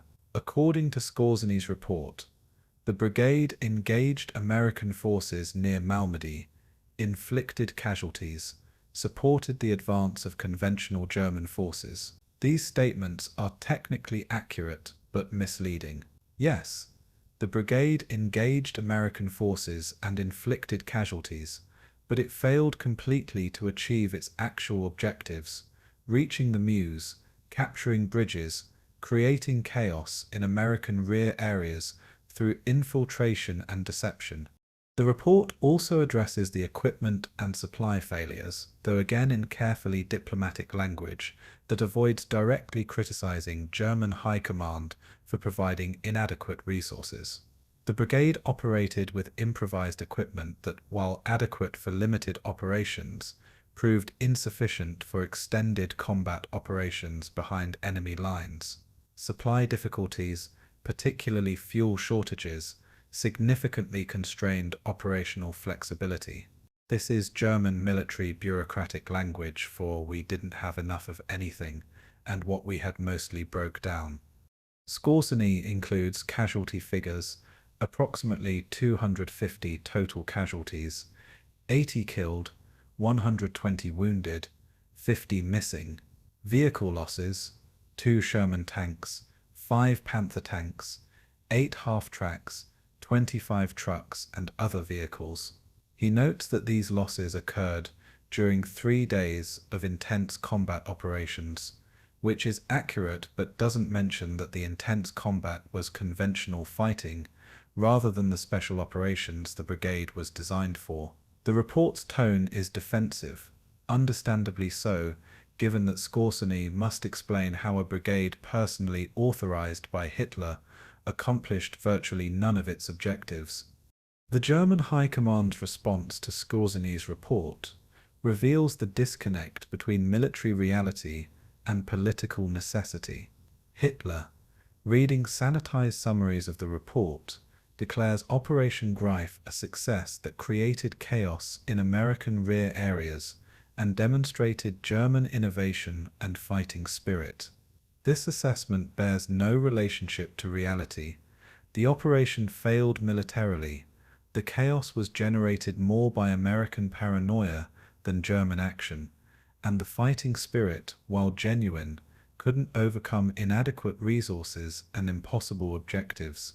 But Hitler in December 1944 inhabits a reality increasingly disconnected from battlefield facts, interpreting every report through the lens of his desired outcomes rather than actual results. January 1945. Technical analysis of failures. German military analysts, conducting post-operation review, identify multiple technical and operational failures that doomed Panzer Brigade 150. The disguised vehicles intended to create confusion and enable infiltration provided minimal advantage while creating significant problems. The modifications to Panthers degraded their combat effectiveness without providing convincing American appearance. The captured Sherman tanks were mechanically unreliable and broke down almost immediately in combat. The mixed German and American equipment required two separate logistics chains that German supply systems couldn't maintain effectively. The fuel logistics failure was particularly damaging. Panzer Brigade 150 required gasoline for American vehicles and diesel for German vehicles, but German logistics prioritized diesel for conventional forces. The brigade's fuel supplies were inadequate from the beginning and couldn't be replenished during operations due to supply line failures. This forced the brigade to halt operations not due to combat losses, but simply because vehicles ran out of fuel. Multiple times during December 17th through 21st, German tanks sat immobilized waiting for fuel that never arrived, vulnerable to American attack, unable to advance or retreat. The communication systems proved incompatible and unreliable. American radios operated on different frequencies than German radios, requiring the brigade to maintain two separate radio networks. This created coordination problems between elements equipped with different radio types, making it difficult to maintain command and control during fluid combat situations. The brigade also couldn't effectively communicate with conventional German forces, whose radios operated on different frequencies, leading to friendly fire incidents and coordination failures. The personnel proved brave and committed, but inadequately trained for the mission they were assigned.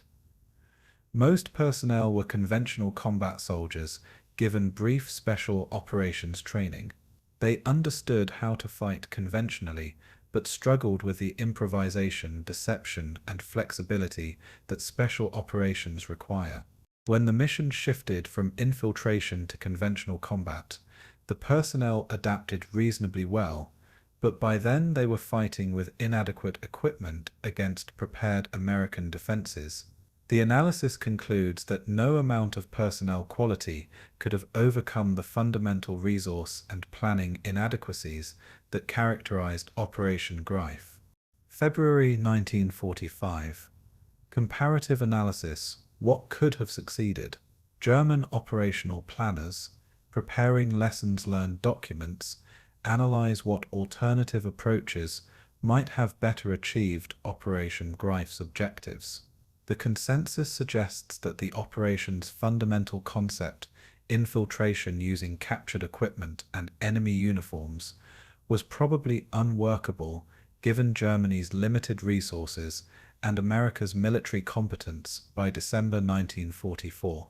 Alternative approaches might have included conventional commando operations without the uniform deception, pure sabotage operations using specialized teams, or simply integrating Panzer Brigade 150's resources into conventional forces rather than attempting special operations.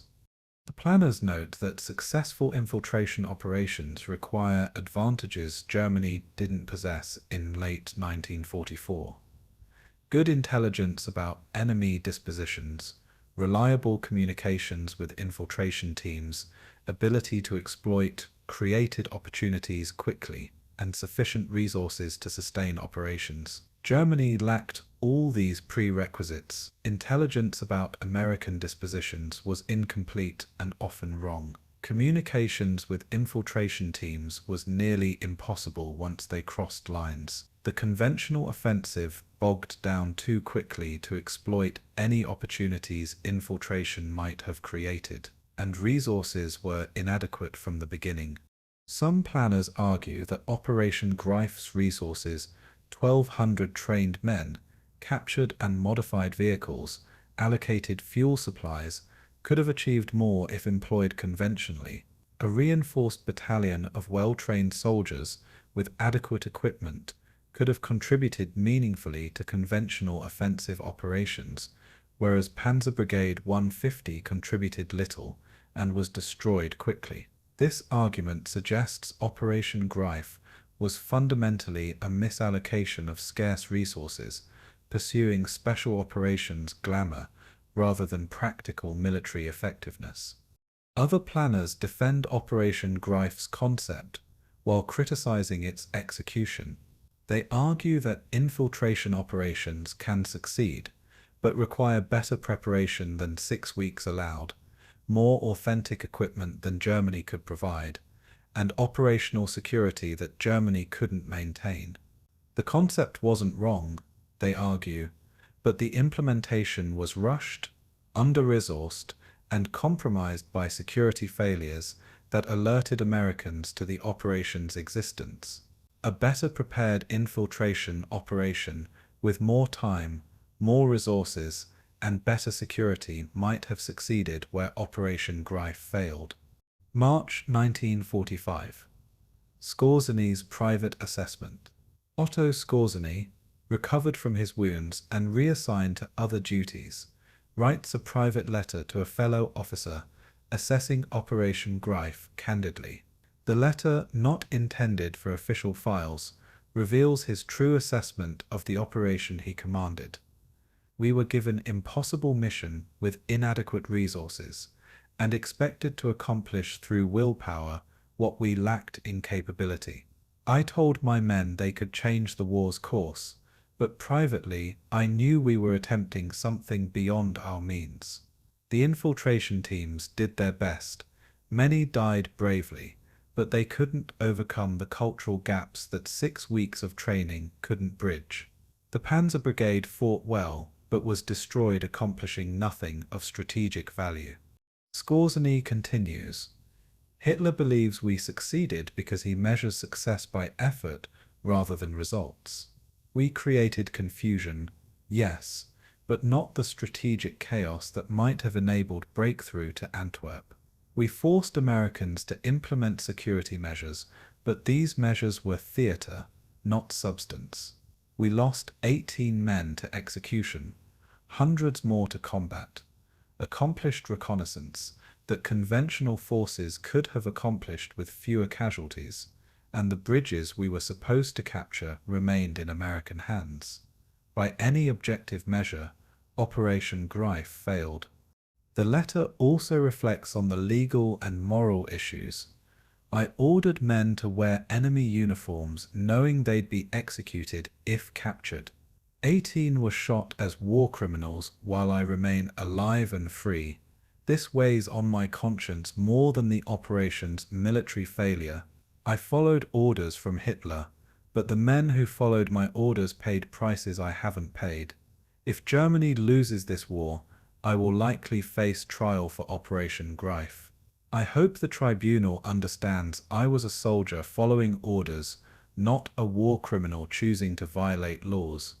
But I also understand that losers face justice that winners escape.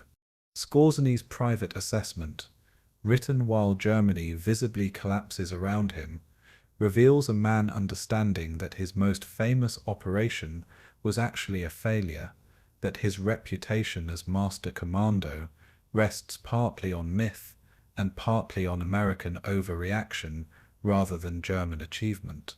He also understands that history will judge Operation Greif primarily through the lens of victor's justice, and that judgment may be harsh. What he doesn't know in March 1945 is that he will be tried, acquitted through legal technicalities, and live comfortably into the 1970s, while the soldiers who followed his orders remain in unmarked graves in Belgium. The injustice of this outcome, commanders escaping consequences that fell on subordinates, will become one of Operation Greif's most troubling legacies. January 10th, 1945. German Military Headquarters, Operational Assessment Division. The request arrives from Wehrmacht High Command, comprehensive after-action report on Operation Greif, including objectives, execution, results, and lessons learned. The request is bureaucratic routine, the kind of paperwork that continues even as Germany collapses. But it's also politically sensitive. Operation Greif was personally authorized by Hitler, commanded by his favorite commando, and positioned as innovative special operations that would change the war's course. An honest assessment would reveal complete failure. A dishonest assessment would create false lessons that might corrupt future planning. The officers assigned to compile the report navigate carefully between truth and politically acceptable fiction. The assessment begins with stated objectives, and here the report remains relatively honest because the objectives are documented in original orders that cannot be easily modified. Primary objective: infiltrate American lines using teams disguised in American uniforms, conduct reconnaissance of bridges over the Meuse River, report bridge locations and defensive strengths to German commanders, enabling rapid seizure of these bridges by advancing German forces. Secondary objectives: cut American communications lines, change road signs to misdirect American forces, spread rumors creating panic and confusion in American rear areas. Tertiary objective: employ Panzer Brigade 150 to seize and hold Meuse bridges until conventional German forces arrive. The assessment then addresses execution, and here the language becomes carefully diplomatic. Einheit Stielau infiltration teams crossed American lines during the initial offensive breakthrough on December 16th. Teams operated behind American lines for approximately 72 hours, conducting reconnaissance and sabotage operations before American counterintelligence measures made continued operations untenable. Panzer Brigade 150 advanced toward operational objectives but encountered stronger than anticipated American resistance, and was committed to conventional combat operations supporting the overall offensive. The brigade inflicted casualties on American forces, but sustained significant losses, and was withdrawn from combat on December 21st. This language is technically accurate, but profoundly misleading. Yes, infiltration teams operated for 72 hours, but most were captured within 48 hours, and those remaining accomplished minimal objectives. Yes, Panzer Brigade 150 encountered resistance and inflicted casualties, but the brigade failed completely to reach its objectives, and was essentially destroyed as a combat unit. The assessment uses passive voice and careful phrasing to obscure these failures without explicitly lying. It's the kind of bureaucratic writing that protects careers while avoiding accountability. January 15th. Quantifying results. The most challenging section of the after-action report is quantifying Operation Greif's actual achievements versus its costs. The costs are clear and documented. 18 infiltration team members executed by Americans after capture. Approximately 30 additional infiltrators captured and imprisoned, approximately 80 Panzer Brigade personnel killed in combat, 120 wounded, 50 missing. Vehicle losses include 2 Sherman tanks, 5 Panther tanks, 8 half-tracks, and 25 other vehicles. Total personnel casualties approach 300, roughly 25% of the committed force, extraordinarily high for operations lasting less than 1 week. Documenting achievements proves more difficult because many alleged achievements cannot be verified. Infiltration teams claim to have cut approximately 15 communication lines, changed road signs at 10 intersections, conducted reconnaissance of 8 bridge positions, and spread rumors throughout American rear areas. But most of these claims come from teams that were subsequently captured or killed, and their reports were never received by German commanders.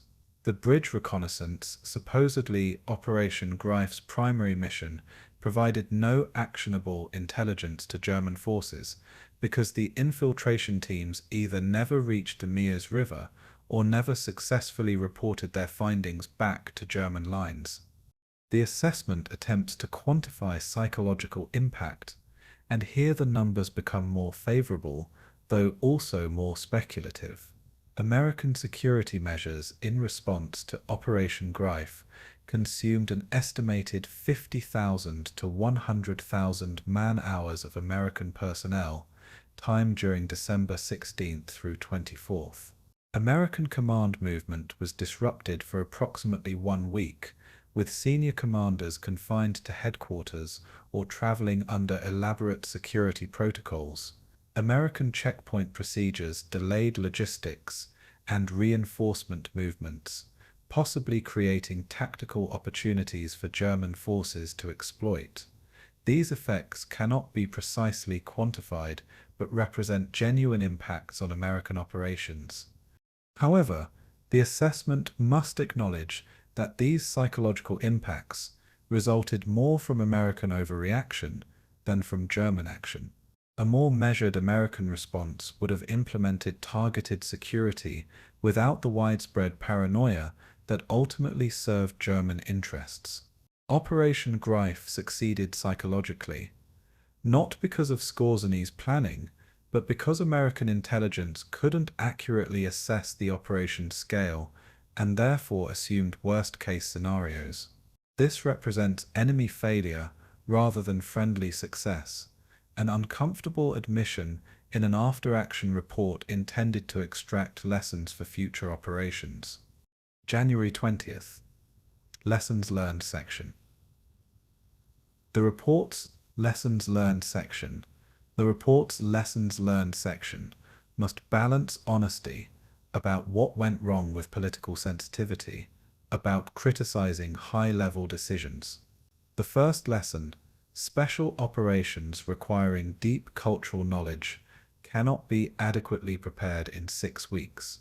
Future operations should allow minimum 3 to 6 months for cultural and language training, or should avoid operations requiring detailed cultural mimicry.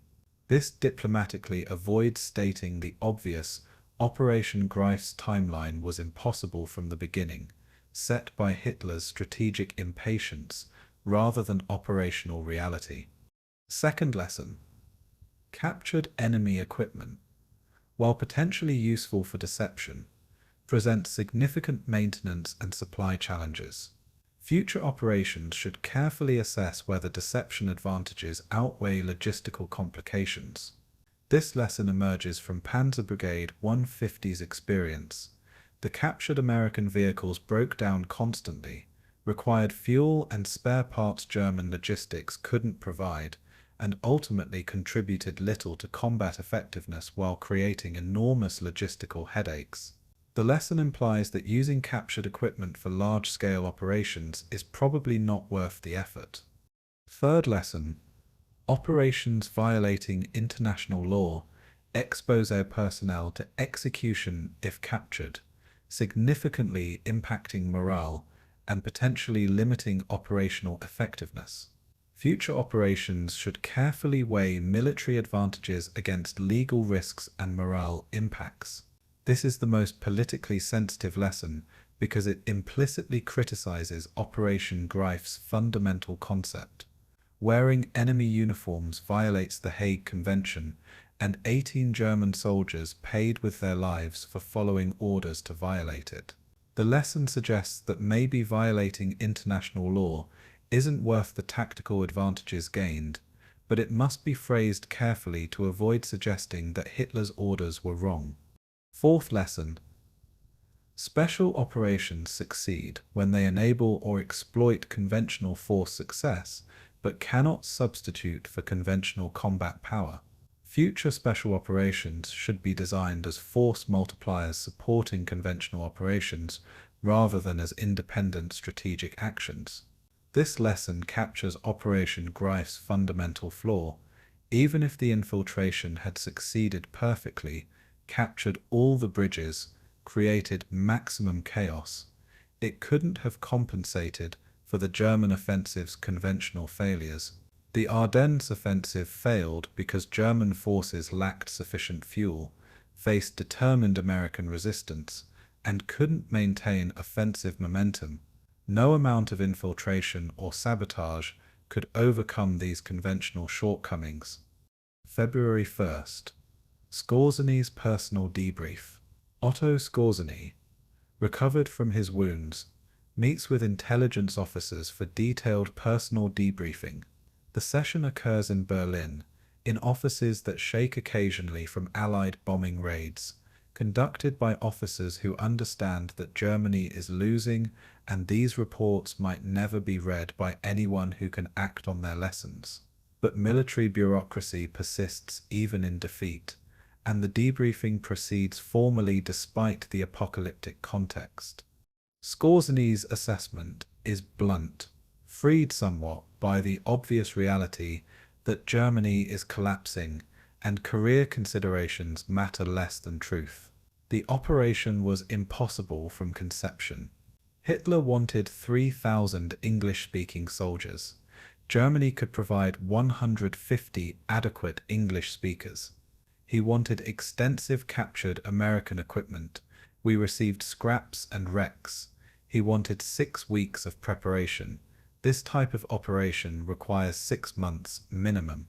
We attempted the impossible because refusing Hitler's orders wasn't viable, and we failed because impossible missions generally fail, regardless of personnel quality or leadership skill. The intelligence officers ask about the infiltration team's performance. Skorzeny responds, "The men performed bravely, did everything possible with inadequate preparation. The cultural gaps were unbridgeable in our timeline. American soldiers grew up in American culture, absorbed it unconsciously from childhood. Our volunteers tried to learn that culture from textbooks and lectures in 6 weeks. The inevitable result was that most teams were identified quickly, captured, and executed.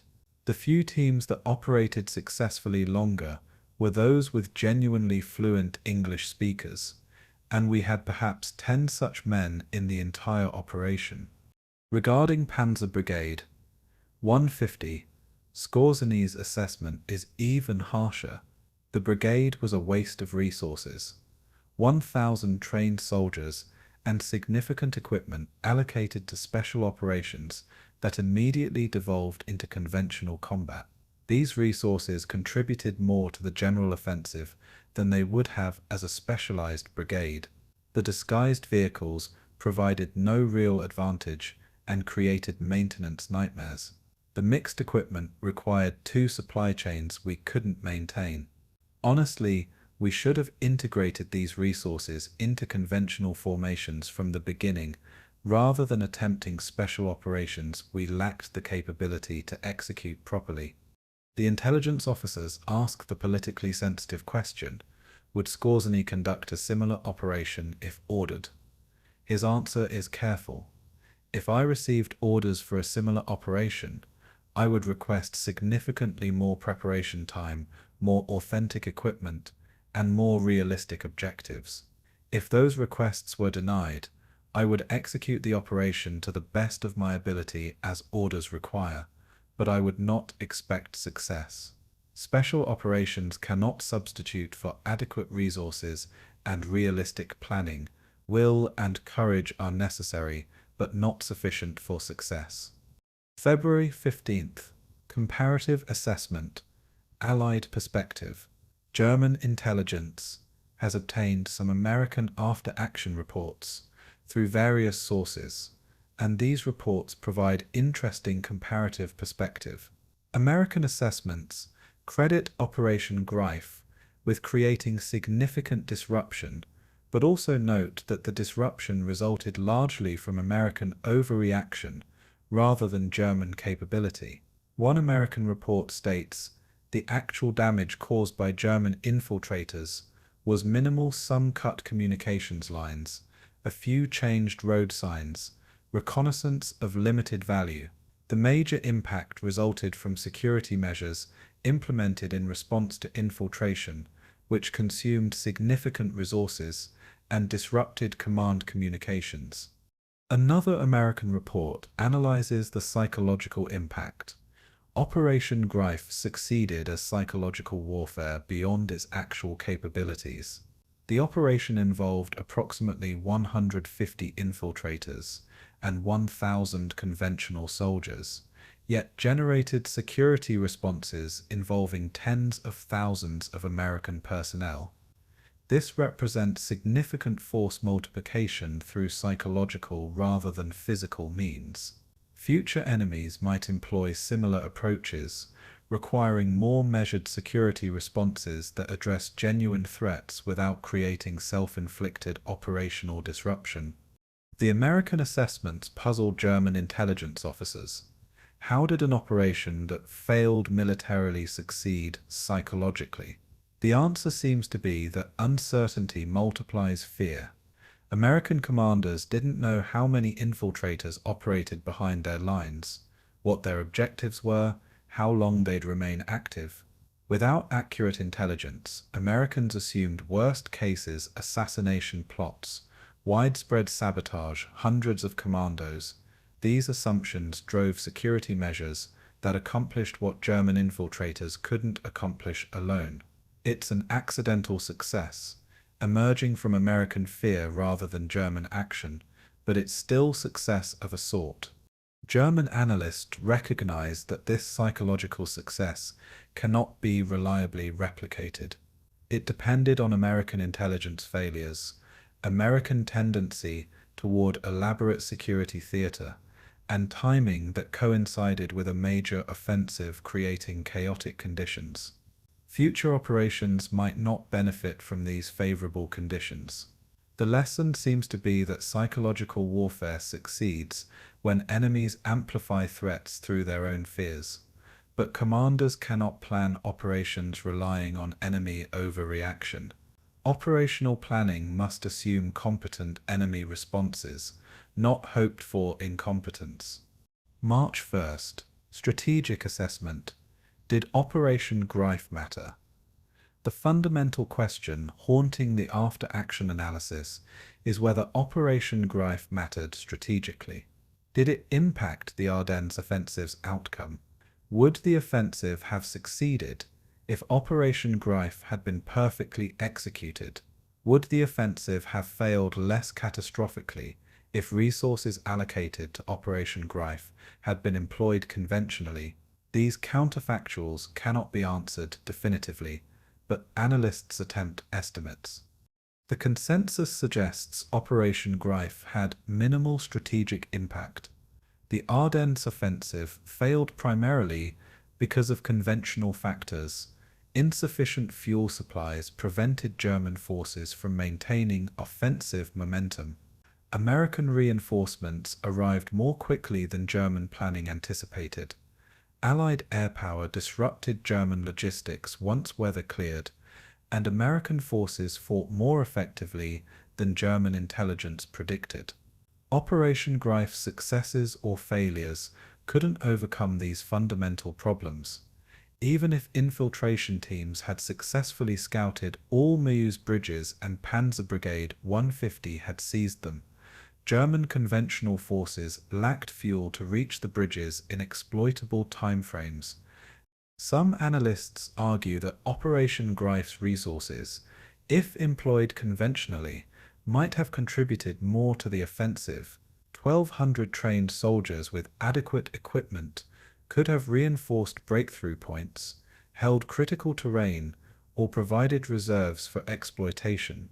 The fuel allocated to Panzer Brigade 150 could have supplied conventional tanks for additional combat hours. The planning effort and command attention devoted to Operation Greif could have improved conventional operations coordination. This argument suggests Operation Greif was actively harmful, consuming resources that conventional operations needed more. Other analysts defend Operation Greif as reasonable gamble, given Germany's strategic desperation. By December 1944, conventional approaches offered no path to victory.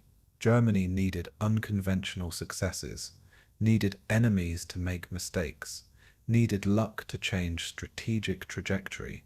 Operation Greif, while unlikely to succeed, offered potential asymmetric advantages if successful. The psychological impact it actually achieved, even without physical success, demonstrated that unconventional approaches could create effects disproportionate to resources committed. This argument doesn't claim Operation Greif succeeded, but suggests that desperate strategic circumstances justified attempting long-shot operations. March 15th. Final report submission. The completed after-action report, carefully edited to balance honesty with political sensitivity, is submitted to Wehrmacht High Command. The report's key findings. Operation Greif achieved limited tactical success at high cost, created psychological impact exceeding physical achievements, exposed multiple operational and logistical challenges with special operations, and provided lessons for future operations. The report recommends that future special operations receive more preparation time, more realistic objectives, better equipment and integration with conventional operations rather than independent strategic missions. The report's recommendations will never be implemented because Germany collapses before any future operations can be planned. But the report serves another purpose, documenting what happened, preserving lessons, creating historical record. The officers who compiled this report understand they're writing for historians more than for commanders, preserving truth against the mythology that will inevitably surround Operation Greif. They've tried to balance honesty about failure with recognition of courage, criticism of planning with respect for execution, assessment of costs with acknowledgement of limited achievements. The final paragraph of the report states, Operation Greif demonstrated both the potential and the limitations of special operations during conventional warfare. When properly resourced, carefully planned, and realistically scoped, special operations can multiply conventional force effectiveness. When inadequately resourced, hurriedly planned, and given impossible objectives, special operations consume scarce resources while achieving minimal results. The courage and skill of individual soldiers cannot compensate for fundamental operational inadequacies. Future commanders should learn both from what Operation Greif attempted and from how thoroughly it failed when those attempts exceeded available capabilities. This conclusion will prove prophetic.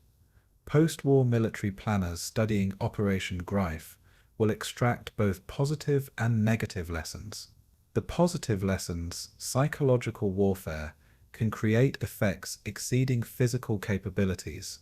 Small units can disrupt larger enemy forces through confusion and deception. Unconventional approaches might succeed where conventional approaches fail. The negative lessons: cultural deception requires extensive preparation, captured equipment creates logistical complications, violating laws of war exposes personnel to execution, and special operations cannot substitute for adequate conventional combat power. Future military forces will study Operation Greif as both example and warning, showing what special operations might achieve and what mistakes must be avoided. But in March 1945, as these reports circulate through shrinking German command structures, most officers reading them understand these lessons come too late for Germany. The Wehrmacht is collapsing. Allied forces advance from west and east. Hitler's regime crumbles. Operation Greif's lessons will benefit future armies, possibly future enemies, but not the Germany that attempted it. The operation joins the long list of German military failures during the war's final years: brave attempts, skilled execution, inadequate resources, impossible objectives, inevitable defeat. The soldiers who died executing Operation Greif join hundreds of thousands of other German soldiers dying for a regime and cause already lost. Their sacrifice was real, their courage genuine, their mission impossible, their deaths ultimately meaningless in changing outcomes that were already determined by larger strategic realities beyond what any special operation could influence. August 18, 1947, United States Military Tribunal, Dachau, Germany.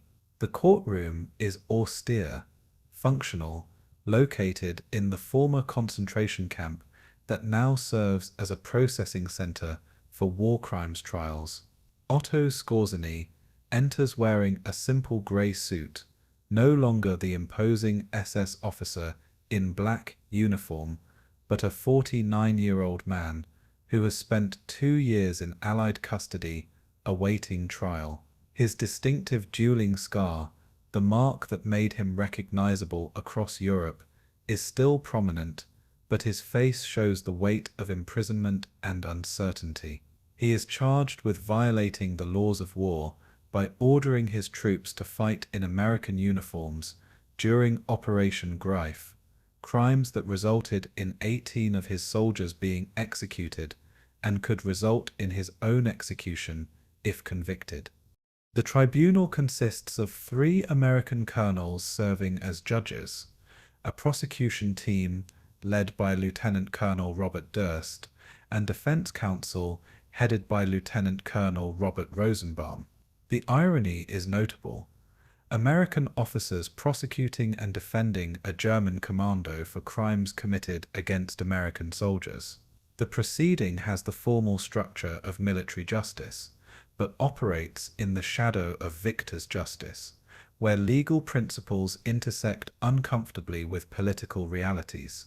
Skorzeny understands that his fate depends not just on law, but on how the tribunal interprets ambiguous legal standards and whether they choose to distinguish between commanders who gave orders and soldiers who followed them. The prosecution's case is straightforward and damning. Skorzeny commanded Operation Greif, which ordered German soldiers to wear American uniforms while conducting military operations behind enemy lines. This violated the Hague Convention's prohibition on perfidy, specifically Article 23's ban on improper use of enemy uniforms and flags. 18 German soldiers were captured wearing American uniforms and were executed after military tribunals found them guilty of perfidy. Skorzeny gave the orders that led to these violations and these deaths. Under the doctrine of command responsibility, he bears legal liability for crimes committed by soldiers following his orders. The prosecution argues that conviction is straightforward. Skorzeny ordered illegal actions, soldiers committed illegal actions, soldiers were executed for illegal actions. Therefore, Skorzeny must be convicted for ordering illegal actions. Skorzeny's defense strategy is more complex, relying on legal technicalities, Allied precedent, and distinctions between giving orders and how those orders were executed. The defense will argue that Skorzeny ordered his troops to wear American uniforms to approach American positions, but to remove the uniforms before engaging in combat, which would constitute legal ruse de guerre rather than illegal perfidy. The defense will present evidence that Allied forces, British, American, and Soviet, engaged in similar deceptions without facing prosecution. Most dramatically, the defense will call witnesses who participated in Allied operations involving enemy uniforms, establishing that the practice Skorzeny is accused of is actually standard procedure among all combatants. It's a bold strategy that puts Allied conduct on trial alongside Skorzeny's actions. August 19th. Opening statement and prosecution case. The prosecution presents its case methodically, building from documentary evidence to witness testimony. They introduce Operation Greif's written orders, Skorzeny's signature authorizing the operation, testimony from captured German soldiers describing their missions. The documents are damning. Clear orders to infiltrate American lines, wearing American uniforms, conduct reconnaissance and sabotage, operate behind enemy lines while disguised as enemy soldiers. The prosecution emphasizes that these weren't theoretical orders, but actual operations that resulted in German soldiers being captured in American uniforms and subsequently executed. The prosecution calls American soldiers who captured Operation Greif infiltrators. Captain James Mitchell testifies about capturing a German team near Eiweiler on December 17, 1944. They were driving a jeep, wearing American uniforms, carrying American weapons. When we stopped them and asked questions, their English was accented, and they couldn't answer basic questions about American geography. We detained them, searched them, found German identification under their American dog tags. They admitted they were German soldiers on reconnaissance mission, claimed they were ordered to wear American uniforms by their commander. When asked who gave these orders, they said, Obersturmbannführer Skorzeny. More witnesses follow with similar testimony. Each captured infiltrator mentioned Skorzeny as the commanding officer who ordered them to wear American uniforms. The prosecution establishes clear chain of command from Skorzeny through subordinate officers to individual infiltrators. They introduce the military tribunal records from Henri Chapelle showing that captured Germans were tried, convicted, and executed for perfidy. The prosecution emphasizes these men died following Skorzeny's orders. They wore American uniforms because Skorzeny ordered them to. They conducted military operations behind enemy lines because Skorzeny ordered them to. They were executed because what they did violated international law. Skorzeny gave the orders that led directly to these violations and these executions. The prosecution also addresses anticipated defense arguments. Yes, they acknowledge Allied forces occasionally used captured enemy equipment and even enemy uniforms during operations, but there's a crucial distinction. Allied forces removed enemy uniforms before engaging in combat, using them only for infiltration and approach. Skorzeny's orders, the prosecution argues, did not contain this crucial limitation. His soldiers were captured while conducting military operations in American uniforms, not just wearing them to approach positions. This distinction separates legal ruse de guerre from illegal perfidy. The prosecution rests its case with simple summation. The defendant ordered illegal operations. Soldiers followed those orders. Soldiers were executed for following those orders. The defendant must be held accountable for giving orders that led to these violations of international law. August 21st. Defense case begins the precedent strategy. Lieutenant Colonel Rosenbaum opens the defense case with a bold gambit. If Otto Skorzeny is guilty of war crimes for ordering soldiers to wear enemy uniforms during military operations, then British, American, and Soviet commanders who ordered similar operations are also guilty of war crimes. The defense will prove that every major Allied power engaged in exactly the conduct the prosecution now calls criminal. We will prove this through testimony from Allied soldiers who participated in such operations. And we will ask this tribunal, can an action be a war crime when committed by Germans, but standard military procedure when committed by the Allies? The defense calls its first witness, Wing Commander Forrest Frederick Edward Yo Thomas, British Royal Air Force, former Special Operations Executive Agent. Yo Thomas, known as the White Rabbit for his escape exploits, is a decorated British war hero who operated behind German lines in occupied France. His testimony is devastating to the prosecution's case. Under questioning, Yo Thomas describes multiple SOE operations where British agents wore German uniforms. During operations in France, we occasionally wore German uniforms to pass through German checkpoints, approach German installations, or conduct reconnaissance. These were standard SOE procedures, approved by British High Command, conducted throughout the war. Rosenbaum asks the crucial question, did you remove German uniforms before engaging in combat or military operations? Yo Thomas answers carefully, we attempted to remove German uniforms before direct combat when possible, but operational realities sometimes prevented this. During surprise attacks or emergency situations, we engaged enemy forces while still wearing German uniforms.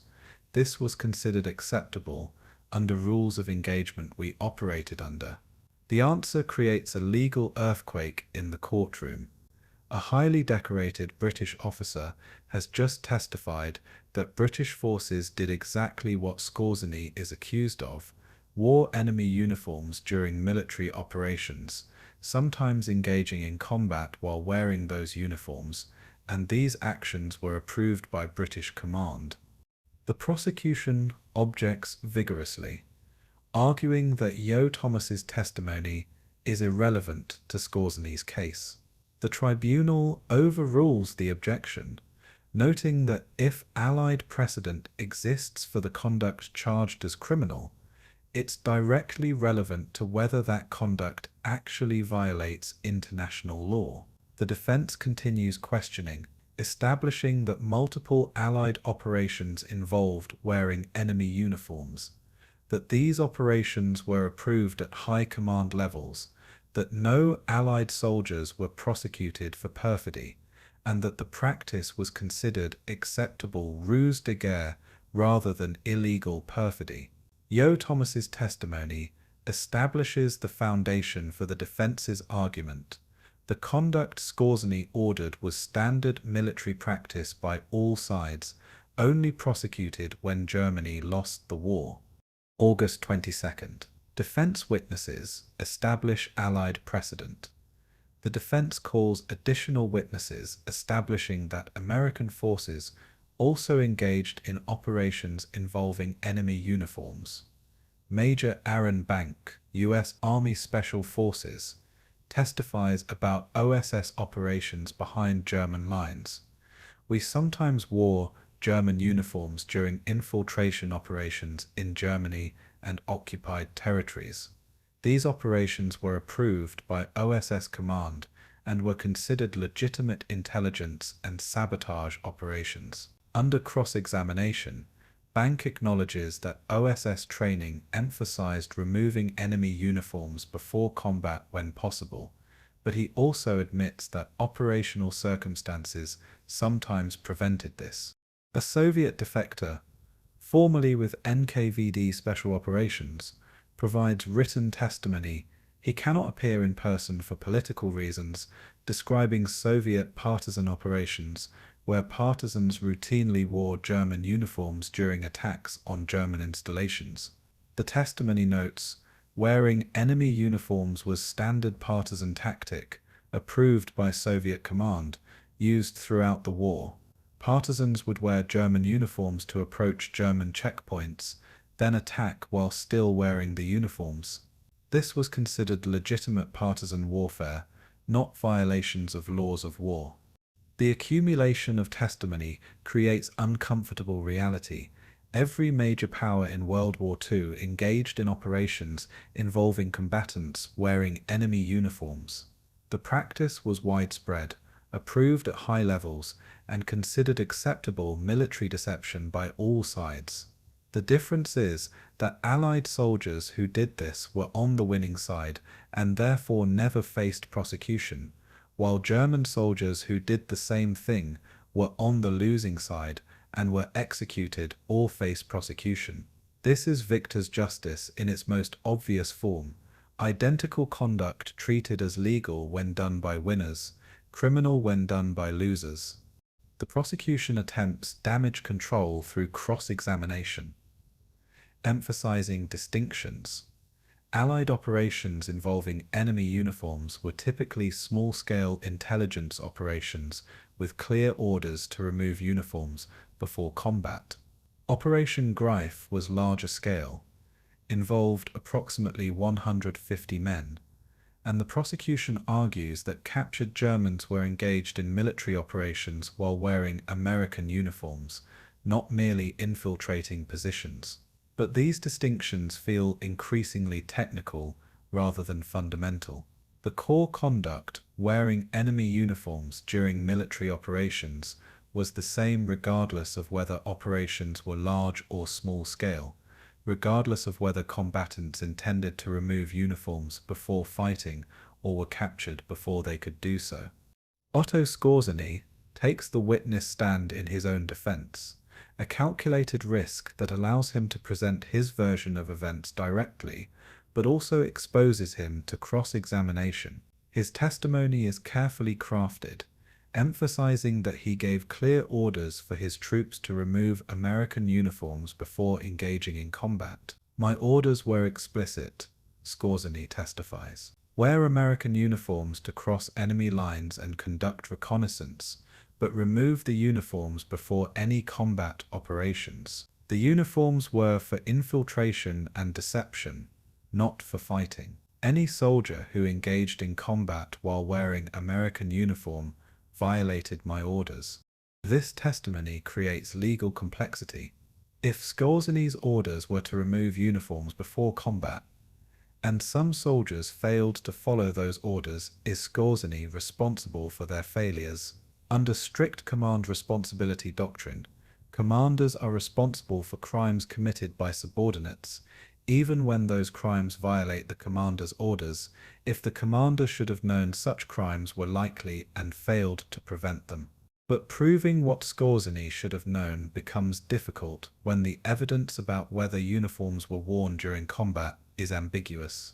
Some captured Germans were found in American uniforms near combat areas, but not actively engaged in fighting. Others claimed they were attempting to remove uniforms when captured. The factual record is unclear. Under cross-examination, the prosecution attacks Skorzeny's testimony aggressively. "You ordered soldiers to wear American uniforms behind enemy lines?" "Yes." "You knew that wearing enemy uniforms during military operations violates international law?" "I believed that wearing uniforms for infiltration and removing them before combat constituted legal ruse de guerre." "But you knew some soldiers might not remove uniforms in time if they encountered American forces unexpectedly." "I expected my soldiers to follow orders to remove uniforms before combat." "But you knew the risk that soldiers might be captured or engage in combat while still wearing American uniforms?" Skorzeny pauses before answering carefully. "I knew the operation was dangerous and involved risks." The prosecution presses, 18 of your soldiers were executed. Do you feel responsible for their deaths?" Skorzeny's answer is revealing. "I feel responsible for every soldier who served under my command. Those 18 men followed orders I gave them, and they died because of those orders. But I gave orders I believed were legal consistent with how other militaries conduct deception operations. If my orders violated international law, then similar orders given by Allied commanders also violated international law, yet only German soldiers faced execution.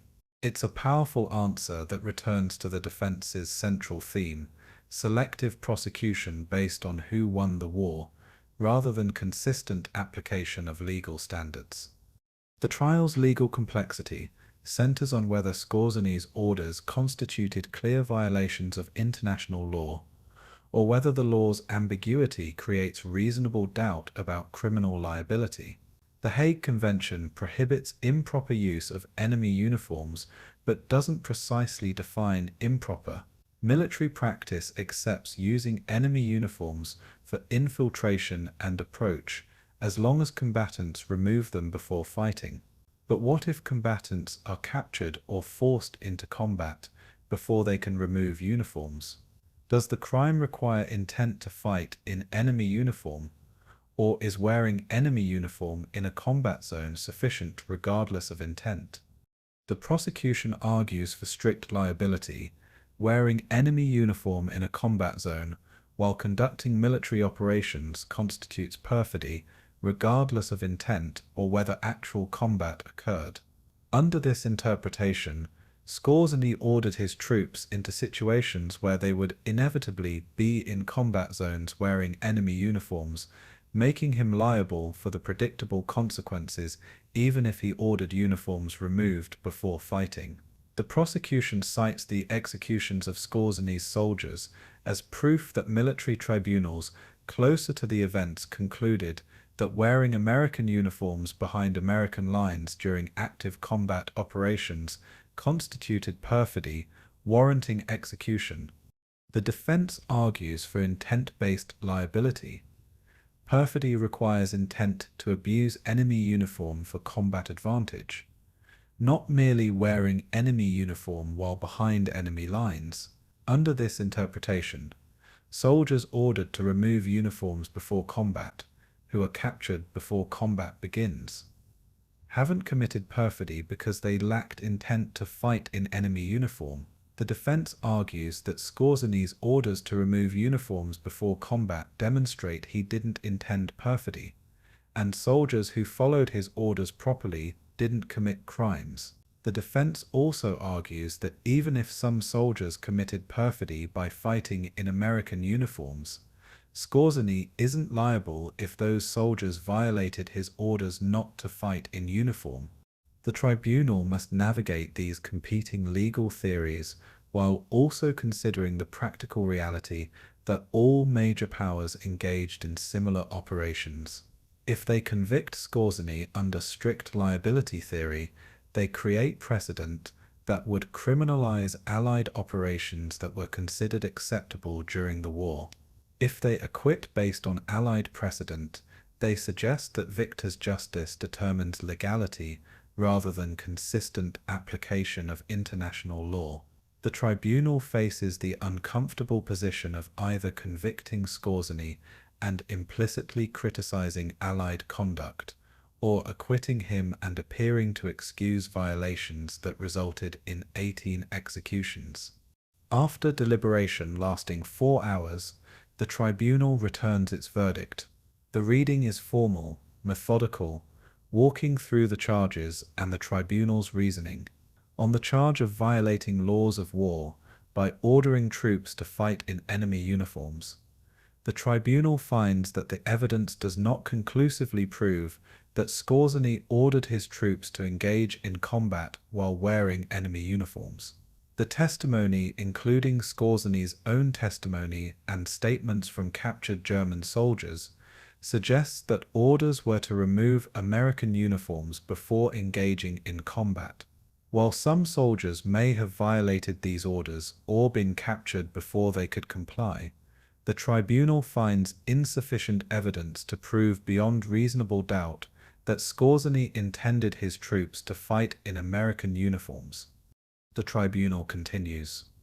The precedent established by Allied operations, particularly the testimony of Wing Commander Yo Thomas and Major Bank, demonstrates that wearing enemy uniforms during infiltration operations was considered acceptable military practice by all combatant nations during World War II. Given this precedent, the tribunal cannot conclude that Skorzeny's orders constituted clear violations of international law at the time they were given. The tribunal notes that the Hague Convention's language regarding improper use of enemy uniforms is ambiguous, and that military practice by all sides suggests that infiltration using enemy uniforms was considered proper ruse de guerre as long as uniforms were removed before combat. The verdict: not guilty. Otto Skorzeny is acquitted on all charges. The courtroom erupts, some spectators applaud, others express outrage, family members of executed Operation Greif soldiers cry. The tribunal maintains order, completes the formal reading, and dismisses the proceedings. Skorzeny shows minimal reaction, maintaining the military bearing he's maintained throughout the trial, but those who know him see relief in his eyes. He has escaped execution, escaped conviction, escaped the fate that 18 of his soldiers suffered for following his orders. Whether this represents justice or merely legal technicality will be debated for decades. The acquittal generates immediate controversy. American veterans organizations issue statements condemning the verdict, arguing that Skorzeny escaped justice that his soldiers faced. 18 young Germans were executed for following Skorzeny's orders, one statement reads. Their commander, who gave those orders, walks free. This is not justice, but mockery of justice. Family members of executed soldiers express similar outrage, pointing out the obvious unfairness: subordinates executed while their commander is acquitted for ordering the actions that led to their executions. Legal scholars offer more nuanced assessments. Some argue the verdict was correct, based on existing international law and military precedent. The tribunal could not convict Skorzeny without implicitly criminalizing similar Allied operations. One legal analysis notes, given that British, American, and Soviet forces all engaged in operations involving combatants wearing enemy uniforms, convicting Skorzeny would create unacceptable precedent that might expose Allied commanders to similar charges. The tribunal chose legal consistency over symbolic justice. This analysis suggests the acquittal, while uncomfortable, represents honest application of legal standards that apply equally to all parties, rather than selective prosecution of defeated enemies. Other scholars argue the verdict represents pure victor's justice disguised as legal reasoning. The 18 German soldiers executed in December 1944 faced swift military tribunals that convicted them within hours or days. Those tribunals found that wearing American uniforms behind American lines constituted perfidy, warranting immediate execution. Now, nearly 3 years later, Skorzeny faces a more deliberate tribunal with better legal representation and is acquitted for ordering the exact conduct those soldiers died for. The difference isn't legal principle, but timing and resources. The soldiers faced wartime justice. Skorzeny benefited from peacetime legal process and Allied precedent that wasn't available to soldiers tried in combat zones. German public reaction is mixed. Some see Skorzeny's acquittal as vindication, proof that Allied war crimes tribunals could deliver fair verdicts rather than predetermined guilty findings. Others see it as highlighting the injustice that fell on ordinary soldiers while commanders escaped consequences. Communist East German publications use the verdict as propaganda, arguing it proves Western war crimes trials are show trials that excuse Nazi crimes while prosecuting only token defendants for political purposes. West German publications generally support the verdict, emphasizing the Allied precedent testimony and arguing that consistent legal standards require acquittal. Released from custody after acquittal, Skorzeny initially faces uncertain prospects. He is 49 years old, unemployable in Germany due to his SS background, notorious across Europe, but also oddly celebrated as the man who rescued Mussolini and escaped conviction for Operation Greif. He lives quietly for several years, working odd jobs, avoiding publicity, but his skills and reputation eventually attract interest from various intelligence services and private military contractors operating in the shadows of the Cold War. By the early 1950s, Skorzeny is working as military advisor to Egypt, training Egyptian commandos, helping Egypt modernize its special operations capabilities. His work in Egypt brings him into contact with Israeli intelligence services, and according to some accounts, never fully confirmed, Skorzeny provides intelligence to Mossad about German scientists working on Egyptian rocket programs. These accounts suggest strange arrangements where former Nazi commandos work simultaneously or sequentially for Arab governments and Israeli intelligence, their services valuable despite their pasts. Skorzeny's case isn't unique. The Cold War creates demand for men with his skills regardless of their wartime conduct. Skorzeny settles eventually in Spain, where Franco's government welcomes ex-SS officers, and where he lives comfortably until his death in 1975, at age 67. He gives occasional interviews, always maintaining that Operation Greif was a legitimate military operation conducted according to international law as he understood it. He never expresses regret for the 18 soldiers executed, always presenting their deaths as tragic but inevitable consequences of military operations rather than his personal responsibility. His post-war life stands in stark contrast to the fate of the soldiers who followed his orders.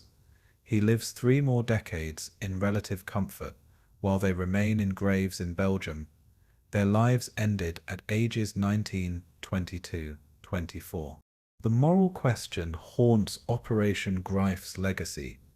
How should history judge a commander who gave orders resulting in his soldiers' executions, but who was himself acquitted of ordering illegal conduct? Skorzeny followed orders from Hitler, gave orders to his soldiers, and the soldiers who followed his orders died while he lived. This chain of command responsibility creates layers of moral complexity that legal verdicts cannot fully resolve. Skorzeny was legally acquitted, but moral judgment is different from legal judgment, and history's verdict on Operation Greif includes not just what the Decaux Tribunal decided, but how we assess the relationship between commanders' decisions and subordinates' deaths. The Skorzeny trial established important precedent for international military law, though not necessarily the precedent intended. The tribunal's decision to consider Allied precedent when judging Axis conduct created principle that laws of war must be applied consistently across all parties to conflict, not selectively based on who won. This principle influenced later international humanitarian law development, particularly the Geneva Convention additional protocols adopted in 1977 that clarified rules regarding ruses of war and perfidy. The trial also highlighted the tension between command responsibility and individual culpability. Skorzeny gave orders, soldiers followed orders, soldiers died for following orders, commander escaped consequences.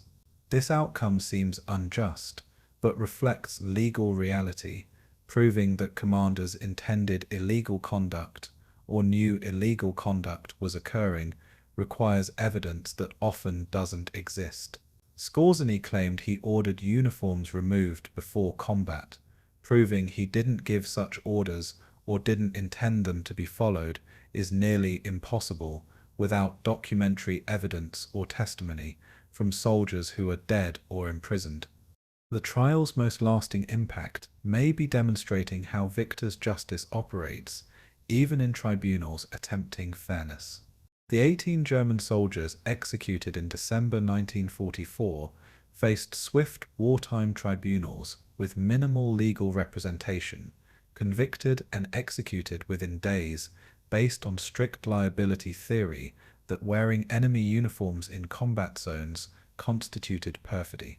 Skorzeny, tried nearly 3 years later with extensive legal representation and Allied precedent testimony available, was acquitted based on intent theory, requiring proof he ordered combat in enemy uniforms.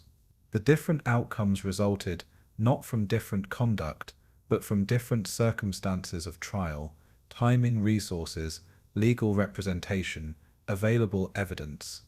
Future military commanders studying Operation Greif and Skorzeny's trial learn multiple lessons: deception operations involving enemy uniforms, risk personnel being executed if captured, command responsibility for subordinates' conduct has limits that good legal representation can exploit. Victor's justice is real phenomenon, where identical conduct is treated differently based on who won the war. These lessons influence how militaries plan special operations, how commanders give orders regarding legally ambiguous operations, and how international law develops to address gaps and ambiguities that Operation Greif exposed. The trial's significance extends far beyond Skorzeny's personal fate to shape how military forces worldwide think about deception, command responsibility, and the intersection of military necessity with international law. In the decade following World War II, Operation Greif transforms from military failure into legend.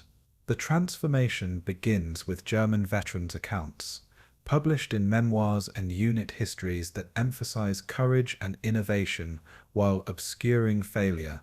These accounts describe Skorzeny's commandos as elite soldiers who penetrated deep behind American lines, created chaos throughout the Allied rear areas, and nearly changed the Battle of the Bulge's outcome.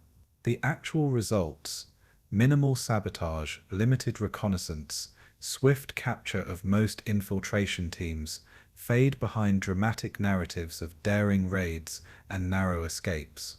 American accounts contribute to the mythology from the opposite direction, inflating the threat Operation Greif posed to justify the extensive security measures implemented in response. Veterans describe elaborate German infiltration networks, assassination plots against Eisenhower and other senior commanders, hundreds of German commandos operating throughout Belgium. These accounts explain why checkpoint procedures became so intrusive, why senior commanders were confined to headquarters, why American soldiers interrogated each other about baseball scores and state capitals. The narrative becomes we faced an unprecedented threat and responded appropriately, rather than we overreacted to a limited operation and created self-inflicted disruption.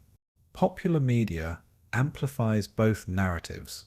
Books, magazine articles, and early television documentaries present Operation Greif as an audacious special operation that nearly succeeded, thwarted only by alert American soldiers and comprehensive security measures. Skorzeny becomes the most dangerous man in Europe. His scar and imposing presence photographed repeatedly, his reputation as master commando established through dramatic retellings that emphasize his successes, rescuing Mussolini, escaping conviction at Dachau, while minimizing his failures. The mythology serves multiple purposes. It makes good stories, it justifies wartime security decisions, it provides dramatic historical content for popular consumption. The reality that Operation Greif accomplished almost nothing militarily, that most infiltrators were captured within 48 hours, that the psychological impact resulted more from American paranoia than German capability, becomes footnote to the legend. Historians who point out these inconvenient facts are often dismissed as revisionist or as failing to understand the operation's innovative nature. The legend becomes more appealing than the reality, because the legend has clear heroes and villains, dramatic tension, and satisfying narrative arc. Reality has ambiguity, anticlimactic endings, and uncomfortable questions about whether anyone involved made correct decisions. 1955 through 1975. Cold War military analysis. During the Cold War, military institutions across NATO and Warsaw Pact study Operation Greif as case study in special operations and psychological warfare. The analysis focuses less on what the operation actually accomplished than on what it attempted and what effects it generated. American Special Forces schools use Operation Greif as example of psychological warfare, force multiplication, how small units can create disproportionate effects through deception and confusion. Soviet military theorists study the operation as example of Western susceptibility to paranoia and security theater, noting that American overreaction created more disruption than German action. The United States Army Special Warfare Center at Fort Bragg developed training scenarios based on Operation Greif, teaching soldiers how to detect enemy infiltrators and how to conduct similar operations if ordered.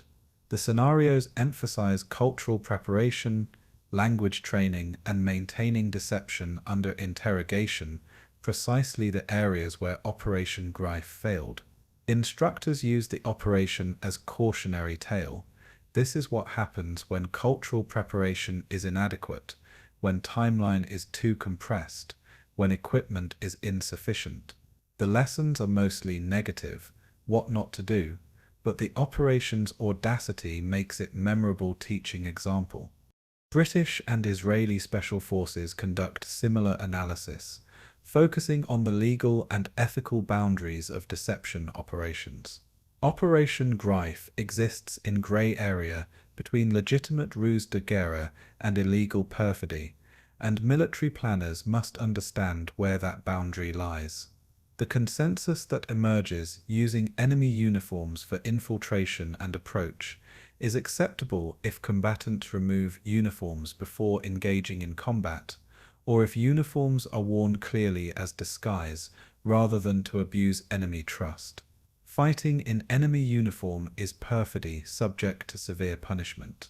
This distinction seems clear in theory, but becomes murky in practice, and Operation Greif demonstrates how easily theoretical clarity becomes operational confusion. The Soviet Union and Warsaw Pact forces integrate Operation Greif lessons into their deep operations doctrine, which emphasizes using special operations forces to create chaos in enemy rear areas during conventional offensives. Soviet special forces, Spetsnaz, train extensively in infiltration, sabotage, and deception operations designed to disrupt NATO command and control during the hypothetical World War III. While Soviet doctrine doesn't explicitly call for wearing NATO uniforms, learning the legal lessons from Operation Greif, it emphasizes the psychological warfare value of creating uncertainty and paranoia in enemy rear areas. Precisely what Operation Greif accidentally accomplished despite its military failure.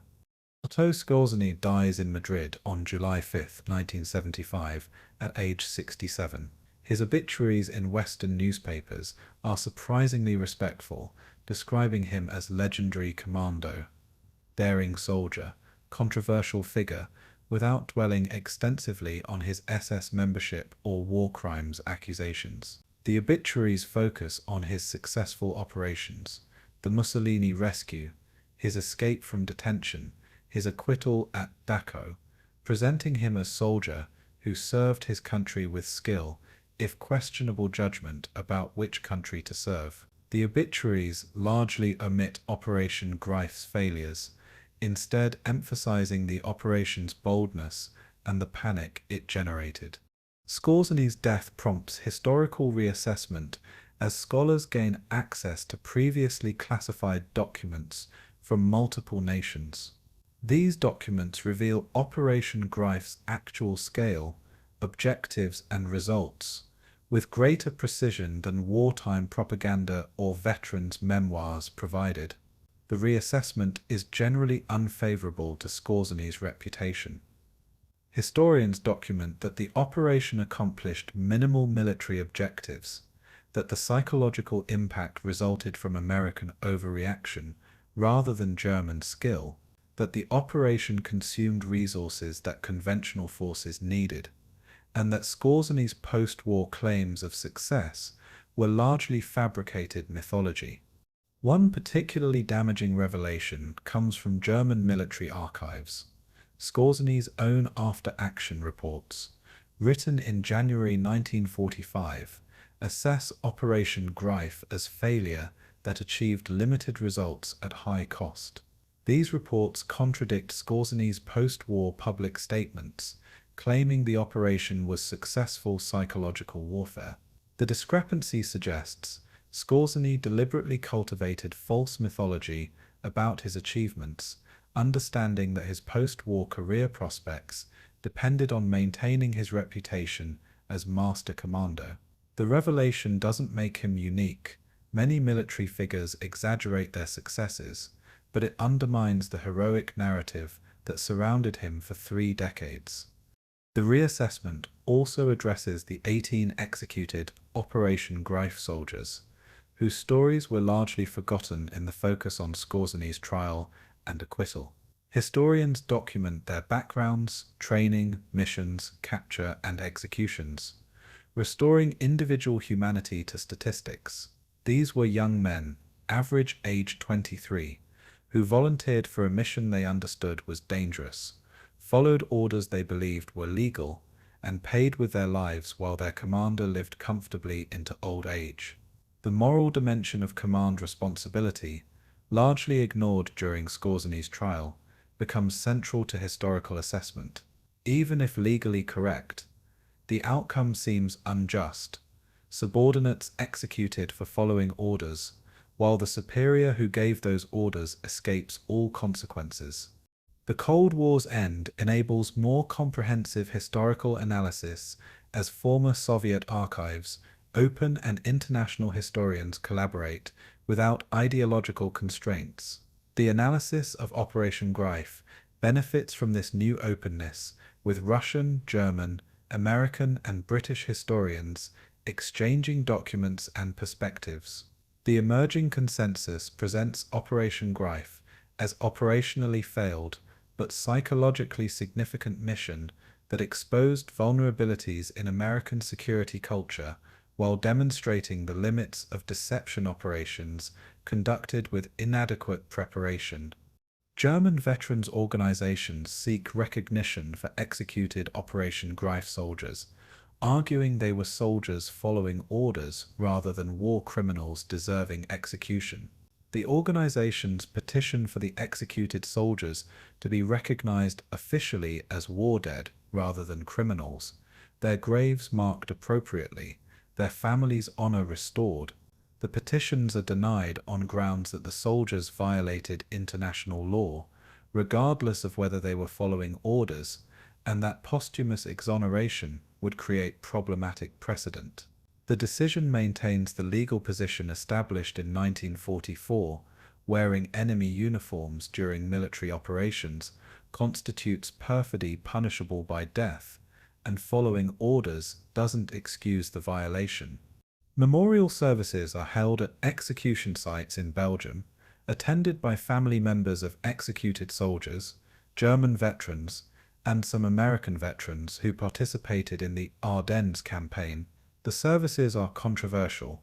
Some Americans view them as honoring war criminals, while Germans view them as remembering soldiers who died serving their country. The controversy reflects ongoing disagreement about how to remember soldiers who fought for morally compromised causes. Were Operation Greif soldiers war criminals who deserved execution, soldiers following orders who deserve respect despite their cause, or victims of command decisions they didn't make? The answers depend partly on legal analysis, partly on moral philosophy, and partly on national perspective. Belgian authorities eventually installed plaques at execution sites, carefully worded to acknowledge that German soldiers were executed there for violating laws of war during the Battle of the Bulge, without endorsing either the executions or the soldiers' actions. The plaques state facts, names, dates, circumstances, without moral judgment, allowing visitors to draw their own conclusions. This compromise satisfies neither Germans seeking full recognition for their dead, nor Americans who believe the plaques honor criminals, but it reflects the historical ambiguity that surrounds Operation Greif. These were soldiers who violated laws of war. They were executed legally under those laws, and reasonable people can disagree about whether justice was served. Contemporary Special Operations Forces study Operation Greif, with particular interest in how psychological operations create effects disproportionate to physical capabilities.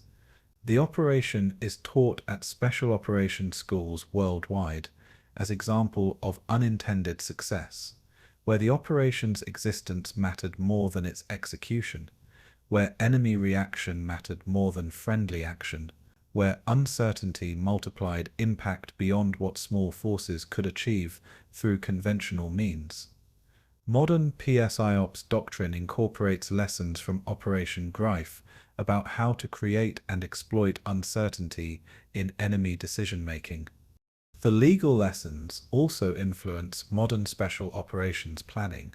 Military lawyers advising special operations units use Operation Greif as cautionary example of how deception operations can cross legal boundaries and expose personnel to execution if captured. Modern rules of engagement for special operations are written with explicit awareness of Operation Greif precedent. Infiltration using enemy uniforms is authorized only with clear orders to remove uniforms before engaging in combat, with extensive legal review, and with understanding that captured personnel may face execution regardless of orders they were following. The legal ambiguity that plagued Operation Greif has been partially clarified through post-war international law development, but grey areas remain. Israeli special forces, which have conducted numerous deep infiltration operations, study Operation Greif as example of cultural preparation's importance. Israeli commandos who operated in Arab territories or wore Arab uniforms during operations received extensive cultural and language training, often growing up bilingual or spending years mastering necessary cultural knowledge. The contrast with Operation Greif's 6 weeks of preparation demonstrates why cultural deception requires long-term investment rather than crash courses. Modern infiltration operations are planned with awareness that cultural authenticity cannot be manufactured quickly, and that inadequate preparation creates risks exceeding potential benefits. American Special Operations Forces extract different lessons, focusing on the checkpoint culture and security theater that Operation Greif generated. Modern military training includes scenarios where soldiers must distinguish between legitimate security measures and paranoid overreaction, understanding that enemy deception operations aim to create precisely the kind of self-inflicted disruption that Operation Greif accidentally achieved. The goal is measured response to deception threats, implementing necessary security without the cascading paranoia that consumed 50,000 to 100,000 American personnel hours during December 1944. Whether modern forces would respond more effectively to a similar operation remains uncertain, as human psychology hasn't changed and uncertainty still generates fear. Contemporary historical consensus.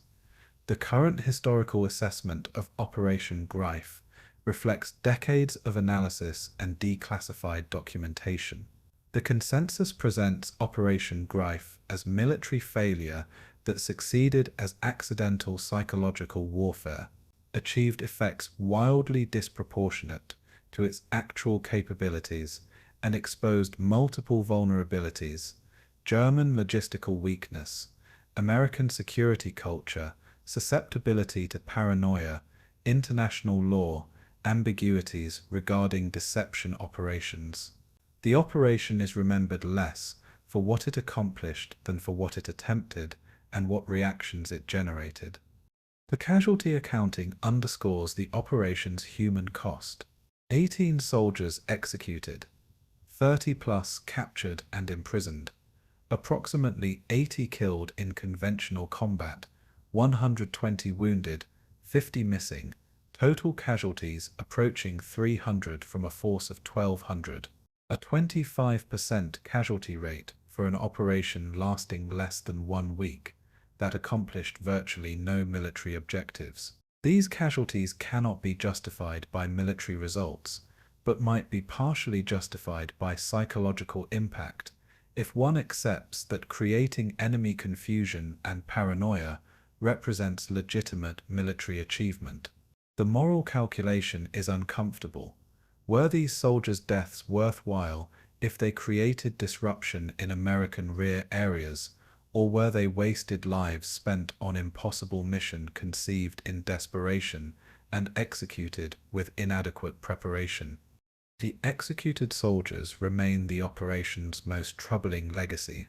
Their names are recorded: Günther Billing, Wilhelm Schmidt, Manfred Pernes, and 15 others whose names appear in military records, but whose individual stories are largely lost.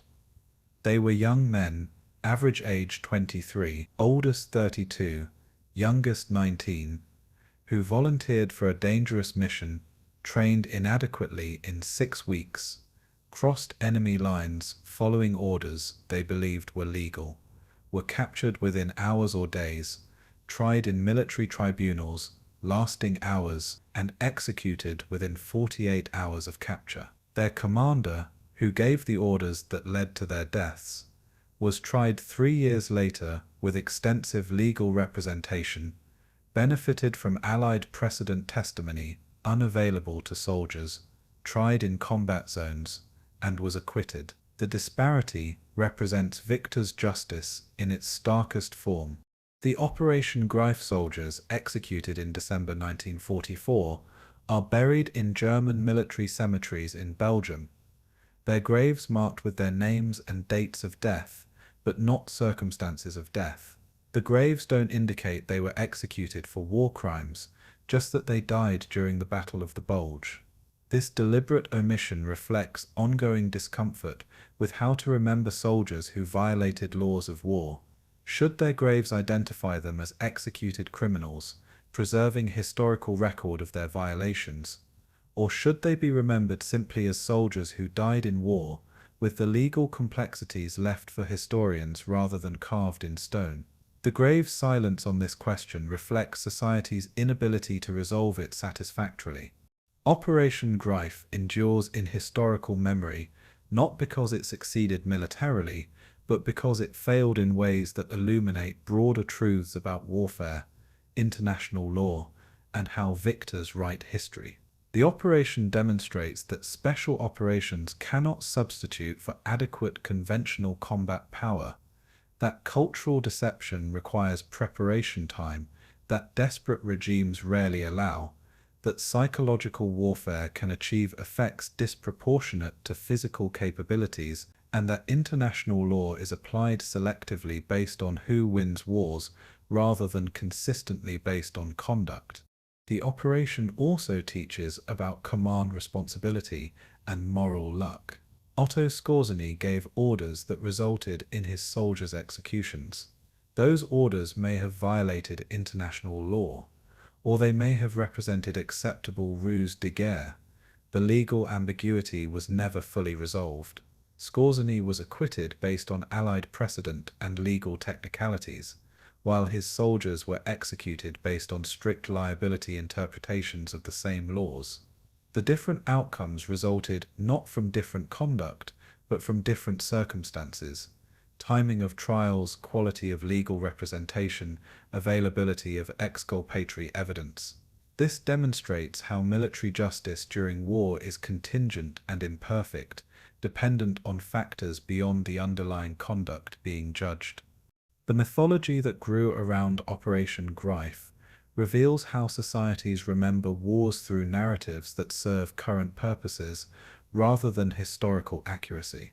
Germans remember Skorzeny as daring commando, emphasizing innovation while minimizing failure and moral compromises. Americans remember the operation as serious threat that justified elaborate security measures, emphasizing their vigilance while minimizing paranoid overreaction. Both narratives are partially true and partially false. Both serve purposes for the societies that maintain them, and neither captures the operation's messy reality, that it was desperately conceived, inadequately prepared, militarily failed, and accidentally succeeded through enemy overreaction rather than friendly capability. The 18 executed soldiers represent the operation's human dimension that mythology often obscures. They were real people with names, families, lives that ended at ages when most people are just beginning careers and families. They volunteered for reasons that probably mixed idealism, duty, peer pressure, and lack of alternatives. They trained for 6 weeks trying to learn cultural knowledge that requires lifetimes to absorb naturally. They crossed enemy lines knowing capture meant likely execution. They were captured, tried, convicted, and shot, all within days. Their commander lived another 30 years in comfortable retirement. This outcome can be legally justified but feels morally wrong, and that dissonance between legal correctness and moral unease defines how Operation Greif is ultimately remembered. Legacy in international humanitarian law. Operation Greif's most lasting impact may be its influence on international humanitarian law development. The operation exposed ambiguities in the Hague Convention's language about improper use of enemy uniforms, demonstrating that different military forces interpreted the same legal language differently.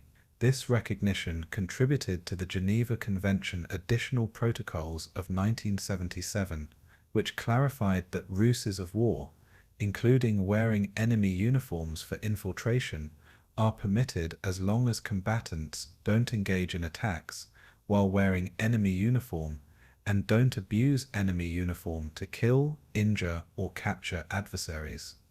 The additional protocols essentially codified the distinction Skorzeny's defense made: wearing enemy uniforms for approach and infiltration is legal. Fighting in enemy uniforms is perfidy. This clarification came too late for Operation Greif participants, but provides clearer guidance for future military operations. Modern military forces planning deception operations know precisely where the legal line falls, understand that captured personnel who cross that line may face execution, and can make informed decisions about whether tactical advantages justify legal risks. This clarity reduces the moral ambiguity that surrounded Operation Greif, though it doesn't eliminate the fundamental tension between military necessity and legal constraints. The legal development also reflects Operation Greif's demonstration that laws of war must account for military practice by all parties rather than imposing standards that only defeated parties are held to. The Skorzeny trial's consideration of Allied precedent established principle that international humanitarian law should reflect actual military practice across all forces rather than idealized standards that nobody follows. This principle influenced how subsequent international law was written, incorporating military operational realities rather than ignoring them, creating rules that military forces can actually follow rather than rules they'll inevitably violate and then face selective prosecution based on war outcomes. Conclusion: the operation that failed into success. Operation Greif stands as one of World War II's strangest operations, conceived in desperation, prepared inadequately, executed incompetently, failed militarily, yet succeeded psychologically through mechanisms its planners never intended. It accomplished almost nothing it was designed to accomplish, yet created significant effects through American overreaction to threats that were more imagined than real. It cost approximately 300 German casualties, including 18 executed for war crimes, achieved minimal military results, yet generated security responses consuming tens of thousands of American personnel hours and disrupting Allied command operations for a week. The operation failed because its fundamental assumptions were wrong. Germany couldn't gather sufficient English speakers, couldn't provide adequate equipment, couldn't allow enough preparation time, couldn't achieve the breakthrough velocity necessary for infiltration teams to matter strategically. The cultural gaps were unbridgeable in 6 weeks. The legal vulnerabilities were real. Wearing enemy uniforms did violate laws of war as applied to defeated powers. The conventional combat element was destroyed, quickly accomplishing nothing. By every measurable metric, Operation Greif was a disaster. Yet it succeeded in creating chaos, disproportionate to its capabilities. American forces didn't know how many infiltrators operated behind their lines, what their objectives were, how dangerous they were.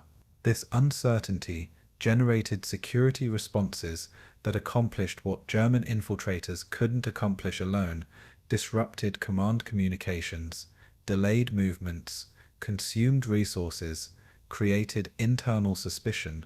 The operation succeeded not through what it did, but through what Americans feared it might do. This represents psychological warfare's ultimate achievement, creating effects through enemy reaction rather than through friendly action. The final lesson is about memory and mythology. Operation Greif is remembered not for what it was, but for what people needed it to be. Germans needed it to be daring innovation that nearly succeeded. Americans needed it to be serious threat that justified their response. Historians need it to be complex case study, illuminating warfare's legal and moral dimensions. Popular culture needs it to be dramatic story with clear heroes and villains. None of these needs are satisfied by the messy reality.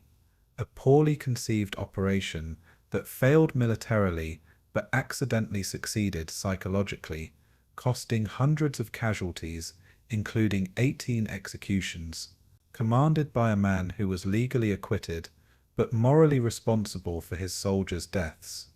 In the end, Operation Greif teaches that war is chaos, where outcomes depend on factors beyond anyone's control.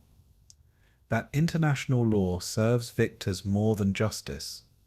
That courage cannot compensate for inadequate preparation, and that small forces can sometimes create large effects through mechanisms nobody planned or anticipated.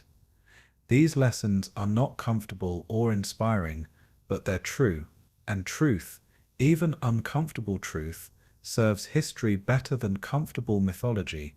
The 18 young Germans executed on frozen Belgian mornings in December 1944 deserve to be remembered for what they actually were: soldiers following orders in a cause that was lost, volunteers in an operation that was doomed, young men who paid with their lives for their commander's failed plan, while that commander lived comfortably into old age.